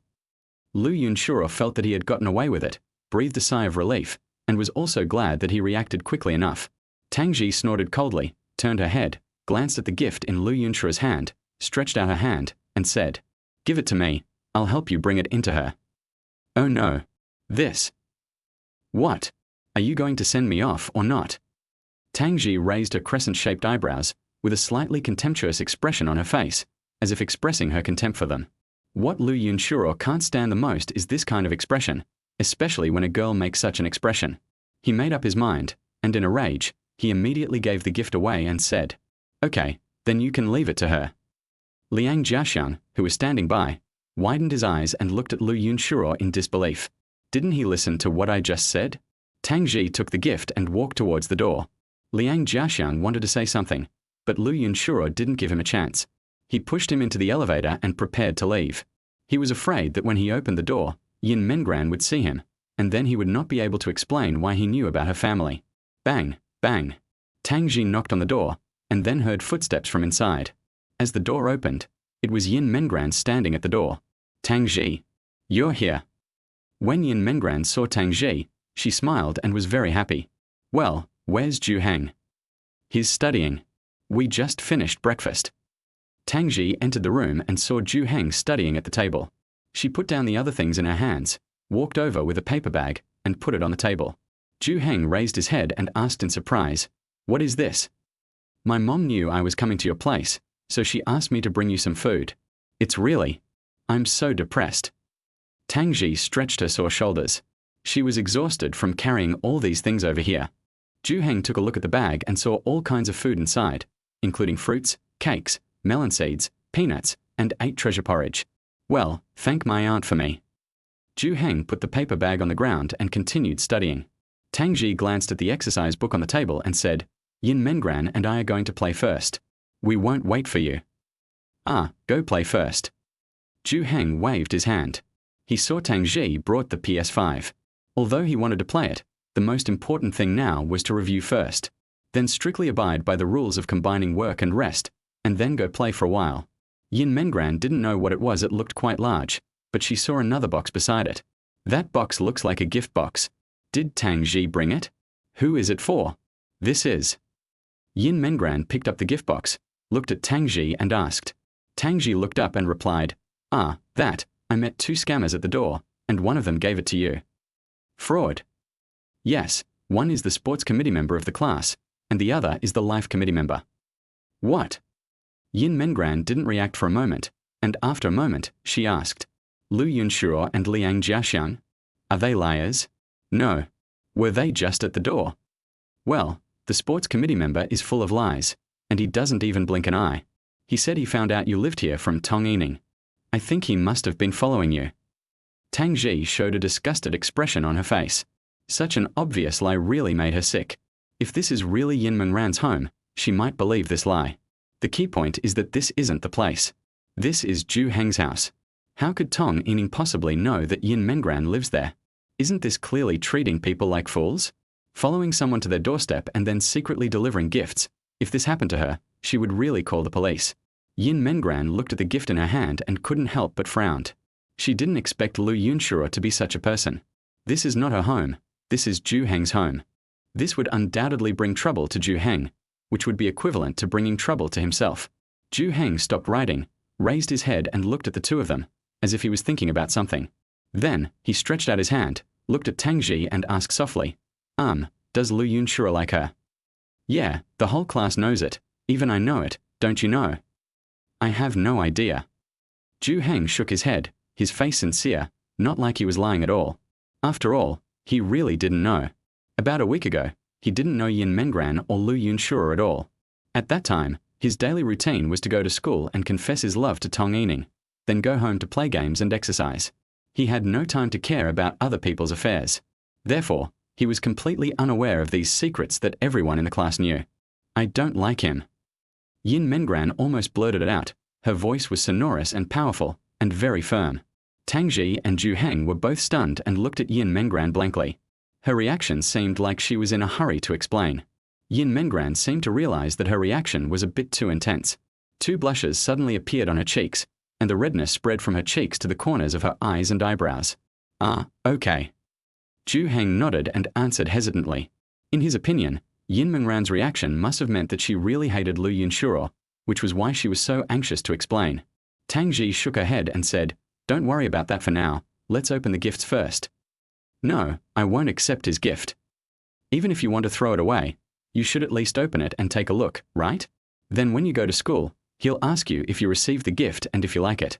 You won't even know what's inside, so you won't be able to answer. If you're like us and don't care about other people's opinions or views, then you can do whatever you want. But, aren't you the class monitor? You have to maintain good relationships with people, right? After hearing Tang Ji's words, Yin Mengran hesitated. She certainly didn't intend to accept it, but what Tang Ji said made some sense. As the class monitor, it was important for her to maintain relationships in the class. If there was a split in the class, it would be her dereliction of duty. If it were you, I'd just take a look at it. If you don't like it, just return it to him when you go to school. If you return it after looking at it, it means you don't like the gift, and he can't say anything. Okay. Yin Mengran nodded and agreed with Tang Ji's suggestion. At this time, Zhou Heng could no longer sit still and stood up and walked over. He also wanted to see what gift Lu Yunshuo had sent. See how it compares to the gift he bought for Tong Yining before. If the gift you buy is very good, he can also learn from it. Chapter 36, he is asking you if his previous operation was cool. Yin Mengran slowly opened the gift box. Tang Ji and Zhou Heng both stretched their necks and looked at it curiously. After opening it, something that looked like a small carousel appeared in front of the 3 people. Zhou Heng and Tang Ji both frowned in confusion, and Zhou Heng was the first to ask, What the hell is this? It seems to be a music box, right? Yin Mengran took out the things inside and held them in her hand. They were about the size of a palm, with exquisite workmanship and colorful colors. Is this a gift? Tang Ji frowned slightly, her face full of confusion, as if she thought she had seen it wrong. Yin Mengran held it in her hand, and for some reason she felt a little ashamed, as if she was holding something shameful. She had seen the gifts Zhou Heng gave to Tong Yining, that whole box of love letters and gifts. Thinking about it now, she was filled with envy. But this thing can't even be compared to the gifts that have been thrown into the trash. When she thought of the gifts Zhou Heng gave to Tong Yining, and then looked at the thing in her hand. She was so ashamed that she died. Open it and see. Maybe something will pop out. Zhou Heng really couldn't understand it, but he didn't make a conclusion so early. If he followed his thinking, this thing might have some mechanism, and there might be some surprise after opening it. Oh. Yin Mengran opened the music box. As the soft and beautiful music came out, the carousel began to turn slowly and the colorful lights lit up. But the three of them just stood there waiting for about half a minute, and there was no change in the thing. Zhou Heng opened his mouth slightly, raised his hand, pointed at the thing, and asked in a low voice, "It's just a music box, right?" "That's hard to say. Let me help you find out what the meaning of giving a music box is." Tang Ji also turned her head, took out her cell phone, and pretended not to have seen it. Zhou Heng was also very puzzled and frowned. Then he thought for a while and said, "Gifts vary from person to person. Some people just like these things. Do you like these little things? Did he give them to you to please you?" "No." "Oh, then forget what I said." Zhou Heng regretted helping him make up for it. This not only made him look stupid, but also made himself look stupid. He was thinking of learning from Lu Yunshuo's creativity, but now it seems that this idea is really unnecessary. If this thing is given to ordinary friends or classmates, even to younger brothers and sisters, parents, etc., it is fine. It's a bit too hasty to give it to someone you like. At least Zhou Heng can't understand it. Unless you are trying to please them, or they really don't care about gifts or anything like that. After all, if two people like each other, they can give each other anything and the other person will be very happy. Yin Mengran turned off the music box and put it aside. She was so helpless now. I shouldn't have opened it and read it. I still feel upset after reading it. This is... Yin Mengran lowered her head and found that there seemed to be something else in the gift box. She took it out and saw that it was a letter. When I opened it, it turned out to be a love letter. However, the content was really unbearable for her to read. She had read Zhou Heng's love letter to Tong Yining, and this was far from perfect. After reading only 1 or 2 lines, she stuffed all the things back and swore that she must return them and not keep them. It felt humiliating to keep it, as if I had gladly accepted the gift. Okay, forget about that. Just take him back to school tomorrow. Come and play games with me. Tang Ji had already connected the PS5 to the TV in the living room and called Yin Mengran to come and play together. Well, okay, but I'm not very good at playing games. It's okay, I'll teach you. The two girls sat on the blanket in front of the sofa, watching the TV in front of them. Tang Ji enthusiastically introduced to Yin Mengran how to play. At this time, Zhou Heng could only sit at the table, facing the test questions that he could not understand, and force himself to concentrate on studying. TSK. Hearing the happy voices of the two people and the sounds of games coming from the living room, he felt like he was scratching his heart and liver. I was so itchy that I couldn't stand it anymore. I started shaking my legs and spinning my pen. Anyway, I just couldn't concentrate on studying. Call. He took a deep breath, calmed himself down, and then forced himself to focus on the book. He firmly believed that he could do it with his willpower. Then, he picked up the pen and did the question seriously, and kept comforting himself in his heart. Studying is great too. Don't play around now. You can relax and have fun after the exams are over. About an hour later, Yin Mengran came to Zhou Heng and asked softly, "Do you want to take a break? Play some games." Okay. Zhou Heng didn't hesitate for a second. He threw the pen in his hand and took off as if there was a spring under his butt. He ran to the living room. Yin Mengran chuckled. She knew Zhou Heng must be impatient, so she hurried over to greet him. Yin Mengran picked up Zhou Heng's exercise book, glanced at the questions Zhou Heng had just finished, and nodded silently. It is obvious that Zhou Heng has made rapid progress. If it were a few days ago, he would definitely not be able to solve some of the questions here. But now, the accuracy rate is much higher. Yin Mengran returned to the living room, sat on the sofa, and watched Zhou Heng and Tang Ji playing. She saw that Zhou Heng was a completely different person, and he was visibly happy. As expected, you can only see him in this state when playing games. At this moment, she suddenly thought that she had never seen Zhou Heng smile before. Even though it can be seen that he is very happy, he can't see his smile. This was something that made her feel very strange. Yin Mengran was staring at Zhou Heng's face the whole time, trying to catch the moment when he smiled. Nice. At this moment, Zhou Heng's mouth corners slightly raised, although it was only a small arc, but it was still seen by Yin Mengran. He suddenly turned his head, looked at Yin Mengran, and asked, "How is it? Is he handsome?" Yin Mengran couldn't help but be stunned for a moment. His throat moved, his thin lips opened slightly, and he responded in a low voice. Well, Handsome. Tang Ji glanced at Yin Mengran and muttered, "He's asking you if his actions just now were cool." Ah. Yin Mengran reacted and blushed, lowering her head, feeling extremely embarrassed. Was he wrong? And Tang Ji saw through him? What were you thinking when you answered just now? It seems like I'm thinking about Zhou Heng's raised mouth corners. Chapter 37. How about a punishment for the loser? Zhou Heng only played for about half an hour before continuing to review. There were still 2 days before the exam, so he didn't dare to slack off. Around 1 in the afternoon, the 3 of them still hadn't eaten. While playing, Tang Ji felt a little hungry, so she called out to Zhou Heng at the other side of the table. "Zhou Heng, I'm hungry. When will you cook?" "Hey, I'll do it."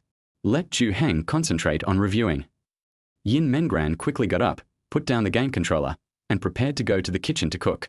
After all, the meal she cooked yesterday had been approved by Zhou Heng, which gave her confidence. Now Zhou Heng also needs to make good use of his time to study, so it's better to let her do things like cooking. "Ha! You can cook." "Yes, I did it yesterday, and Zhou Heng said it was okay." Yin Mengran turned around and smiled slightly. She felt particularly proud to have made a meal that would satisfy Zhou Heng. Living in Zhou Heng's house, she always wanted to do as much as possible, so that at least she could feel more at ease. But when Yin Mengran walked into the kitchen and opened the refrigerator, she found that there was almost no food in the refrigerator. She came out and said to Zhou Heng, "There's not much left in the refrigerator. I'll go out and buy some." Zhou Heng looked up at her, stood up, and said, "No, I'll go." Yin Mengran remembered that Zhou Heng had dietary restrictions, but she didn't know exactly what she couldn't eat, so if she asked her to buy something, it would be bad if she bought the wrong thing. After Zhou Heng left the house, Yin Mengran returned to the living room. She remembered that Tang Ji seemed to eat at school and did not bring her own food, so she asked curiously, "Tang Ji, are you also from a minority group?" Tang Ji bit her lollipop and replied, "My mother is, but I'm not. My father and I are of the same ethnicity." "I see." Yin Mengran nodded in sudden realization, then took a closer look at Tang Ji's facial features. Although she has some ethnic minority features, they are not as obvious as Zhou Heng's. It seems that she looks more like her father. Yin Mengran's eyes moved downwards, looking at Tang Ji's figure, thinking that she was indeed a figure that had been worked out regularly. The body shape is very standard, but Tang Ji is particularly thin, so it looks like she doesn't have much flesh. But if you look closely, you can see that her skin is tight, with almost no excess fat and clear lines. Ah. Yin Mengran suddenly remembered that she and Zhou Heng had another bet. That is, if Tang Ji is invited to sign up for the sports meet, Zhou Heng will also participate. As the monitor of the class, she also has to consider the class honor carefully. Of course, it would be best if she could win more gold medals. She had witnessed the strength of Zhou Heng and Tang Ji, and so did the other students in the class. So if they are willing to go, they will definitely win a lot of gold medals. The most important thing at the moment is how to persuade Tang Ji to sign up. Yin Mengran sat on the sofa, looking at Tang Ji's back, thinking seriously. After a while, her eyes looked at the game screen in front of her, and an idea emerged in her head. "Hey, Tang Ji, let's play together. How about a game where whoever loses gets punished?" Tang Ji pressed pause, looked back at Yin Mengran, and asked, "You want to fight me? You can't win. Give it a try." "Come on then." Yin Mengran sat down, picked up the game controller, and prepared to fight Tang Ji. She knew that her chances of winning were slim, but she could lose countless times, as long as she could win once. Win once and let Tang Ji sign up for the project. During the selection phase, Tang Ji asked, "What is the acceptable range of punishment?" "Random." Yin Mengran answered confidently. She was afraid that if she won, Tang Ji would be asked to participate but she would refuse. "So I accepted the full range of punishment. Anyway, for her, there should be basically no punishment that she cannot accept. Okay, then I'll be fine with that." Tang Ji seemed to be very confident, so she accepted it to the same extent as Yin Mengran. Round 1 fight. Bang, bang, bang. Even though Yin Mengran was pressing the buttons frantically, she felt like her character had never come down from a sky. Tang Ji didn't press the buttons quickly, but in an orderly manner, but there was basically no gap in the combo. Soon, the first round ended with Yin Mengran's defeat, not even lasting 30 seconds. Well, Yin Mengran couldn't help feeling a little embarrassed. She thought she should have a chance. They are all girls, so even if I don't know how to play, I can still have a 30% to 70% or 20% to 80% chance, right? The result is 100 to 100. I don't even have a chance to fight back. Round 2 fight. At the beginning of the second round, Yin Mengran was more cautious this time. He did not rush to attack, but chose to defend. After blocking Tang Ji's several combos, she began to try to counterattack. Imagination is beautiful, but reality is cruel. Just as he was about to fight back, Tang Ji seized the opportunity and easily defeated him with a series of moves. Just like that, the first round, which lasted no more than 2 minutes, was over, and Yin Mengran lost completely. I lost, you decide the punishment, and then we'll do it again. Let me think about it. Tang Ji grinned, revealing a small canine tooth, and began to ponder. Judging from her expression, Yin Mengran felt a little worried. Would she really make excessive demands? How about this? Since this is the first round, I won't mention any excessive punishment. When you return the gift tomorrow, tell Lu Yunshuo in front of the other students that you don't like him. Okay. No problem. Yin Mengran agreed without hesitation. To her, this was not a punishment at all. Soon, the second round began. This time, Yin Mengran put in 120% of her concentration, staring at the screen closely and pressing harder with her fingers. She tried frantically, but when she was about to be hit by Tang Ji, she quickly retreated. Despite this, Tang Ji still found an opportunity and lost the first round. But this time, Yin Mengran felt a little hope, because she had taken away a lot of Tang Ji's blood. She felt that this kind of tentative attack of fighting and retreating was very effective. At the beginning of the second round, Yin Mengran continued to use this tactic. But the facts proved that his gaming experience was not as rich as Tang Ji's. In just one round, he found a way to crack his own tactics. She didn't know that this game actually had long-range attacks. She was still jumping around and testing the waters when Tang Ji rubbed the handle and sent shock waves at her, catching her off guard. The second game, without exception, lost again. Oh, come again. You decide on the punishment. Tang Ji was a little surprised and asked in astonishment, Come again? What do you want me to do? You're so desperate. Chapter 38. You are a robot. Are you playing me? I'll tell you when I win, provided I can win. Yin Mengran is a little bit lacking in confidence. She always feels that she won't be able to win a single game in the end. Okay, then the punishment is, wait for Zhou Heng to come back, you. Tang Ji paused, hesitated for a few seconds, and said, Kiss him when the time comes. What? Yin Mengran's eyes widened in shock, and her heart trembled uncontrollably. She looked at Tang Ji with disbelief. I thought she was joking. Tang Ji quickly added, it's just a kiss on the back of his hand. Even if it's just a joke, you can't really kiss his face or mouth. He'll really get mad, and then he'll definitely pull my ears and scold me. He will be angry. Yeah, if they weren't boyfriend and girlfriend, he would hate such pranks. He thinks it's disrespectful to both parties. I see. Yin Mengran nodded. She thought that it was her fault that he was angry. After hearing what happened, she felt relieved. She could also understand Zhou Heng's thoughts. If they were not a couple, such a prank was indeed not a good idea. However, despite this, a little disappointment emerged in her heart. Okay, I'll take it. Next round. Yin Mengran nodded and couldn't wait to start the next game.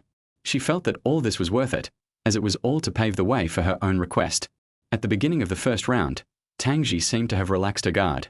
She felt that it was not good for her to be so serious, as it might dampen Yin Mengran's enthusiasm for playing the game. It would be bad if you get angry while playing games. The main purpose of playing games is to have fun. But Yin Mengran was still very focused and made rapid progress. Her learning ability was no worse than Tang Ji's. Whether it was learning knowledge or learning the game techniques, after the first 2 rounds of battles with Tang Ji, she had already gained a lot of experience. In addition, Tang Ji relaxed her vigilance and took away a lot of blood in the early stage. Crackle. In a hurry, Yin Mengran rubbed the buttons randomly, and in an instant, the character's ultimate move was released. Obviously, Tang Ji had not anticipated this. She was caught off guard and was hit by the ultimate move, and her health bar was instantly emptied. Yeah. Yin Mengran smiled sweetly and cheered happily. Although she didn't know how she did it, she actually won. It was the first time she had defeated Tang Ji. Tang Ji realized that something was wrong. If she lost the second round, she would be completely defeated. Seeing Yin Mengran willing to accept several punishments and continue playing, she had a bad feeling that her punishment might be very severe. So in the second round, she cheered up, did not relax anymore, and did not leave any loopholes for Yin Mengran. Almost crushingly, we won the second round. Then the third round was the deciding round. Yin Mengran could only feel her heart pounding and her hands trembling slightly with nervousness. I'm currently in the closest round to victory. If I miss this round, I might not have another chance.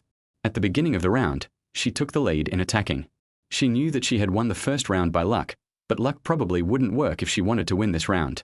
So her idea was to gain a little advantage first and then by time. When the time is up, as long as I have more health than Tang Ji, I win. In the tense and exciting duel, Yin Mengran gained a slight advantage, then quickly retreated and began to defend and delay the game. Tang Ji also realized what she wanted to do, and did not use some unstoppable attack methods as she wished. Yin Mengran did not panic.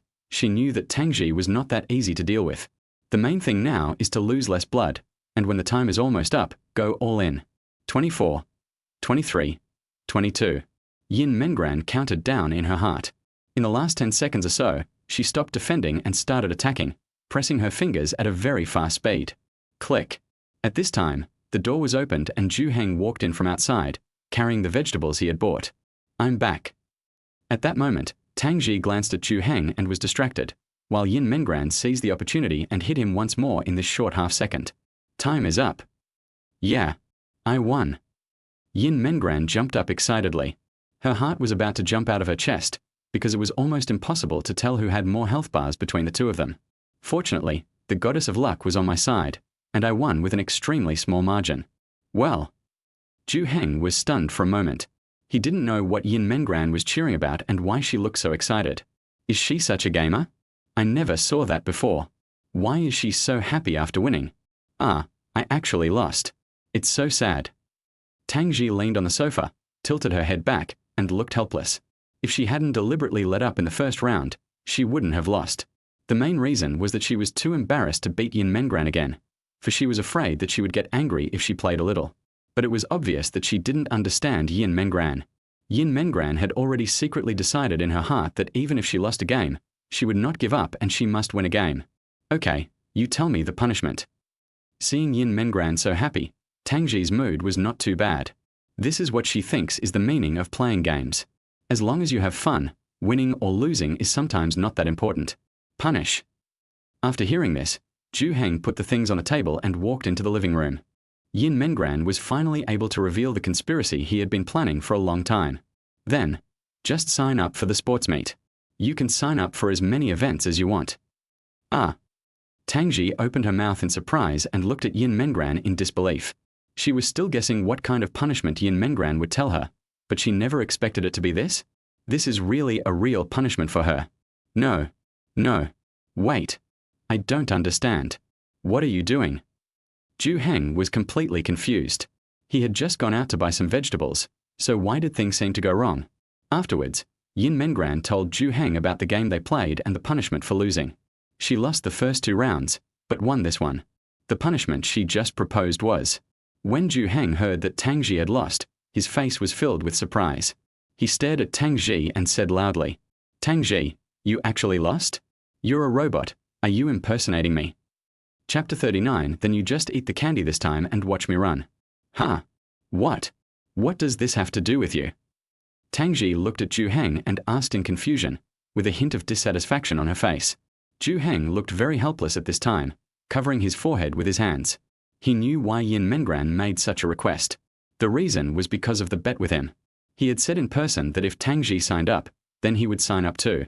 Yin Mengran was very happy at this moment.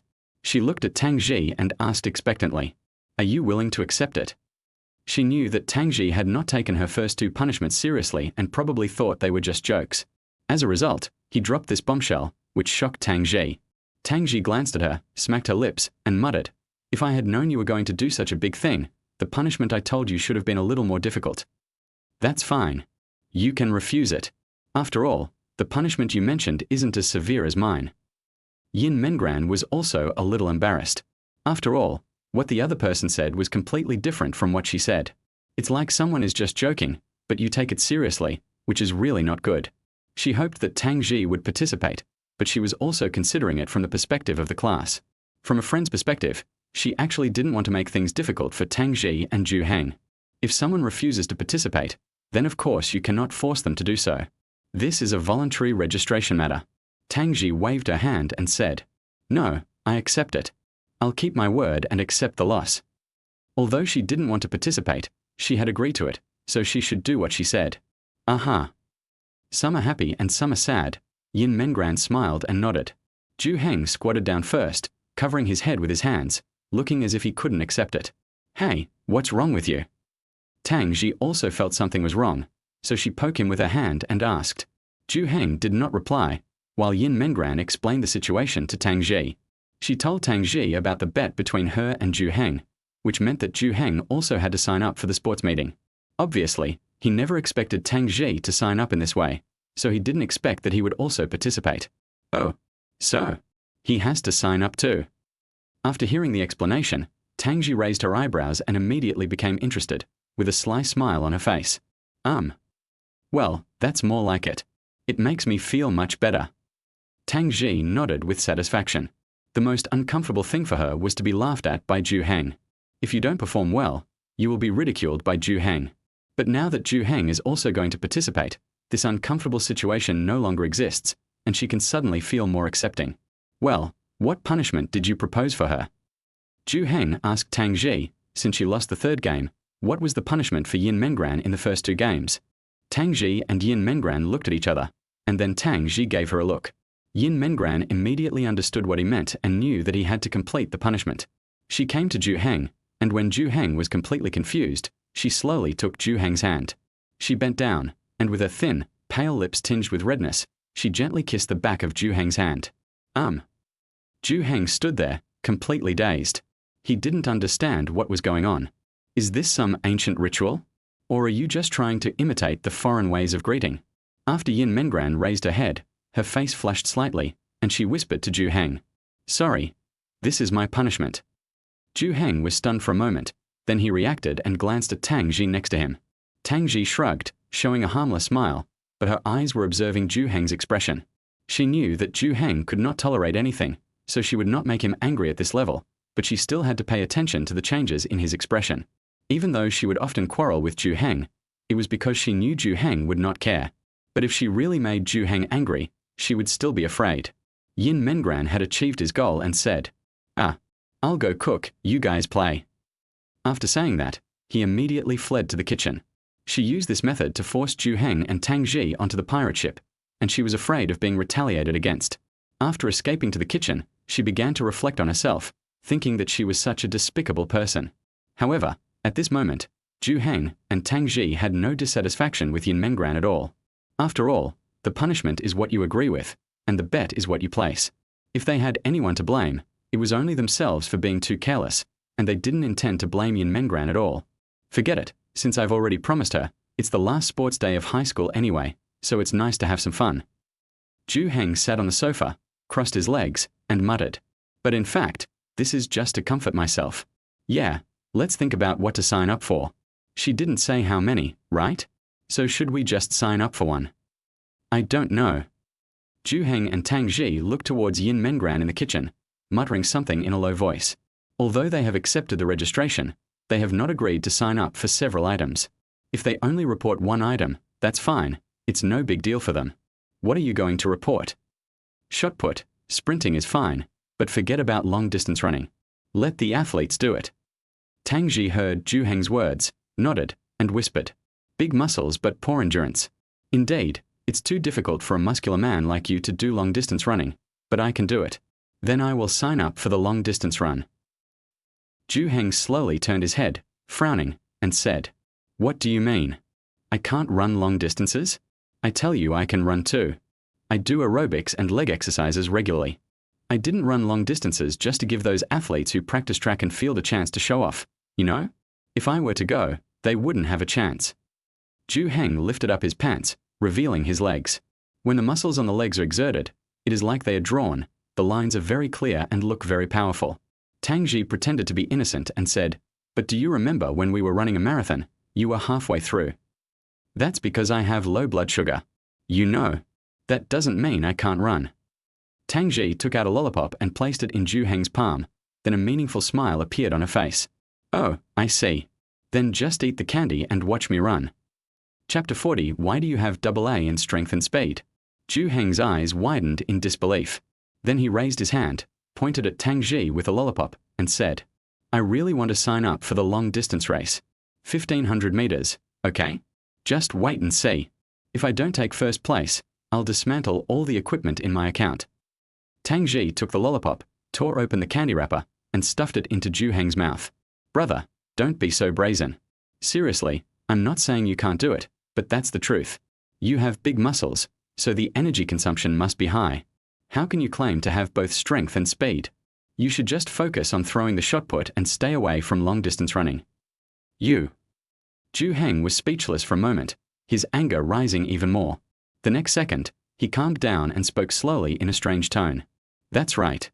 I can at least guarantee victory in the shot put, but I can't guarantee victory in the long-distance run.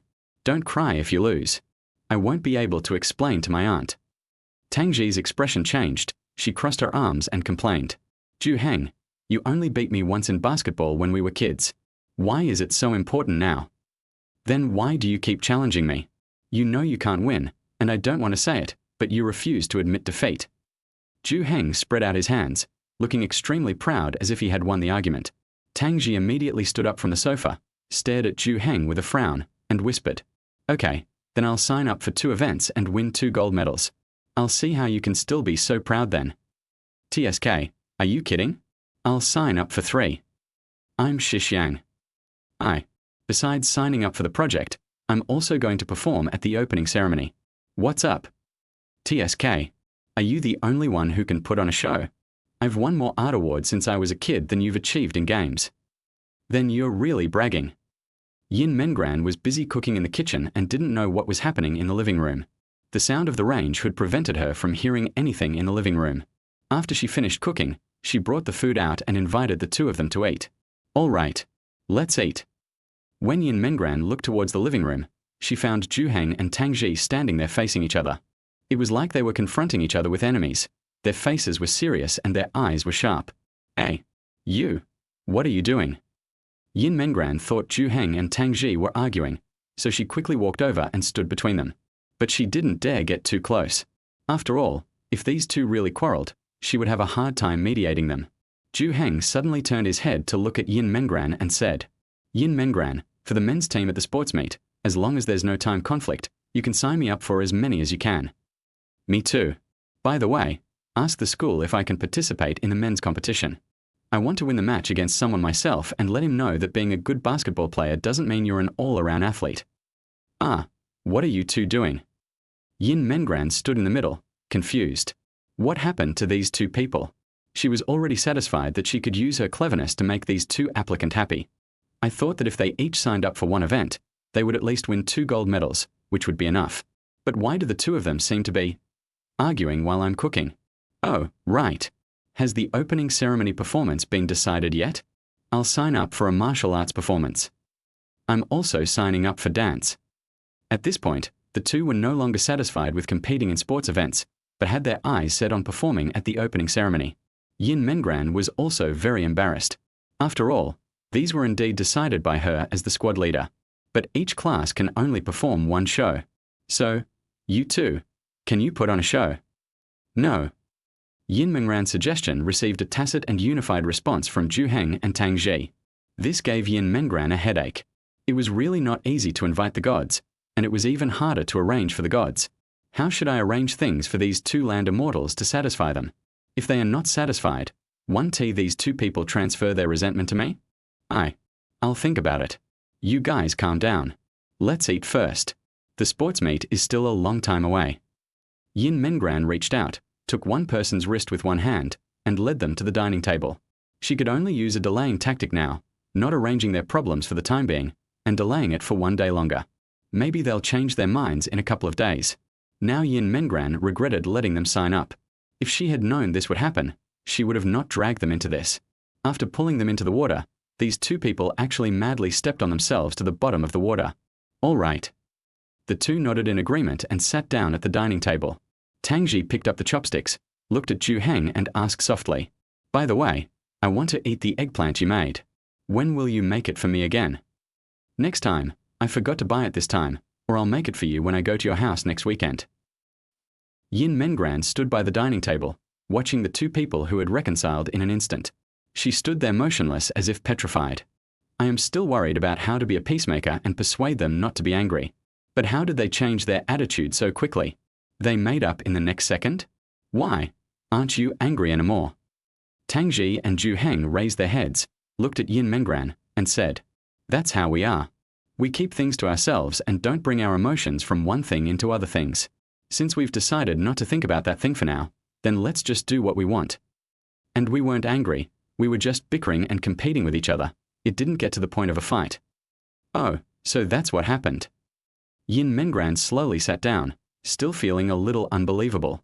How could these two people actually make things clear? They were arguing about this matter one second, and then discussing other things normally the next? Is this the archived content of the quarrel? No wonder she had heard Zhou Heng say before that he and Tang Ji had hardly ever argued. So this was the reason.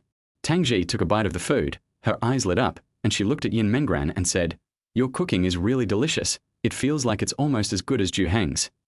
"No, my cooking isn't as good as Zhou Heng's, but as long as it suits your taste, it's fine." The three of them were eating when someone's cell phone suddenly rang. Yin Mengran was startled because she heard the ringtone was her own. She quickly took out her phone, and a video call popped up on the screen. When she saw it, she frowned in great distress. Tang Ji pointed at the phone and asked, "What's wrong? Who is it?" Yin Mengran answered hesitantly, Yes, Tong Yining." Chapter 41 also, "Don't say bad things about Zhou Heng in front of me. I'll go out and answer it." Yin Mengran thought it was inappropriate to answer Tong Yining's call in front of Zhou Heng. And there is also the risk of being discovered living here. So Yin Mengran subconsciously stood up and went outside to answer the phone. But before she stood up, Zhou Heng waved his hand and said, "It's okay, just answer it here, we won't make any noise." This. Yin Mengran stood up and sat down again. "Since Zhou Heng has already said so, I will just take it here." Yin Mengran clicked to answer the call, and then Tong Yining's face appeared on the screen. Ran, what are you doing?" I'm at home, what's wrong?" Yin Mengran answered calmly, but glanced at Zhou Heng and Tang Ji unnaturally. Tong Yining seemed to be lying on the bed, looking very bored, holding up a cell phone. "I'm so bored. Do you want to go out and play? Let's go shopping." No, I have to study hard these past 2 days. The monthly exam is coming up soon." "Really? You still need to review? Zhenjuan, what are you going to do with us?" "Of course I have to review. It's not like I have some photographic memory. By the way, I have to tell you, yesterday after school, there was a pervert in my class. I don't know what he wanted to do to me. It was so scary. I feel like if Chanrun hadn't been there, I would have been killed." "Pervert? Who?" "Kong Yu." Throat. When Zhou Heng heard Tong Yining say this name, he almost choked on his rice while eating. He didn't know why, but he wanted to laugh. "What's that sound? Do you have pigs at home?" Zhou Heng narrowed his eyes and twisted his eyebrows into a knot. It's me. I just burped." Yin Mengran bit her lip and quickly explained. She didn't want Tong Yining to find out that she was with Zhou Heng. "If she breaks up with me and quarrels with me, it will be a small matter. What if she talks nonsense to others and affects Zhou Heng? By then Zhou Heng will put the blame on me, and I will be forced to leave. By the way, what on earth did Tang Ji want to do?" Zhou Heng and I were still chatting, and she came over and dragged Zhou Heng away without saying a word. "Do you think she realized what I was going to do?" I don't know." Yin Mengran subconsciously glanced at Tang Ji and found that her expression did not change at all. She was still eating quietly. It was as if he didn't care at all what Tong Yining said. "She's so annoying. No wonder no one wants to play with her. She looks like a scheming woman." You're exaggerating. I think she's pretty good." Yin Mengran quickly moved the camera away, widened her eyes, and looked at Tang Ji with embarrassment. Tong Yining really doesn't know how to keep her mouth shut. Tang Ji is right next to her. Tang Ji just paused for a moment, frowned slightly, and didn't react much. Yin Mengran couldn't help but admire Tang Ji. She was really able to keep her composure and really didn't care about other people's gossip. If I said this to myself and heard it, I would burst into tears the next second. "Okay. Stop it. Ran. Didn't you see her like that when she was playing basketball? She was showing her arms and legs. She did it on purpose, flirting and making all the fuss, bewitching Zhou Heng and the other boys." "All right. Stop talking about her. Tong. It's not nice to say bad things about people behind their backs, and I don't agree with your opinion of Tang Ji." Yin Mengran interrupted her quickly, raised her voice several degrees, her eyes were erratic, and she felt cold sweat running down her face. Because she had already seen a flash of cold and sharp gaze in Tang Ji's eyes. She really regretted answering the call in the house now. Okay, let's not talk about her anymore. Let's talk about Zhou Heng. What do you think he's up to? Is he playing hard to get with me? Tong, I advise you to stop pestering Zhou Heng. You and him are really not suitable. Speaking of Zhou Heng, Yin Mengran thought of Zhou Heng, who had told her that he wanted her help. Let me persuade Tong Yining to stop pestering him. He also swore that as long as he was around, he would never let Tong Yining bother Zhou Heng again. No. I just want to be with him. Please help me think of a solution. Tong Yining started rolling on the bed, holding her phone, and started to act coquettishly towards Yin Mengran on the other side of the phone. Yin Mengran was also at her wit's end. If you had agreed once when the other person was pursuing you for 2 years, would you still be troubled like this now? If you have to wait until someone's patience is exhausted and they no longer like you before trying to win them back, who can win them back? And ask me to find a solution? I am now being kept by Zhou Heng. What can I do? Tong, you really should stop pestering him and consider someone else. If that doesn't work, get to know Kong Yu better. Maybe he's a good person. As soon as Yin Mengran finished speaking, Tang Ji on the side began to hold back a laughter, covering her mouth with her hands, her face flushed. She almost laughed out loud at Yin Mengran's amusement, and she would definitely give full marks to this move. Don't joke with me, Ran. Oh, right. Do you think this trick will work? Zhou Heng must be feeling a bit overwhelmed by his popularity and that people like him. Then why don't I just pull him down? What? What do you mean? Yin Mengran frowned slightly, having a bad feeling in her heart. I can spread some rumors to ruin his reputation, so no one will pay attention to him anymore. When he's in his most helpless state, I'll show up. I promise I'll be like an angel to him. It's definitely feasible. You want to spread rumors about Zhou Heng? And ruin his reputation? What are you thinking? When did your heart become so dirty? Yin Mengran's expression became serious, and even a hint of anger appeared between his eyebrows. Tong Yining didn't know Yin Mengran's position at the moment. For Yin Mengran, Zhou Heng's existence was incomparable to others. He saved me and gave me everything I have now. It is not an exaggeration to call him a lifesaver. But her friend in front of her said that she had to treat her savior in such a dirty and shameless way just to be with him? She would never allow it. What's wrong? Since only you and I know about this, no one else knows. Honestly, you're the only one I can trust right now. I don't even trust Qian Run. And this method is definitely feasible. Zhou Heng may be well built, but is simple-minded and naive. He definitely won't know this is my plan. Tong Yining, I really misjudged you. If you dare to do this, we will break up. Also, don't say bad things about Zhou Heng in front of me. Chapter 42, if you don't mind. You can play with me in the future. Beep. Yin Mengran shouted angrily and then hung up the call. She really couldn't stand Tong Yining anymore. Tong Yining was an okay friend. But how can one be so shameless in being a human being? If she wanted to treat others like this, Yin Mengran would simply despise her and dissuade her. But if she treated Zhou Heng like this, Yin Mengran would absolutely not be able to tolerate it, and might even break up with her and never have any contact with her again. After Yin Mengran hung up the phone, she looked up at Zhou Heng and Tang Ji awkwardly. This really irritated them. Tong Yining insulted and cursed them on the phone, and complained about them. They heard it all clearly. I'm still her friend. They won't vent their anger on me. Well. As a result, Yin Mengran looked at the two people in front of him, and they seemed to be extremely stable. They were eating and chewing quietly, and even their expressions didn't change at all.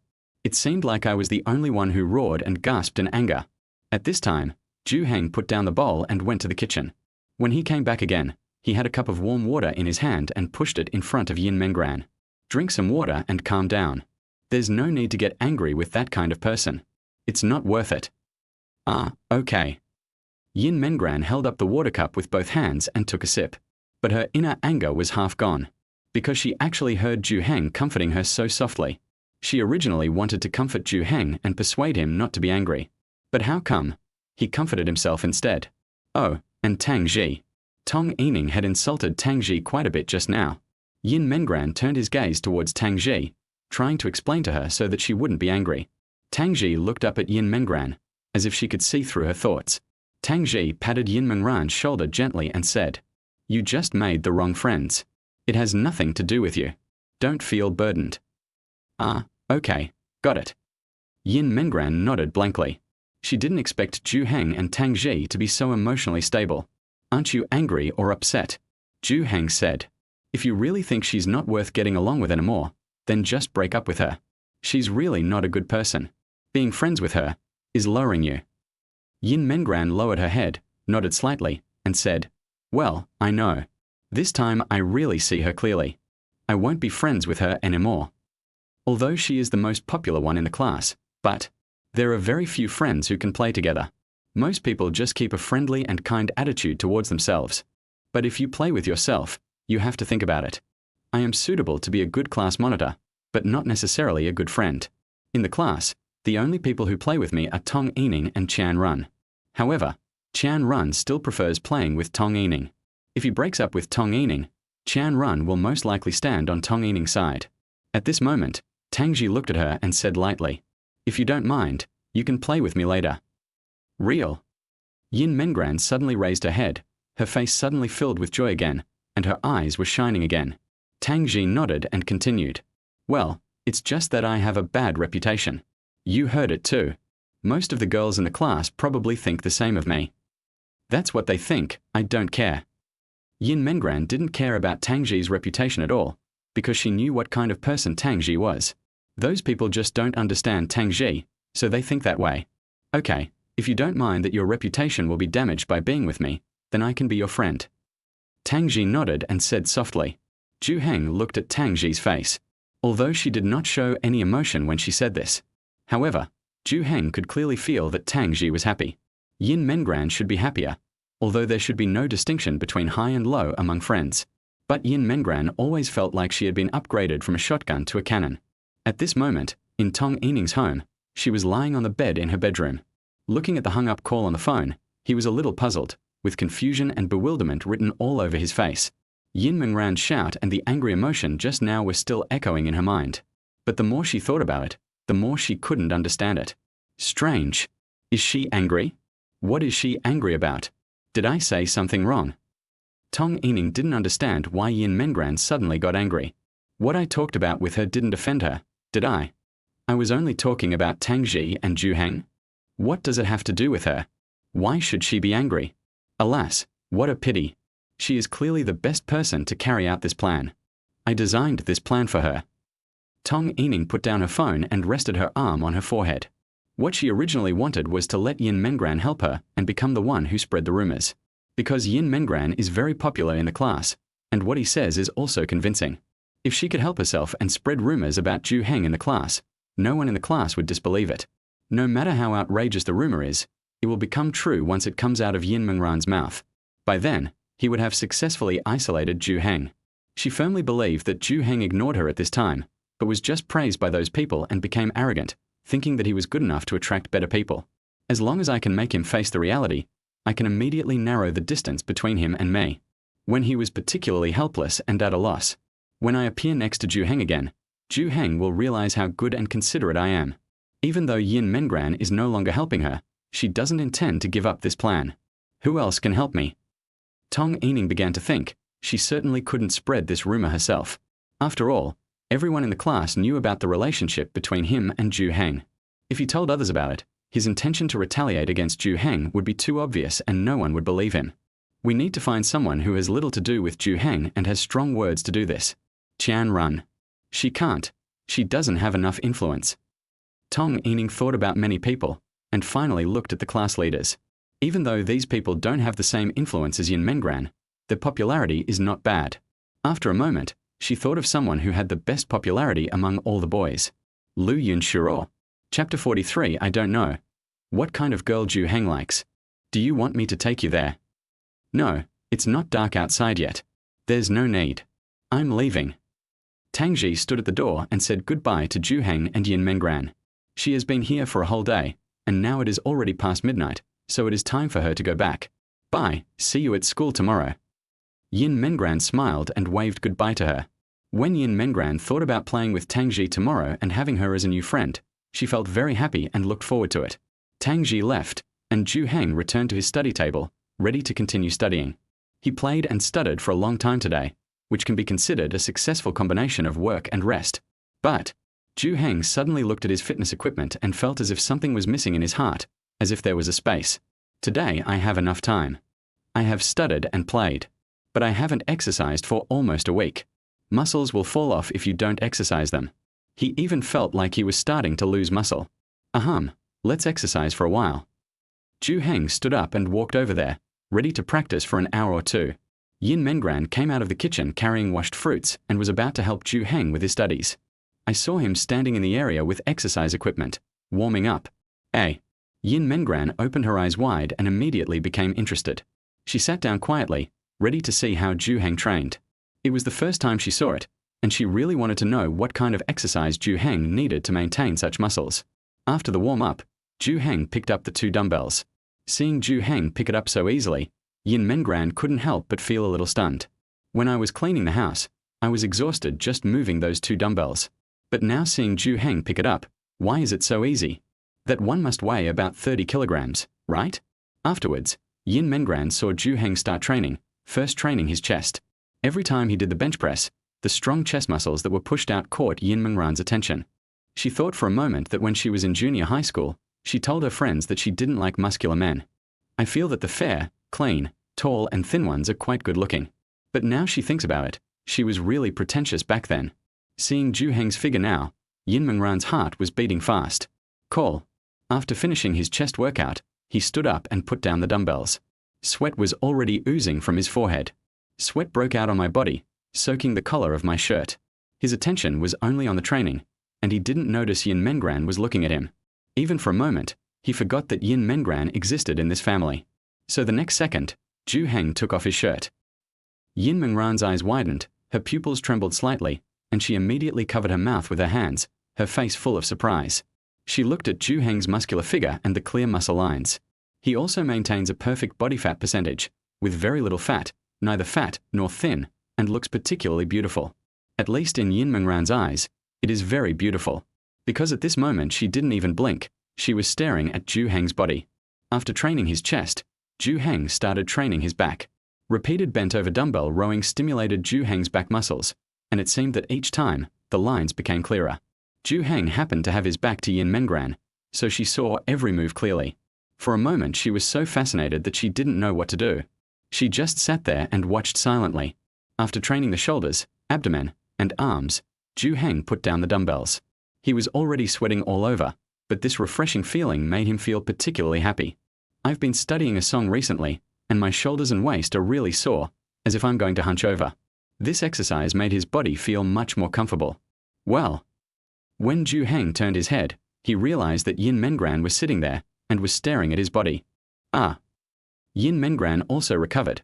She didn't expect that she had watched Zhou Heng finish his training without realizing it. She quickly turned her head away, blushing, pretending that she had only seen it accidentally. After resting for a while, Zhou Heng went to take a shower to wash off the sweat on his body. At this time, Yin Mengran went to the place where Zhou Heng was exercising, put those things back in their original places, and simply tidied them up. Even the ground was covered with Zhou Heng's sweat. Seeing this, Yin Mengran admired Zhou Heng very much. Despite such great study pressure, he still manages to squeeze out time to exercise seriously. This body is what he deserves. After packing up, Yin Mengran stared at the other equipment, such as the exercise bike, treadmill, etc. She should be able to use these, and she was thinking, should she also exercise and strengthen her body? Because today she saw something she couldn't see normally, Tangji's figure under her school uniform. The tight skin and the curves of the body made her very envious. They were the result of exercise and were very beautiful. Now that she has become friends with Tangji, she must cater to her preferences, right? Whether it is playing games or exercising, you should try it yourself. Otherwise, Tangji would invite me to play games, or invite me to play basketball, or exercise. If you can't keep up at all, you will definitely regret not practicing well in the first place. Moreover, Zhou Heng also said that if he stayed with Tangji for a long time, his self-confidence would be frustrated because she was very good in all aspects. Then I must work harder, at least to be like Zhou Heng, at least 1 or 2 aspects better than Tangji, so that I won't be looked down upon, right? I wonder, what kind of girl does Zhou Heng like? Would he like the athletic type? Or would he prefer the artistic type? Yin Mengran stepped onto the treadmill, muttering to herself. She tried to find some advantages in Tong Yining that would attract Zhou Heng, but it seemed she couldn't find any. Then Zhou Heng was able to pursue her for 2 years, probably because Tong Yining appeared earlier. At that age when love was just beginning, I met Tong Yining and fell in love with her. There was nothing I could do about it. The fact that he was able to pursue her for 2 years also proved that Zhou Heng was very devoted. Otherwise, with Tong Yining's attitude, most people would have given up long ago. How could he have persisted for so long? At this time, Zhou Heng came out of the shower and saw Yin Mengran standing on the treadmill in a daze, not knowing what she was thinking. What's wrong? Do you want to exercise too? Chapter 44. Don't compare yourself with me. Just compare yourself with yourself. Ah, I just wanted to give it a try. Yin Mengran got off the treadmill. She was embarrassed to exercise in front of Zhou Heng. After seeing Zhou Heng's intensity, when the time comes to let Zhou Heng see my own exercise intensity, the difference will be obvious. It will be like I am just joking.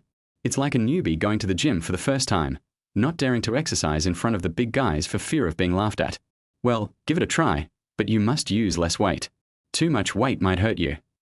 Zhou Heng walked over and began to disassemble the dumbbell plates. He took down his heavy dumbbell plates one by one, leaving only a small one. It's only about 5 pounds. It's almost ready now, try it. No, I can't. Yin Mengran said a little embarrassedly that she was okay with weights and such, mainly because she didn't know how to exercise at all. Although the movements Zhou Heng performed seemed simple, she knew that her movements would be different and not standard. Even though she doesn't exercise, she knows a little bit about it. If the movements are not correct, the consequences will definitely be serious. I'll teach you. Pick it up first. Oh, okay. Yin Mengran picked up the dumbbells. The weight was really light this time, and she felt no pressure holding it. Next, Zhou Heng walked over, stood behind Yin Mengran, stretched out his hands, and gently held Yin Mengran's hands. Hum. Yin Mengran couldn't help but hum softly, and her body trembled slightly. She could clearly feel Zhou Heng's strong body pressed against her from behind, so close that she could even feel Zhou Heng's heartbeat. And when her hand was held by Zhou Heng's hand, she felt a special sense of security at that moment. Take it slow, feel where you're applying force, and breathe evenly. Then, Zhou Heng lifted up Yin Mengran's body and asked her to move slowly. Yin Mengran's heart was not feeling the strength of her muscles at this moment. It was already very difficult for her to stand still. Zhou Heng pressed against her body. He had just finished a shower and exuded a faint fragrance. This was the closest Zhou Heng had ever been to her. In such a situation, how could she concentrate? Once you get used to the movements, that's all. If the movements are not standard, you must adjust them in time. After Zhou Heng finished instructing Yin Mengran, he stepped back and let her try it herself. After Yin Mengran did a set by herself, Zhou Heng helped her adjust the movements. Snap. After doing 2 sets, Yin Mengran put down the dumbbells. She felt her arms were sore and she couldn't lift them anymore. No, I can't carry it anymore. Yin Mengran looked at Zhou Heng a little embarrassedly. She probably only worked for about 10 minutes in total. Compared to Zhou Heng, her strength was indeed pitifully low, but she had no other choice. She is a girl, and she is also a girl with poor physical fitness and is relatively weak. She can't compare with girls like Tangji at all.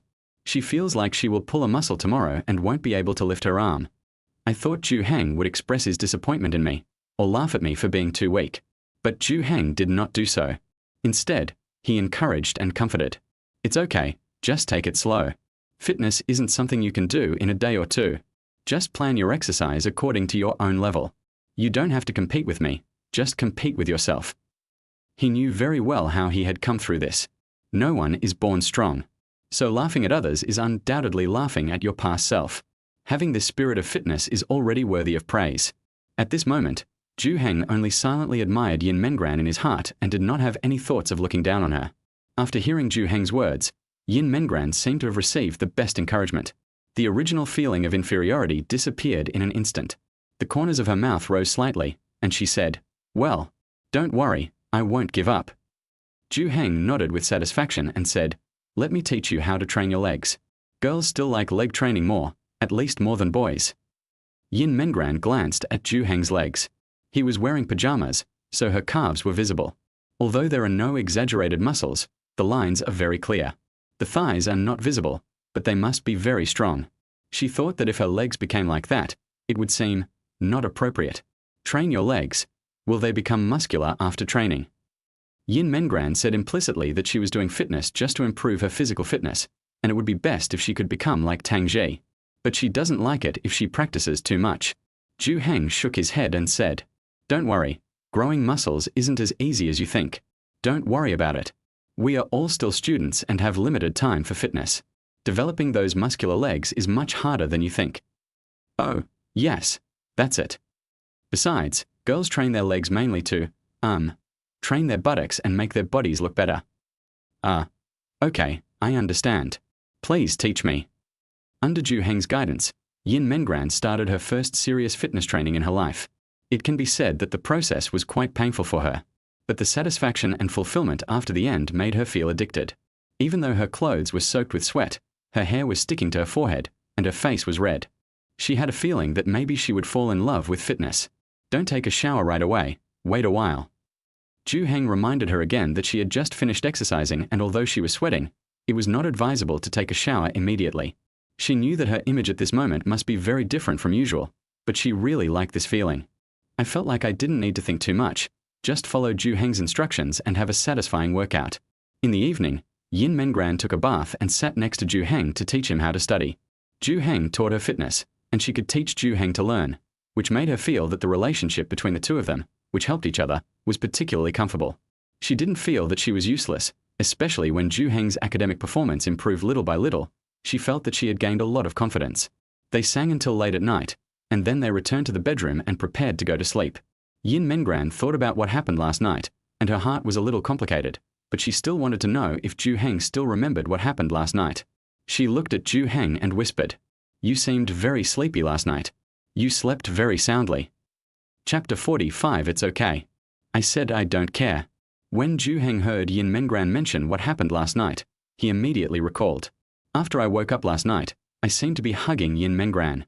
He didn't know how long he held her, nor did he know if Yin Mengran was awake at that time. After waking up, he did not open his eyes, but immediately turned over. Now Yin Mengran mentioned it again. Zhou Heng immediately looked away awkwardly and replied, Yes, I was so sleepy yesterday that I fell asleep the first time I lay down on the bed." He felt that it was not appropriate for him and Yin Mengran to sleep in the same bed anymore. He would turn over when he was sleeping soundly. What if he turned over and fell on Yin Mengran? Wouldn't he be kicked off the bed? After thinking for a while, Zhou Heng pointed outside the door and said, I'd better go sleep on the sofa." Yin Mengran was stunned for a moment, her mouth slightly opened, looking a little surprised. She didn't know why Zhou Heng suddenly suggested sleeping on the sofa, even though they had been sleeping like this for almost a week. Forget it. Sleeping on the sofa is uncomfortable. Yin Mengran shook her head and responded in a low voice. This was the first day they argued about this. They hadn't even decided who would sleep on the sofa, and now she didn't want Zhou Heng to sleep there. Well, I'm just worried that you'll find it too crowded." Zhou Heng lay on the bed, moved to the side, and the quilt in the middle was also moved a little closer. This will give Yin Mengran more space. But Yin Mengran thought this was a bit absurd. She and Zhou Heng had very different physiques, so it didn't matter if her sleeping space was smaller. If Zhou Heng had a small sleeping space, it would be too cramped. He wouldn't even have room to turn over, and it would be easy for him to hit his head against the wall while sleeping. So Yin Mengran moved the quilt back, making her own space a little smaller and Zhou Heng's space a little more spacious. Zhou Heng's heart was very complicated. He felt that he had done something wrong and should apologize. It is wrong to hope for luck and get away with it. He shouldn't run away either, that's not his character. Yin Mengran, you slept late last night, didn't you? Zhou Heng spoke slowly, causing Yin Mengran to purse her lips. After a few seconds of silence, she nodded and responded with an hum. "I was so sleepy last night, and I didn't sleep well. I think when I turned over, I fell asleep on your side, and even put my arm on you. I'm sorry." Yin Mengran had her back to Zhou Heng.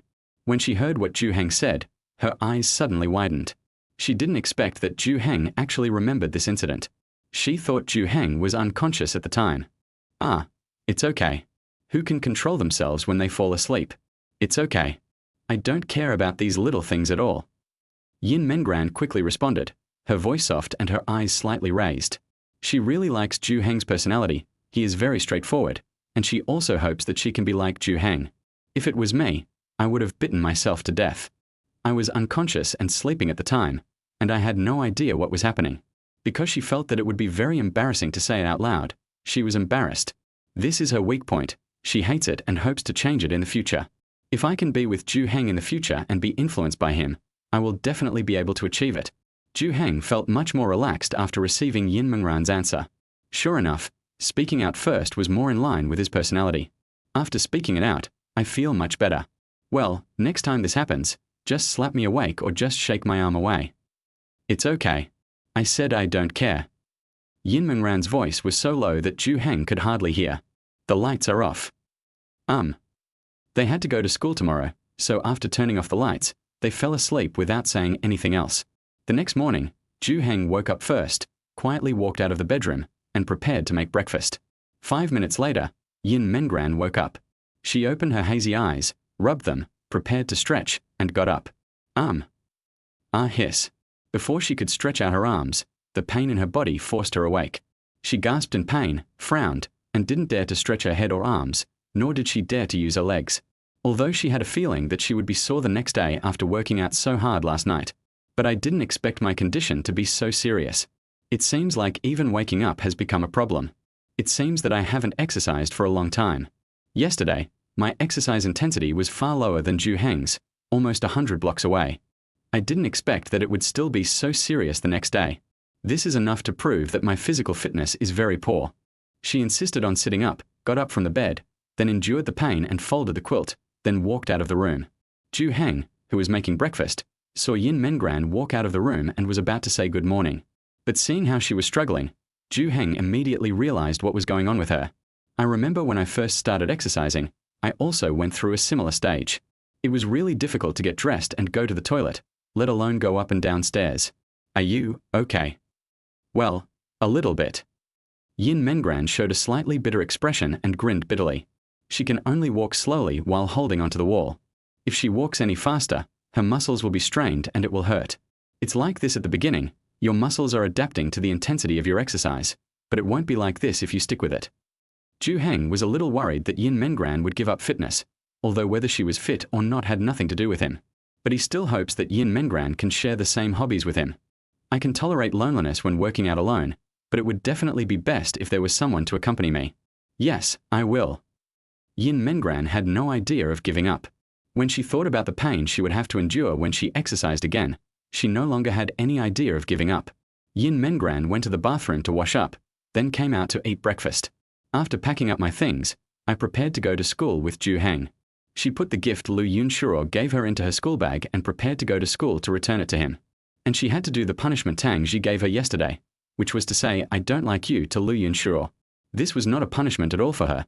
It was just a statement of her true thoughts. I should have done this a long time ago, but I was weak in character and pretended not to know or understand. Now she is determined to change herself, and this is the first step. Yin Mengran wanted to carry the bag, but the soreness in her muscles made even this trivial matter a problem. By the end, she had already shown a somewhat painful expression, but she still hadn't memorized it. At this moment, Zhou Heng suddenly came over, stretched out his hand and took Yin Mengran's bag. I'll get it for you.